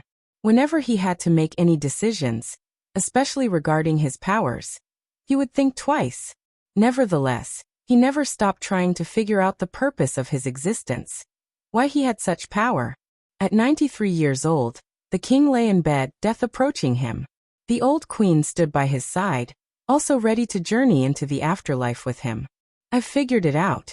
Well, I figured something out. What is it? What if fate wanted something from me, just like the immortal wanted something from the king? What if my desire to become free and unfettered was an objective granted to me by fate, because it wanted something from me? Wanted what? Someone to control it, or someone to create it.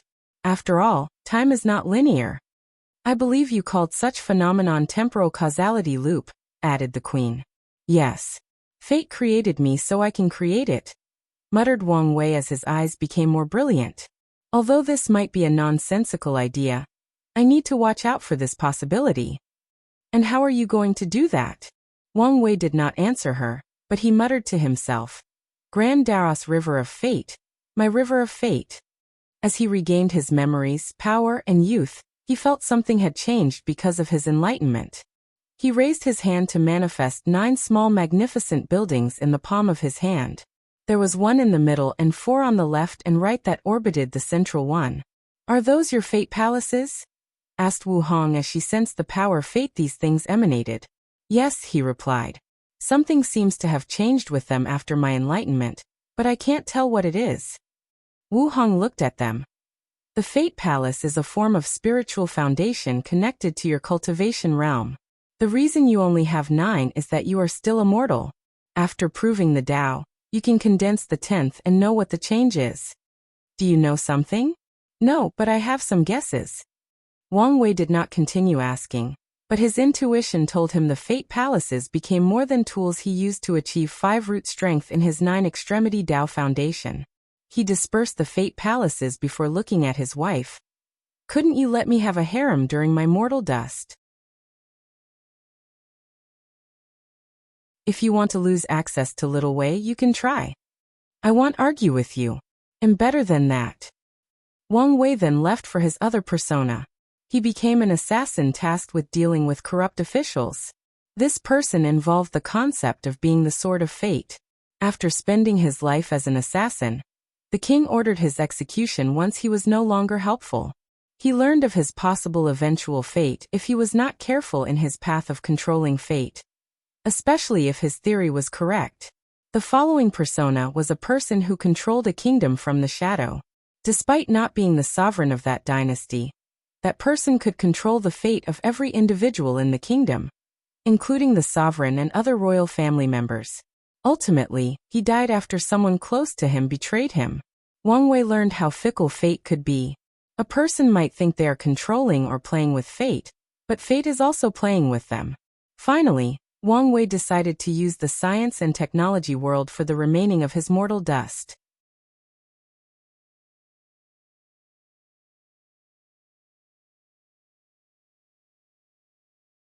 Mortal Dust 4. A high school boy laid his head on the desk, deep in sleep. It was a period of self-study, and the teacher had not arrived, so the students could not contain their restlessness. They enjoyed every second of their freedom. And despite the noise and chaos, the student sleeping next to the window did not wake up. Fatty Jun, his best friend, knew the teacher was fast approaching and he would get in trouble if caught sleeping. So he walked to his best friend, Wang Wei, to try to wake him up. Before he succeeded, the latter suddenly stood up from his desk with a look of shock followed by confusion. Fate Nexus, my death, muttered Wang Wei before becoming even more confused. He did not know what these words meant. He just had a vivid dream that told him he would die at a very young age. Typically, he would ignore such a thing as nothing but a dream. But for some reason he believed in that dream. Are you all right? Asked Fatty Jun. I'm fine. Just drowsy from the nap. Well, Teacher Long is on his way, so be presentable, especially since he doesn't like you very much. Wang Wei nodded before removing a bottle of water from his backpack and washing his face. He did not want the teacher to use his appearance to cause trouble for him. During the entire self-study class, Wang Wei pretended to be studying, but he was distracted thinking about that dream. Luckily for him, this class was today's last, and he rushed home as soon as school ended. He called his chauffeur to take him home, and as soon as he arrived, his mother asked him why he did not stay for after-school activities or attend his private lessons. Mom, I think I'm dying. Yu Yan stopped cooking and looked up and down at his son. If he did not know his son was usually a good student, she would have used the spatula to teach him a lesson for saying something so ominous. Boy, what are you talking about? After hearing her son's explanation, she really wanted to beat him up. It's just a dream, she reassured him. But it's not. Yu Yan wanted to rebut him, but she stopped herself when she saw the determination in his eyes. For some reason, she believed him, or at the very least, decided to indulge him. What do you want me to do? Wang Wei was shocked since he did not think that far. After pausing for a moment, let's go to the hospital. Maybe there is something wrong with my body. Fine, replied Yu Yan as she contacted their primary physician. Their family can be considered wealthy elites, so it was not a big deal to use the most extensive and expansive medical tests to reassure his son. An hour later, Yu Yan had already texted her husband about the situation while taking Wang Wei to the nearest hospital. Wang Wei asked the doctors to run all possible tests, and they acquiesced. And when he saw Dr. Yan walk into the room with a serious look, he knew his hunch was correct. Dr. Yan, is something wrong with my son? Asked Yu Yan as she also felt something was odd. The doctor arranged her hair before answering. This was a habit she had when stressed or needed to deal with an anxiety-ridden situation. Madam Yu Yan, I don't know how to tell you this, said Dr. Yan in a plain but reassuring voice. We have detected a genetic anomaly in your son. What does that mean? Asked Yu Yan, trying hard to control herself. This anomaly has only recently been detected, and, be direct, doctor, said Wang Wei, making her sigh. You won't live past 35 years of age. Yu Yan immediately wanted to break down. However, she knew it was not the time. Is there anything you can do? This anomaly has only been recently detected. And with our technology, there is nothing that can be done. What about genetic warriors? She hurriedly asked. His father is one of the few third-level genetic warriors in the world. Maybe he can do something. Dr. Yin was slightly surprised. Although she had these people as patients for quite some time, she did not expect them to be a family of genetic warriors, especially a third-level one. More than 20 years ago, an alien ship crashed on this planet. And from the remains, the people of Blue Ocean Planet were introduced to the genetic warrior, a method for humans to actively evolve and control the process. Unfortunately, most of the ship's records could not be recuperated, and scientists only retrieved the first 3 levels. And in these short 20 years, any individual who can become a third-level genetic warrior is exceptionally talented. I don't know much about the detail of genetic warriors, continued Dr. Yen. So, I can't say for sure. But I know that he can't reach the first level with his genetic mutation. Yu Yin could no longer control her tears. Meanwhile, Wang Wei was quiet, left to his thoughts. Yu Yin thought her son had difficulty processing this news, which further broke her heart. She took her cell phones and contacted her husband. Less than 5 minutes later, everyone in the hospital heard a booming sound from outside before the entire building trembled for a brief moment. Then, Wang Tian came rushing inside the room. "Let me see the result," he asked directly while hugging his family. As a genetic warrior, he had an in-depth understanding of the gene, and after analyzing it, the light in his eyes faded a little. Luckily, he was prepared and hid it from his wife and son. Back home, the family had a quiet dinner. No one knew what to say. That same night, Yu Yin convinced his son to sleep in the same bed as her. Meanwhile, Wang Tian went to use his contacts. He traveled all over the planet and met with the planet's best doctors, scientists, and genetic warriors. He only returned home 3 days later. "How did it go?" asked Yu Yen over the diner table. The quiet Wang Wei looked at his father, hope deep in his eyes. Unfortunately, Wang Tian shook his head, sending the family into despair. "Don't give up yet," he hurriedly said. "I will go to prehistoric continent to see if I can find something." Everyone became quiet. The alien spaceship did not only bring forth evolution for humans. In the continent it first landed, it released some unknown substance that forcefully accelerated the evolution of all life forms. Animals, plants, and even some inorganic life forms appeared. As a result, the entire continent became inhabitable, forcing large-scale migration. The prehistoric continent contained many creatures, many on par with genetic warriors. There are even rumors there are 4th-level creatures deep in the continent. Unfortunately, satellites cannot properly capture images or information on that continent. The Blue Ocean Federation tried to drop numerous nuclear bombs on the continent to deal with these powerful creatures. Unfortunately, a powerful attack prevented these bombs from landing. Furthermore, the power of technology has drastically been reduced on the prehistoric continent. "This is too dangerous," argued Yu Yen. "It's worth it to save our son's life."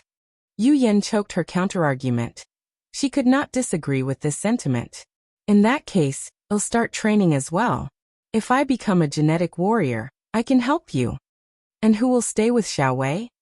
"It'll be fine," replied Wang Wei. "No, you won't," cried Yu Yen as she knew her husband was correct. She also knew he wanted to undergo all the danger by himself. After dinner, Wang Tian quickly left. Wang Wei asked his mother for some time alone to think. While sitting on his bed, Wang Wei thought about his life. He had a bright future ahead of him, a good brother in the shape of Fatty June, and he hoped to declare his love for the school's flower, Wu Hong. Unfortunately, everything changed after one nap. "I must take matters into my hands," he muttered before going to sleep. The next day, Wang Wei began to focus on his studies. He usually was in the top 5 of the school, but now he turned into a study tyrant, always with a book in his hand.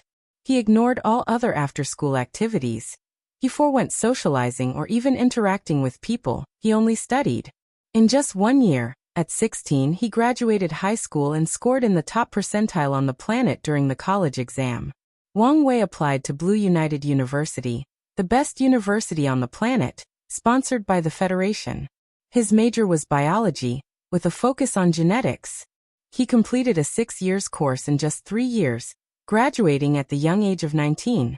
In a lab, Wang Wei looked at a recent blood test result. I've already started to decline. The numbers looked slightly off, but he knew this was the beginning of his decline. Suddenly his phone rang and he answered. Xiao Wei, when are you coming home? I haven't seen you in 3 years. Mom, I also want to see you, replied Wang Wei with a sigh. But I don't have time. Yu Yan became quiet on the other side. She could not blame her son for trying to save himself. But as a mother, she had to watch her family slowly fall apart as her husband kept adventuring in that dangerous place, and her son tried to beat the clock. How about I come live with you? No, replied Wang Wei. He did not want to be cold, but he already theorized how alarming his decline would be, and he did not want his mother to watch him slowly die. Where are the things I asked for? He changed the topic. Your father has paid for a top-of-the-line research facility for you. However, according to him, you have to recruit personnel yourself. Wang Wei did not mind since he knew geneticists are extremely valuable in this age of genetic warrior. Everyone, from the government to private corporations, will do anything to recuperate, even a mediocre one, because of the hope of finding a way to create a fourth-level genetic warrior. Wang Wei knew he would not have as much problem recruiting people since he had made a slight name for himself in the community, with some of the papers he released in the past 3 years.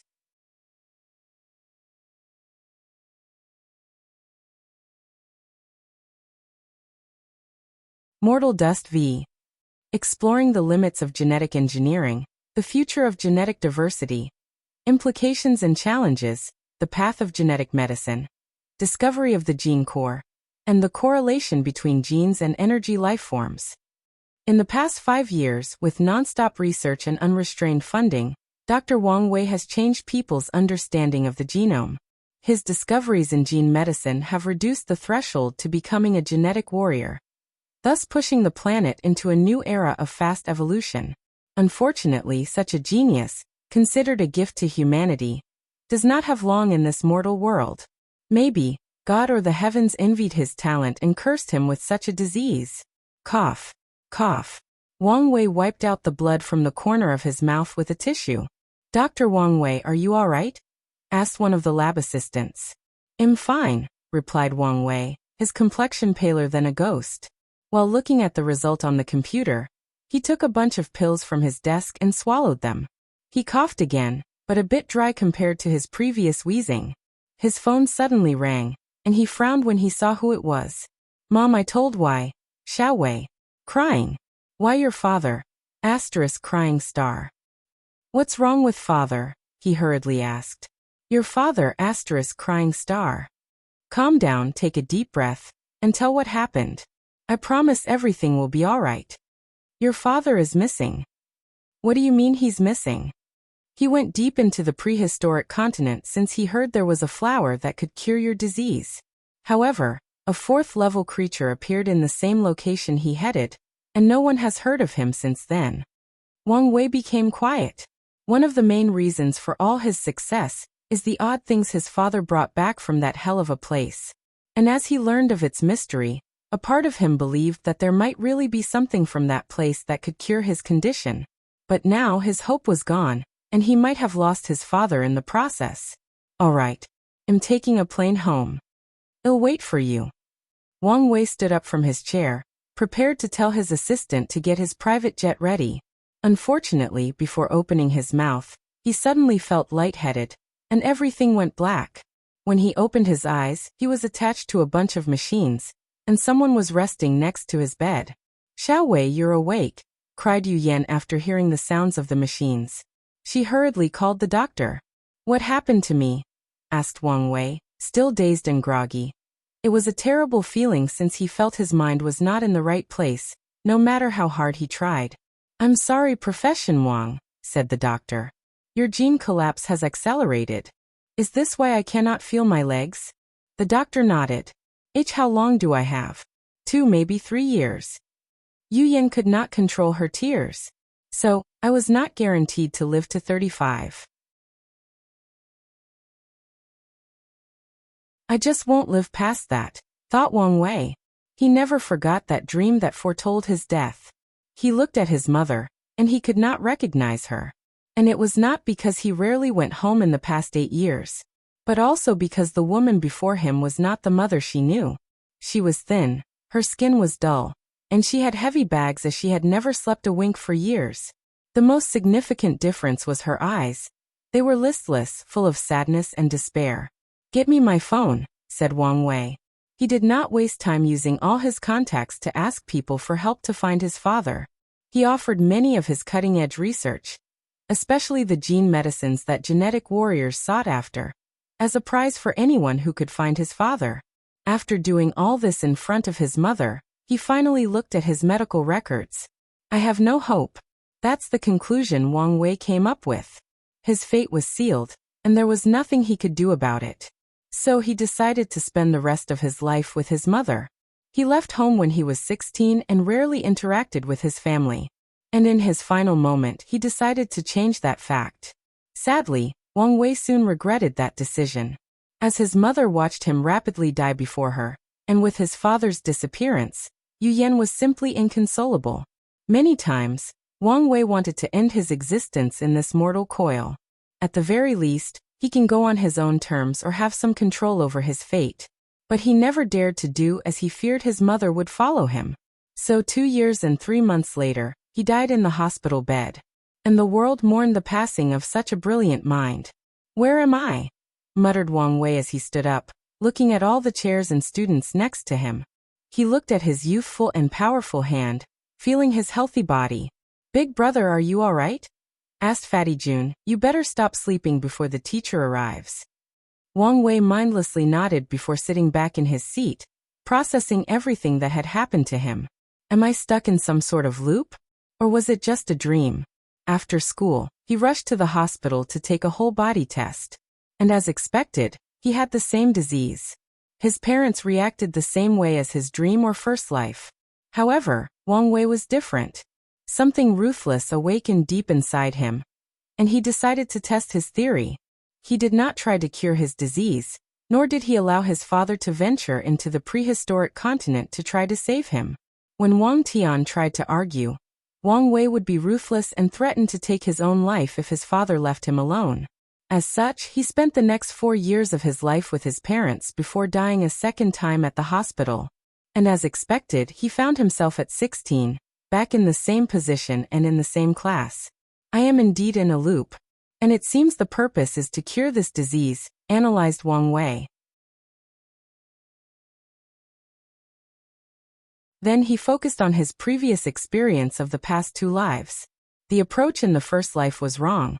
I should not have focused on curing the disease, but managing the symptoms and ensuring I lived to the limit of 35 years old.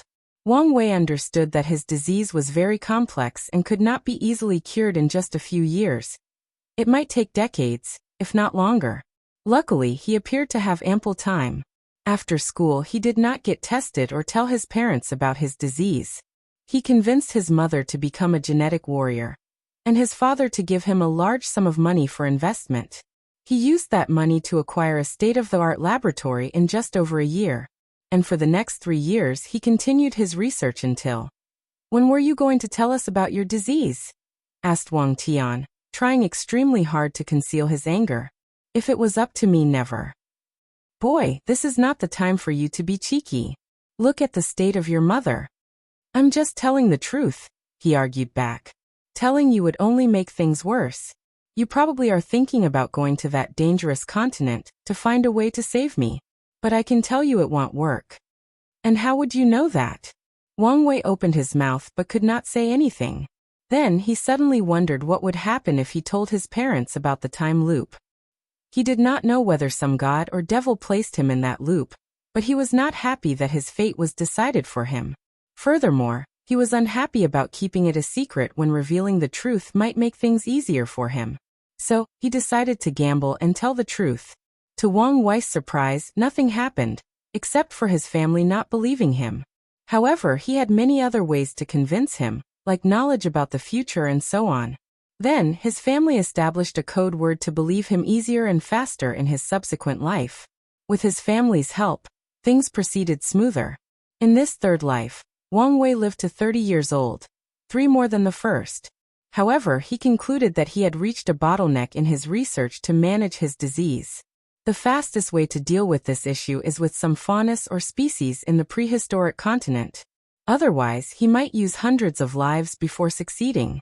Unfortunately, that place was too dangerous. So, in his fourth life, he focused on creating the method to become a fourth-level genetic warrior. With the scattered data from the alien spaceship, he finally succeeded in his eighth life.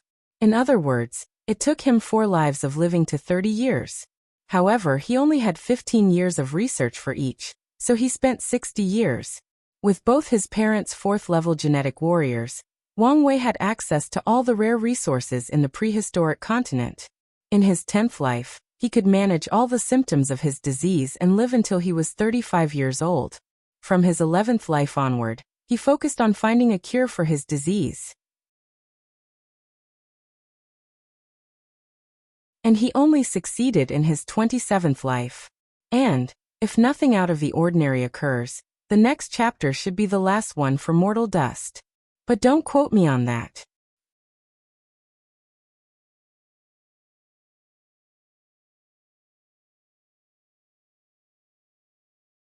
Mortal Dust 6. Wang Wei's 28th life.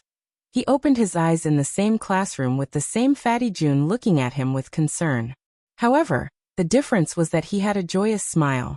In his previous life, he finally created a cure for his disease in his late 20s. As such, Wang Wei decided to start fresh in this life, starting from his youth to make up for his regrets. Fatty, I'm fine, reassured Wang Wei. That's good. Hey, I just had an excellent idea.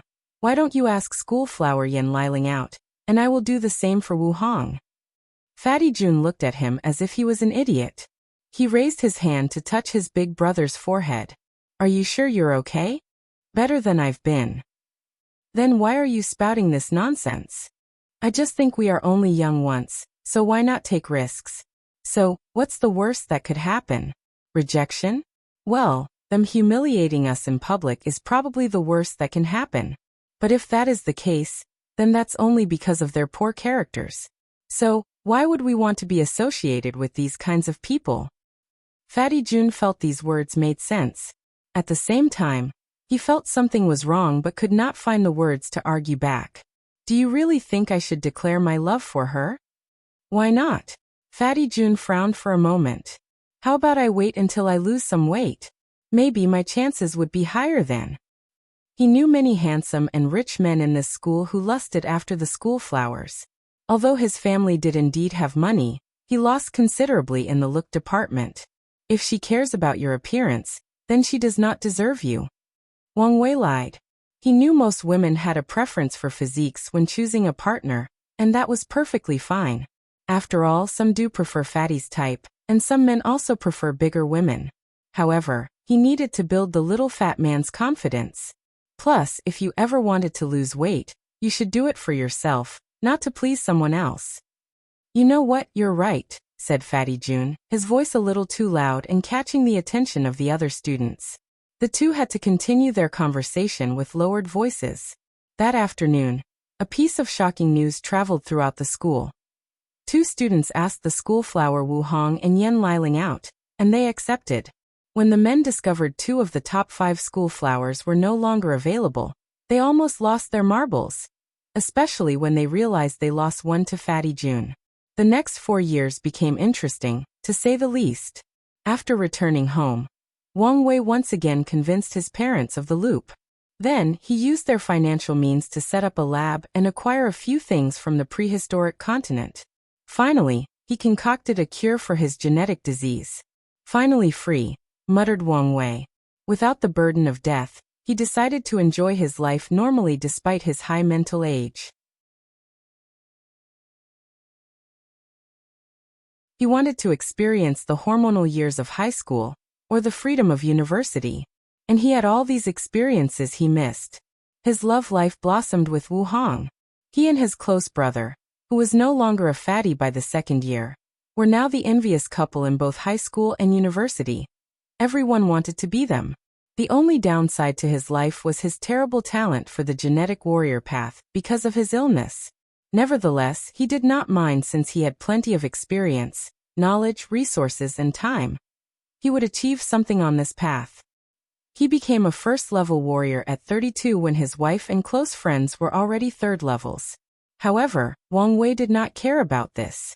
His life was considered successful because of the few revolutionary papers he released, forever changing the scientific world. Today he was celebrating his 35th birthday, a special year for him. It was a grand celebration, but only a few people knew why the reclusive renowned scientist, Dr. Wang Wei, would throw such a lavish festivity. Wang Wei overlooked everyone attending over a balcony with his family next to him. He raised his glass to make a speech. Bang! Wang Wei stood up with heavy breath, looking at the desk before him. "Are you all right?" asked Fatty Jun. Wang Wei looked him directly in the eyes, myriad emotions flashing in his eyes. "You're scaring me. Did something happen?" "Nothing. Just had a nightmare." Wang Wei motioned him to sit down as he processed what had just occurred. That was the sound of a gunshot. Now that he pondered on the situation, he remembered the vivid sensation of something penetrating his skull. Thinking back to that experience, he felt fear and panic but quickly regained his mind to concentrate. It was not time for such emotion. My time loop is not my disease, but my death at the age of 35 years old. Is this what I meant by nexus of fate? Many thoughts flashed in his mind as he analyzed the situation. Then he slammed the desk with his hand. Who the fuck placed me in this time loop? I don't care who you are. I don't care whether you are a god, devil, or even the heavens itself. Once I'm out, I will gut you and your entire life. I will make you regret your existence. There was nothing he hated more than being manipulated. Suddenly, Wang Wei was embarrassed as he realized he was in a classroom. The next few hours were quite embarrassing since he had to see the principal, and his mother had to come to pick him up from the office. However, after calming down that night, Wang Wei learned something from this event. He mentioned the existence of the time loop to a large group, but there were no consequences. Of course, there was the possibility it was because no one believed him, but he decided to test the boundaries of this rule. So the next day he tried to convince Fatty Jun, Wu Hong, and Yan Liling.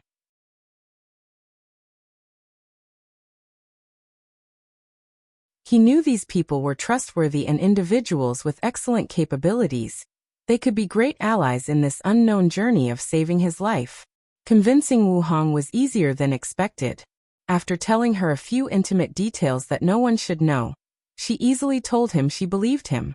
Fatty Jun was loyal to a fault and told him he would believe him if he said the world they lived in was nothing but an illusion. The real issue was Yan Liling. However, after more than a month of predicting future events, she had no choice but to believe. So the next step was establishing a way to come together faster in the next life. Then, the group began to work together to save Wang Wei's life. Wu Hong was in charge of figuring out the cause of the time loop. Li Jun had to create a powerful military force to protect Wang Wei.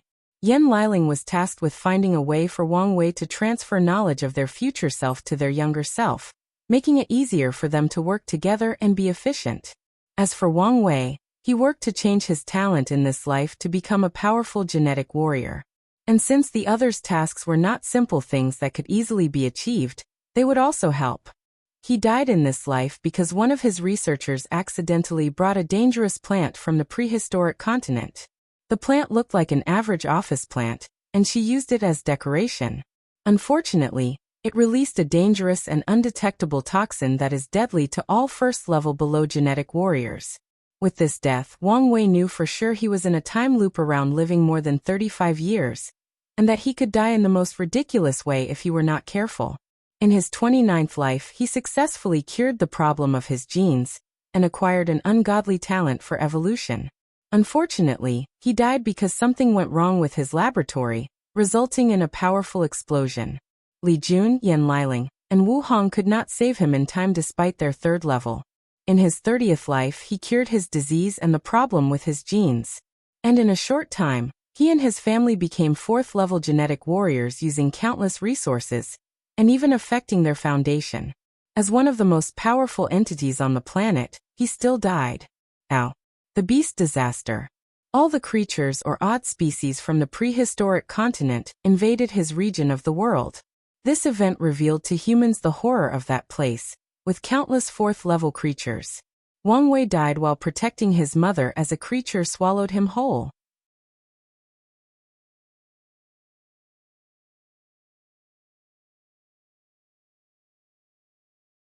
Mortal Dust Finale. Wang Wei sat on his school desk, breathing in and out. He placed his elbows on the desk and supported his head with his hands. 30 times. That's how many times he had to experience death. And each time, the experience was not pleasant. He ignored the noise around him as he took a deep breath.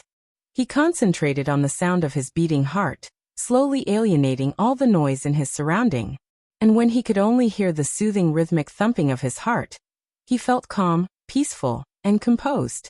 Let's see if it works. He closed his eyes, using a meditation technique to enter a realm of absolute silence.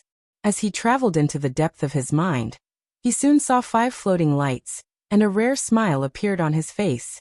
He opened his eyes to look at the worried Fatty June and said, "I have something for you." "Huh? Something? Forget about that.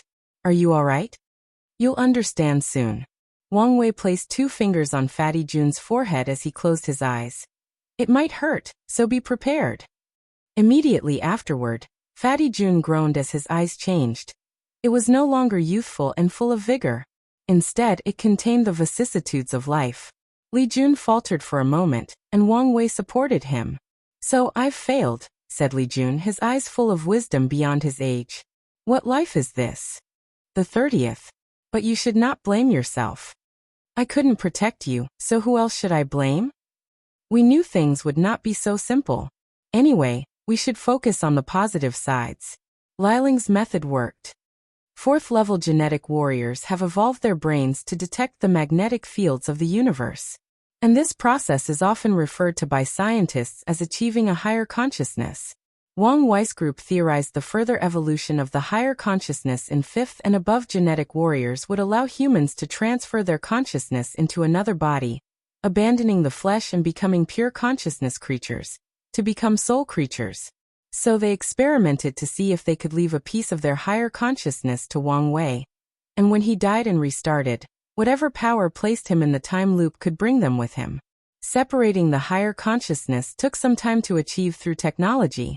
And right before Wang Wei's 35th birthday and death, the group proceeded with the plan. "Let's go get the others," said Wang Wei before meeting with Wu Hong, Liling, and his parents. After accessing the previous lives' memories, the team had a better chance at surviving since they did not have to go through all the hurdles of becoming acquainted and convincing each other. "It's good that at least one of our plans succeeded," commented Yan Liling. "So what's our next game plan?" 5th-level genetic warrior. "If all of us can be this powerful, nothing on this planet can kill us," said Wang Wei. "That's not as easy as stated," added Yu Yan.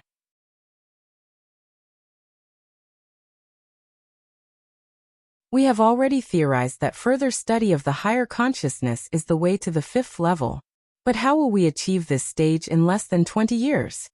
She was correct. Achieving 4th-level genetic warrior with the limited time the group had was already a daunting task. And each higher evolution needs more energy or resources and more time. "Do you want to study temporal fields to create a time acceleration room?" asked Wu Hong. "Exactly," replied Wang Wei. "This level of technology cannot be developed easily."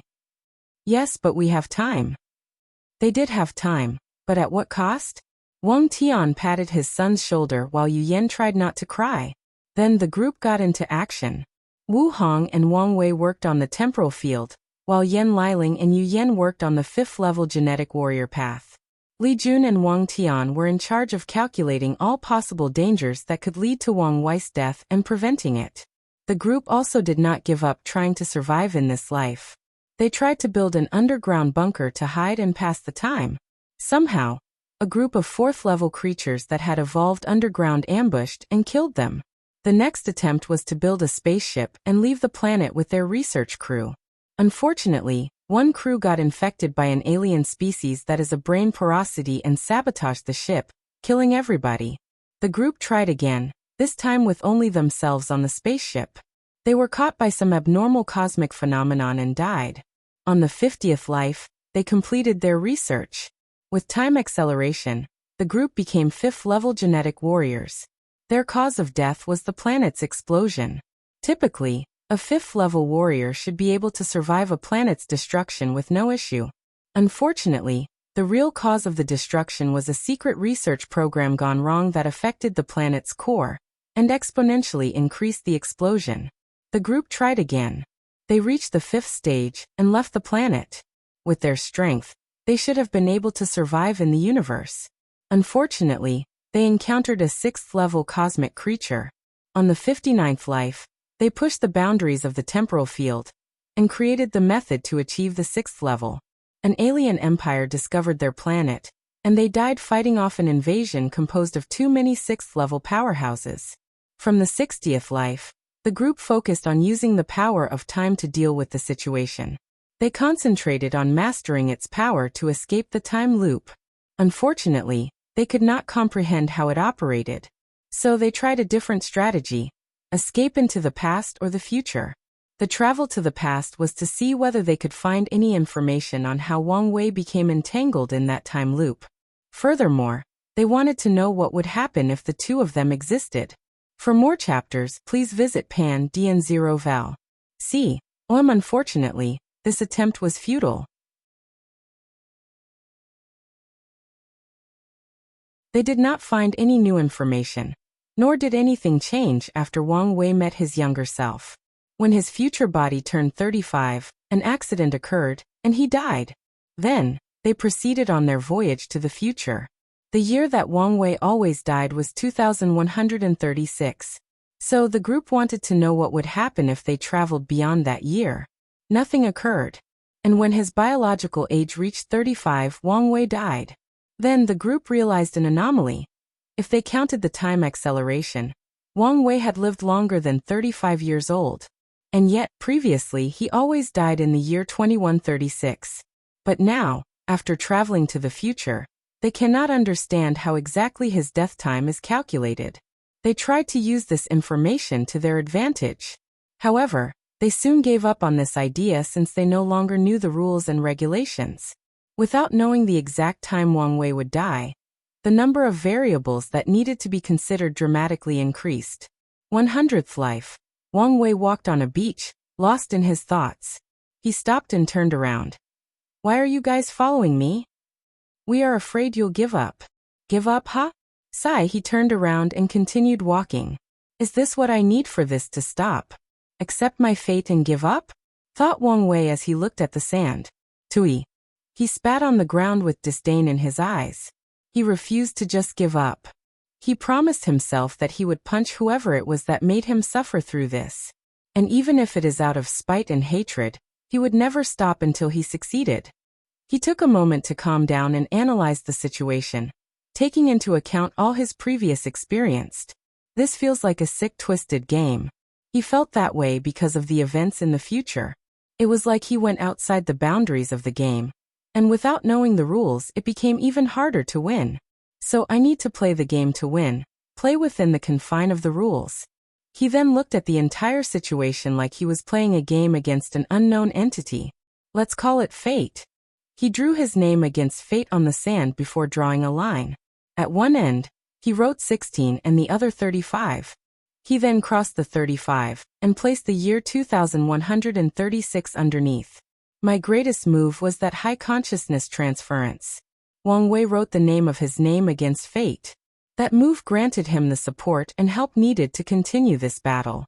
Otherwise, he would never be capable of making so many moves. That move was brilliant and cunning, he thought with a smug look before stopping. Why did it work? The mind memories, thoughts part of the game's rules? He squinted his eyes, deep in thought. Fate is not absolute. It has to allow room for possibility. And since it's not absolute, it can be conquered, but how? Wang Wei was not stupid to think he could overwhelm such power. Play within its rules and limitations. Trick it. In this life, Wang Wei did nothing extraordinary besides managing his disease. And when he turned 35, the group placed him in a machine with 2 pods. and when the time arrived, the machine beeped, signaling his death. Pushi. The other pod opened, and a teenager walked out. Success? Asked Wu Hong. It appears so, replied the teenager as he looked at the dead Wang Wei. Fate wanted Wang Wei to die in the year 2136, and he did. His plan was simple. Accept his fate, die, and transfer his mind, memories, and consciousness into another body. As such, he was now a new person, with a new identity. He did not agree to the plan to transfer his mind into a clone to ensure success. So, are you really Wang Wei? Asked Li Jun. The answer to this question is quite philosophical, he replied. He did not transfer his higher consciousness to another body. Instead, he transferred his memories and thought patterns to a prepared body with its mind wiped. On a physical level, he was different. On a conceptual level, he had a different soul, if such a thing existed. But on an existential level, he had the same memories, ideologies, likes, dislikes, fears, aspirations, and everything that made him Wang Wei.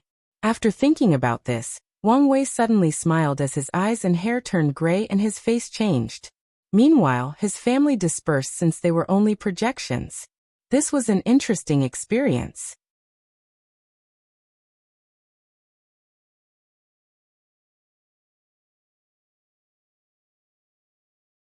The game. The discordance of fate, thought Wang Wei, which is one of the most important things he learned from this experience. Fate is all about determinism, it deals with the absolute. Yet, it yearned for the people under its control to have unlimited possibilities and escape its shackles. Wang Wei raised his head to condense a silver-gray star, and looked deeply at it. Cultivation is a process of slowly escaping the control of fate. The higher the strength, the more choice an individual has. The more capable they have of becoming responsible for their actions.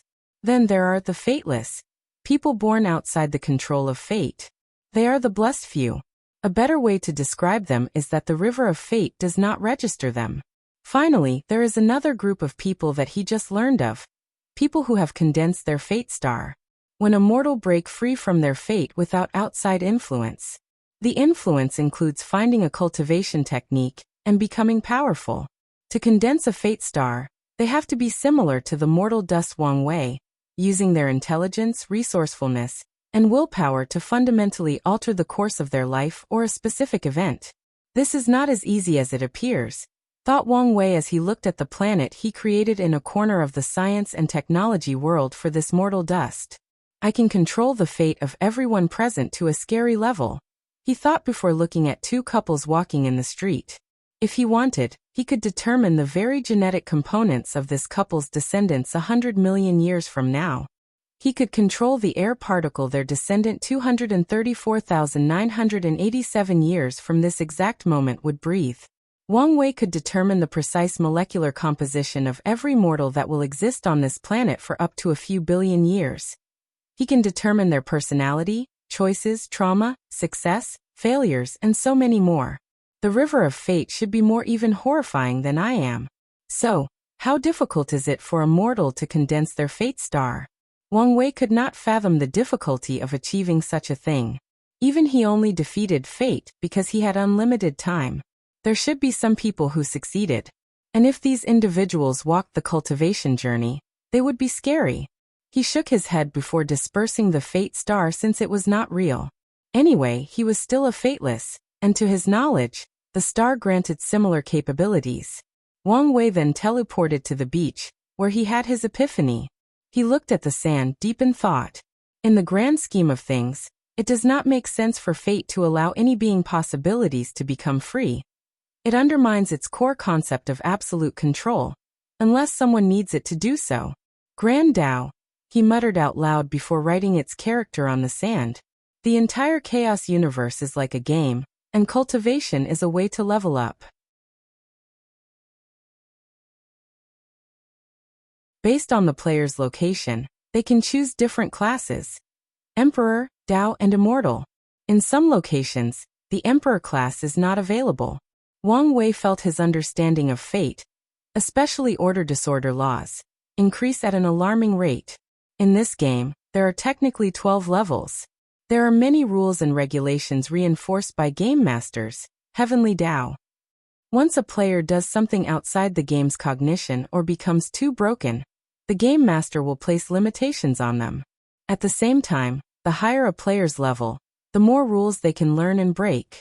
Nevertheless, the highest level player does not come close to the ultimate game master, Grand Dao.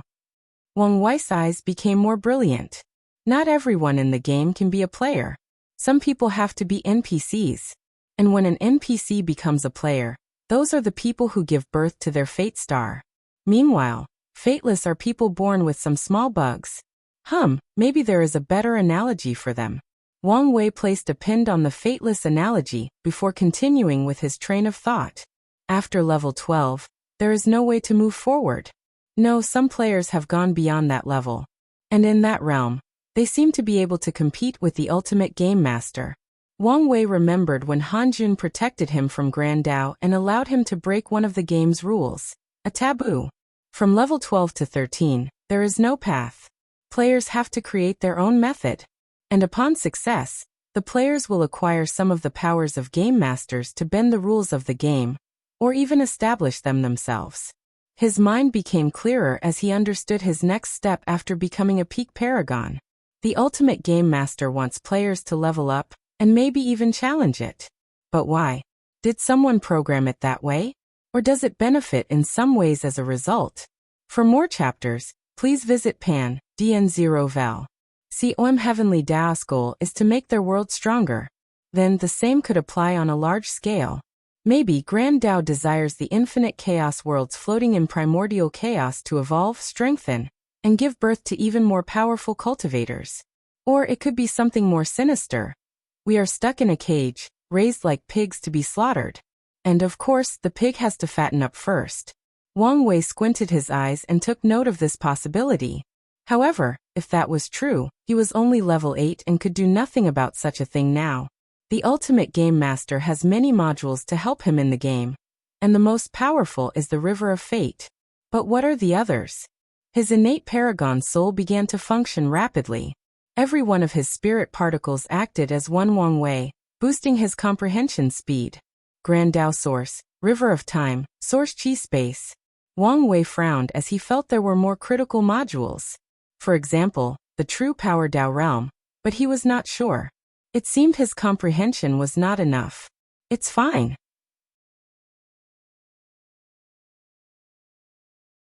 I have time to figure things out. One of the ways to win this game is to figure out its rules and essence. Most level 12 players do not even know the game's existence, let alone have such a deep comprehension of it. The majority of them cannot even reach level 12. And those who do give in to the despair of not having a path forward. Meanwhile, exceptional players like his ancestor, Qiyuan, knew to create a path forward. After all, he created a way from level 0 to 9. 5. If the ultimate game master did not place severe restrictions on level 10 and above, players like Qiyuan would have continued to find a way to level 12. I now understand why he created the Second Origin War, and the purpose of the ultimate taboo. To find a way to level 13. Of course, I'm guessing things were not that simple. He looked at the writing in the sand about the game. If someone from Earth saw them, they could immediately enter a deep state of enlightenment and understand order-disorder law and even a tiny portion of fate. No, as long as a cultivator was the gaming terminology he used, they would also become enlightened. He waved his hand to remove these writings. Some secrets of the world cannot be written down. Play the game to win the game, he muttered. Wang Wei then flew to the atmosphere, looking at the planet from above, reviewing his final mortal dust for a second time. He learned many lessons that he feels would be vital to his future cultivation path, especially when he tries to reach level 13. Furthermore, his comprehension of existence increased slightly after the method he used to cheat death. He understood that Eternal Emperor's eternal attribute is also a form of mimetic power. They exist in the form of memories, words, and even historical events. Additionally, not all eternal emperors are the same. For example, Qiyuan and the absolute beginning emperor. However, because of all the events that Qiyuan has accomplished, it is at least 1,000 times more difficult to kill him than the absolute beginning emperor. Qiyuan has created events that have affected the entire universe. And if someone wanted to kill him, They would have to erase him from the history of the entire chaos universe, which involved near-infinite chaos worlds. As he pondered all these things, his mind felt clearer than before. The silver law tree in his sea of consciousness bloomed to give birth to a fruit. There is only one thing I need an answer to now. Why do I want to become free and unfettered? The moment he learned about the cultivation world, he decided that this would be his primary goal. But the question is, why was this his goal? Was he a person naturally born desiring freedom? Did the environment of his past life mold this desire? Or was there another sinister reason he was obsessed with becoming free and unfettered? I just need to find the answer before proving the Tao.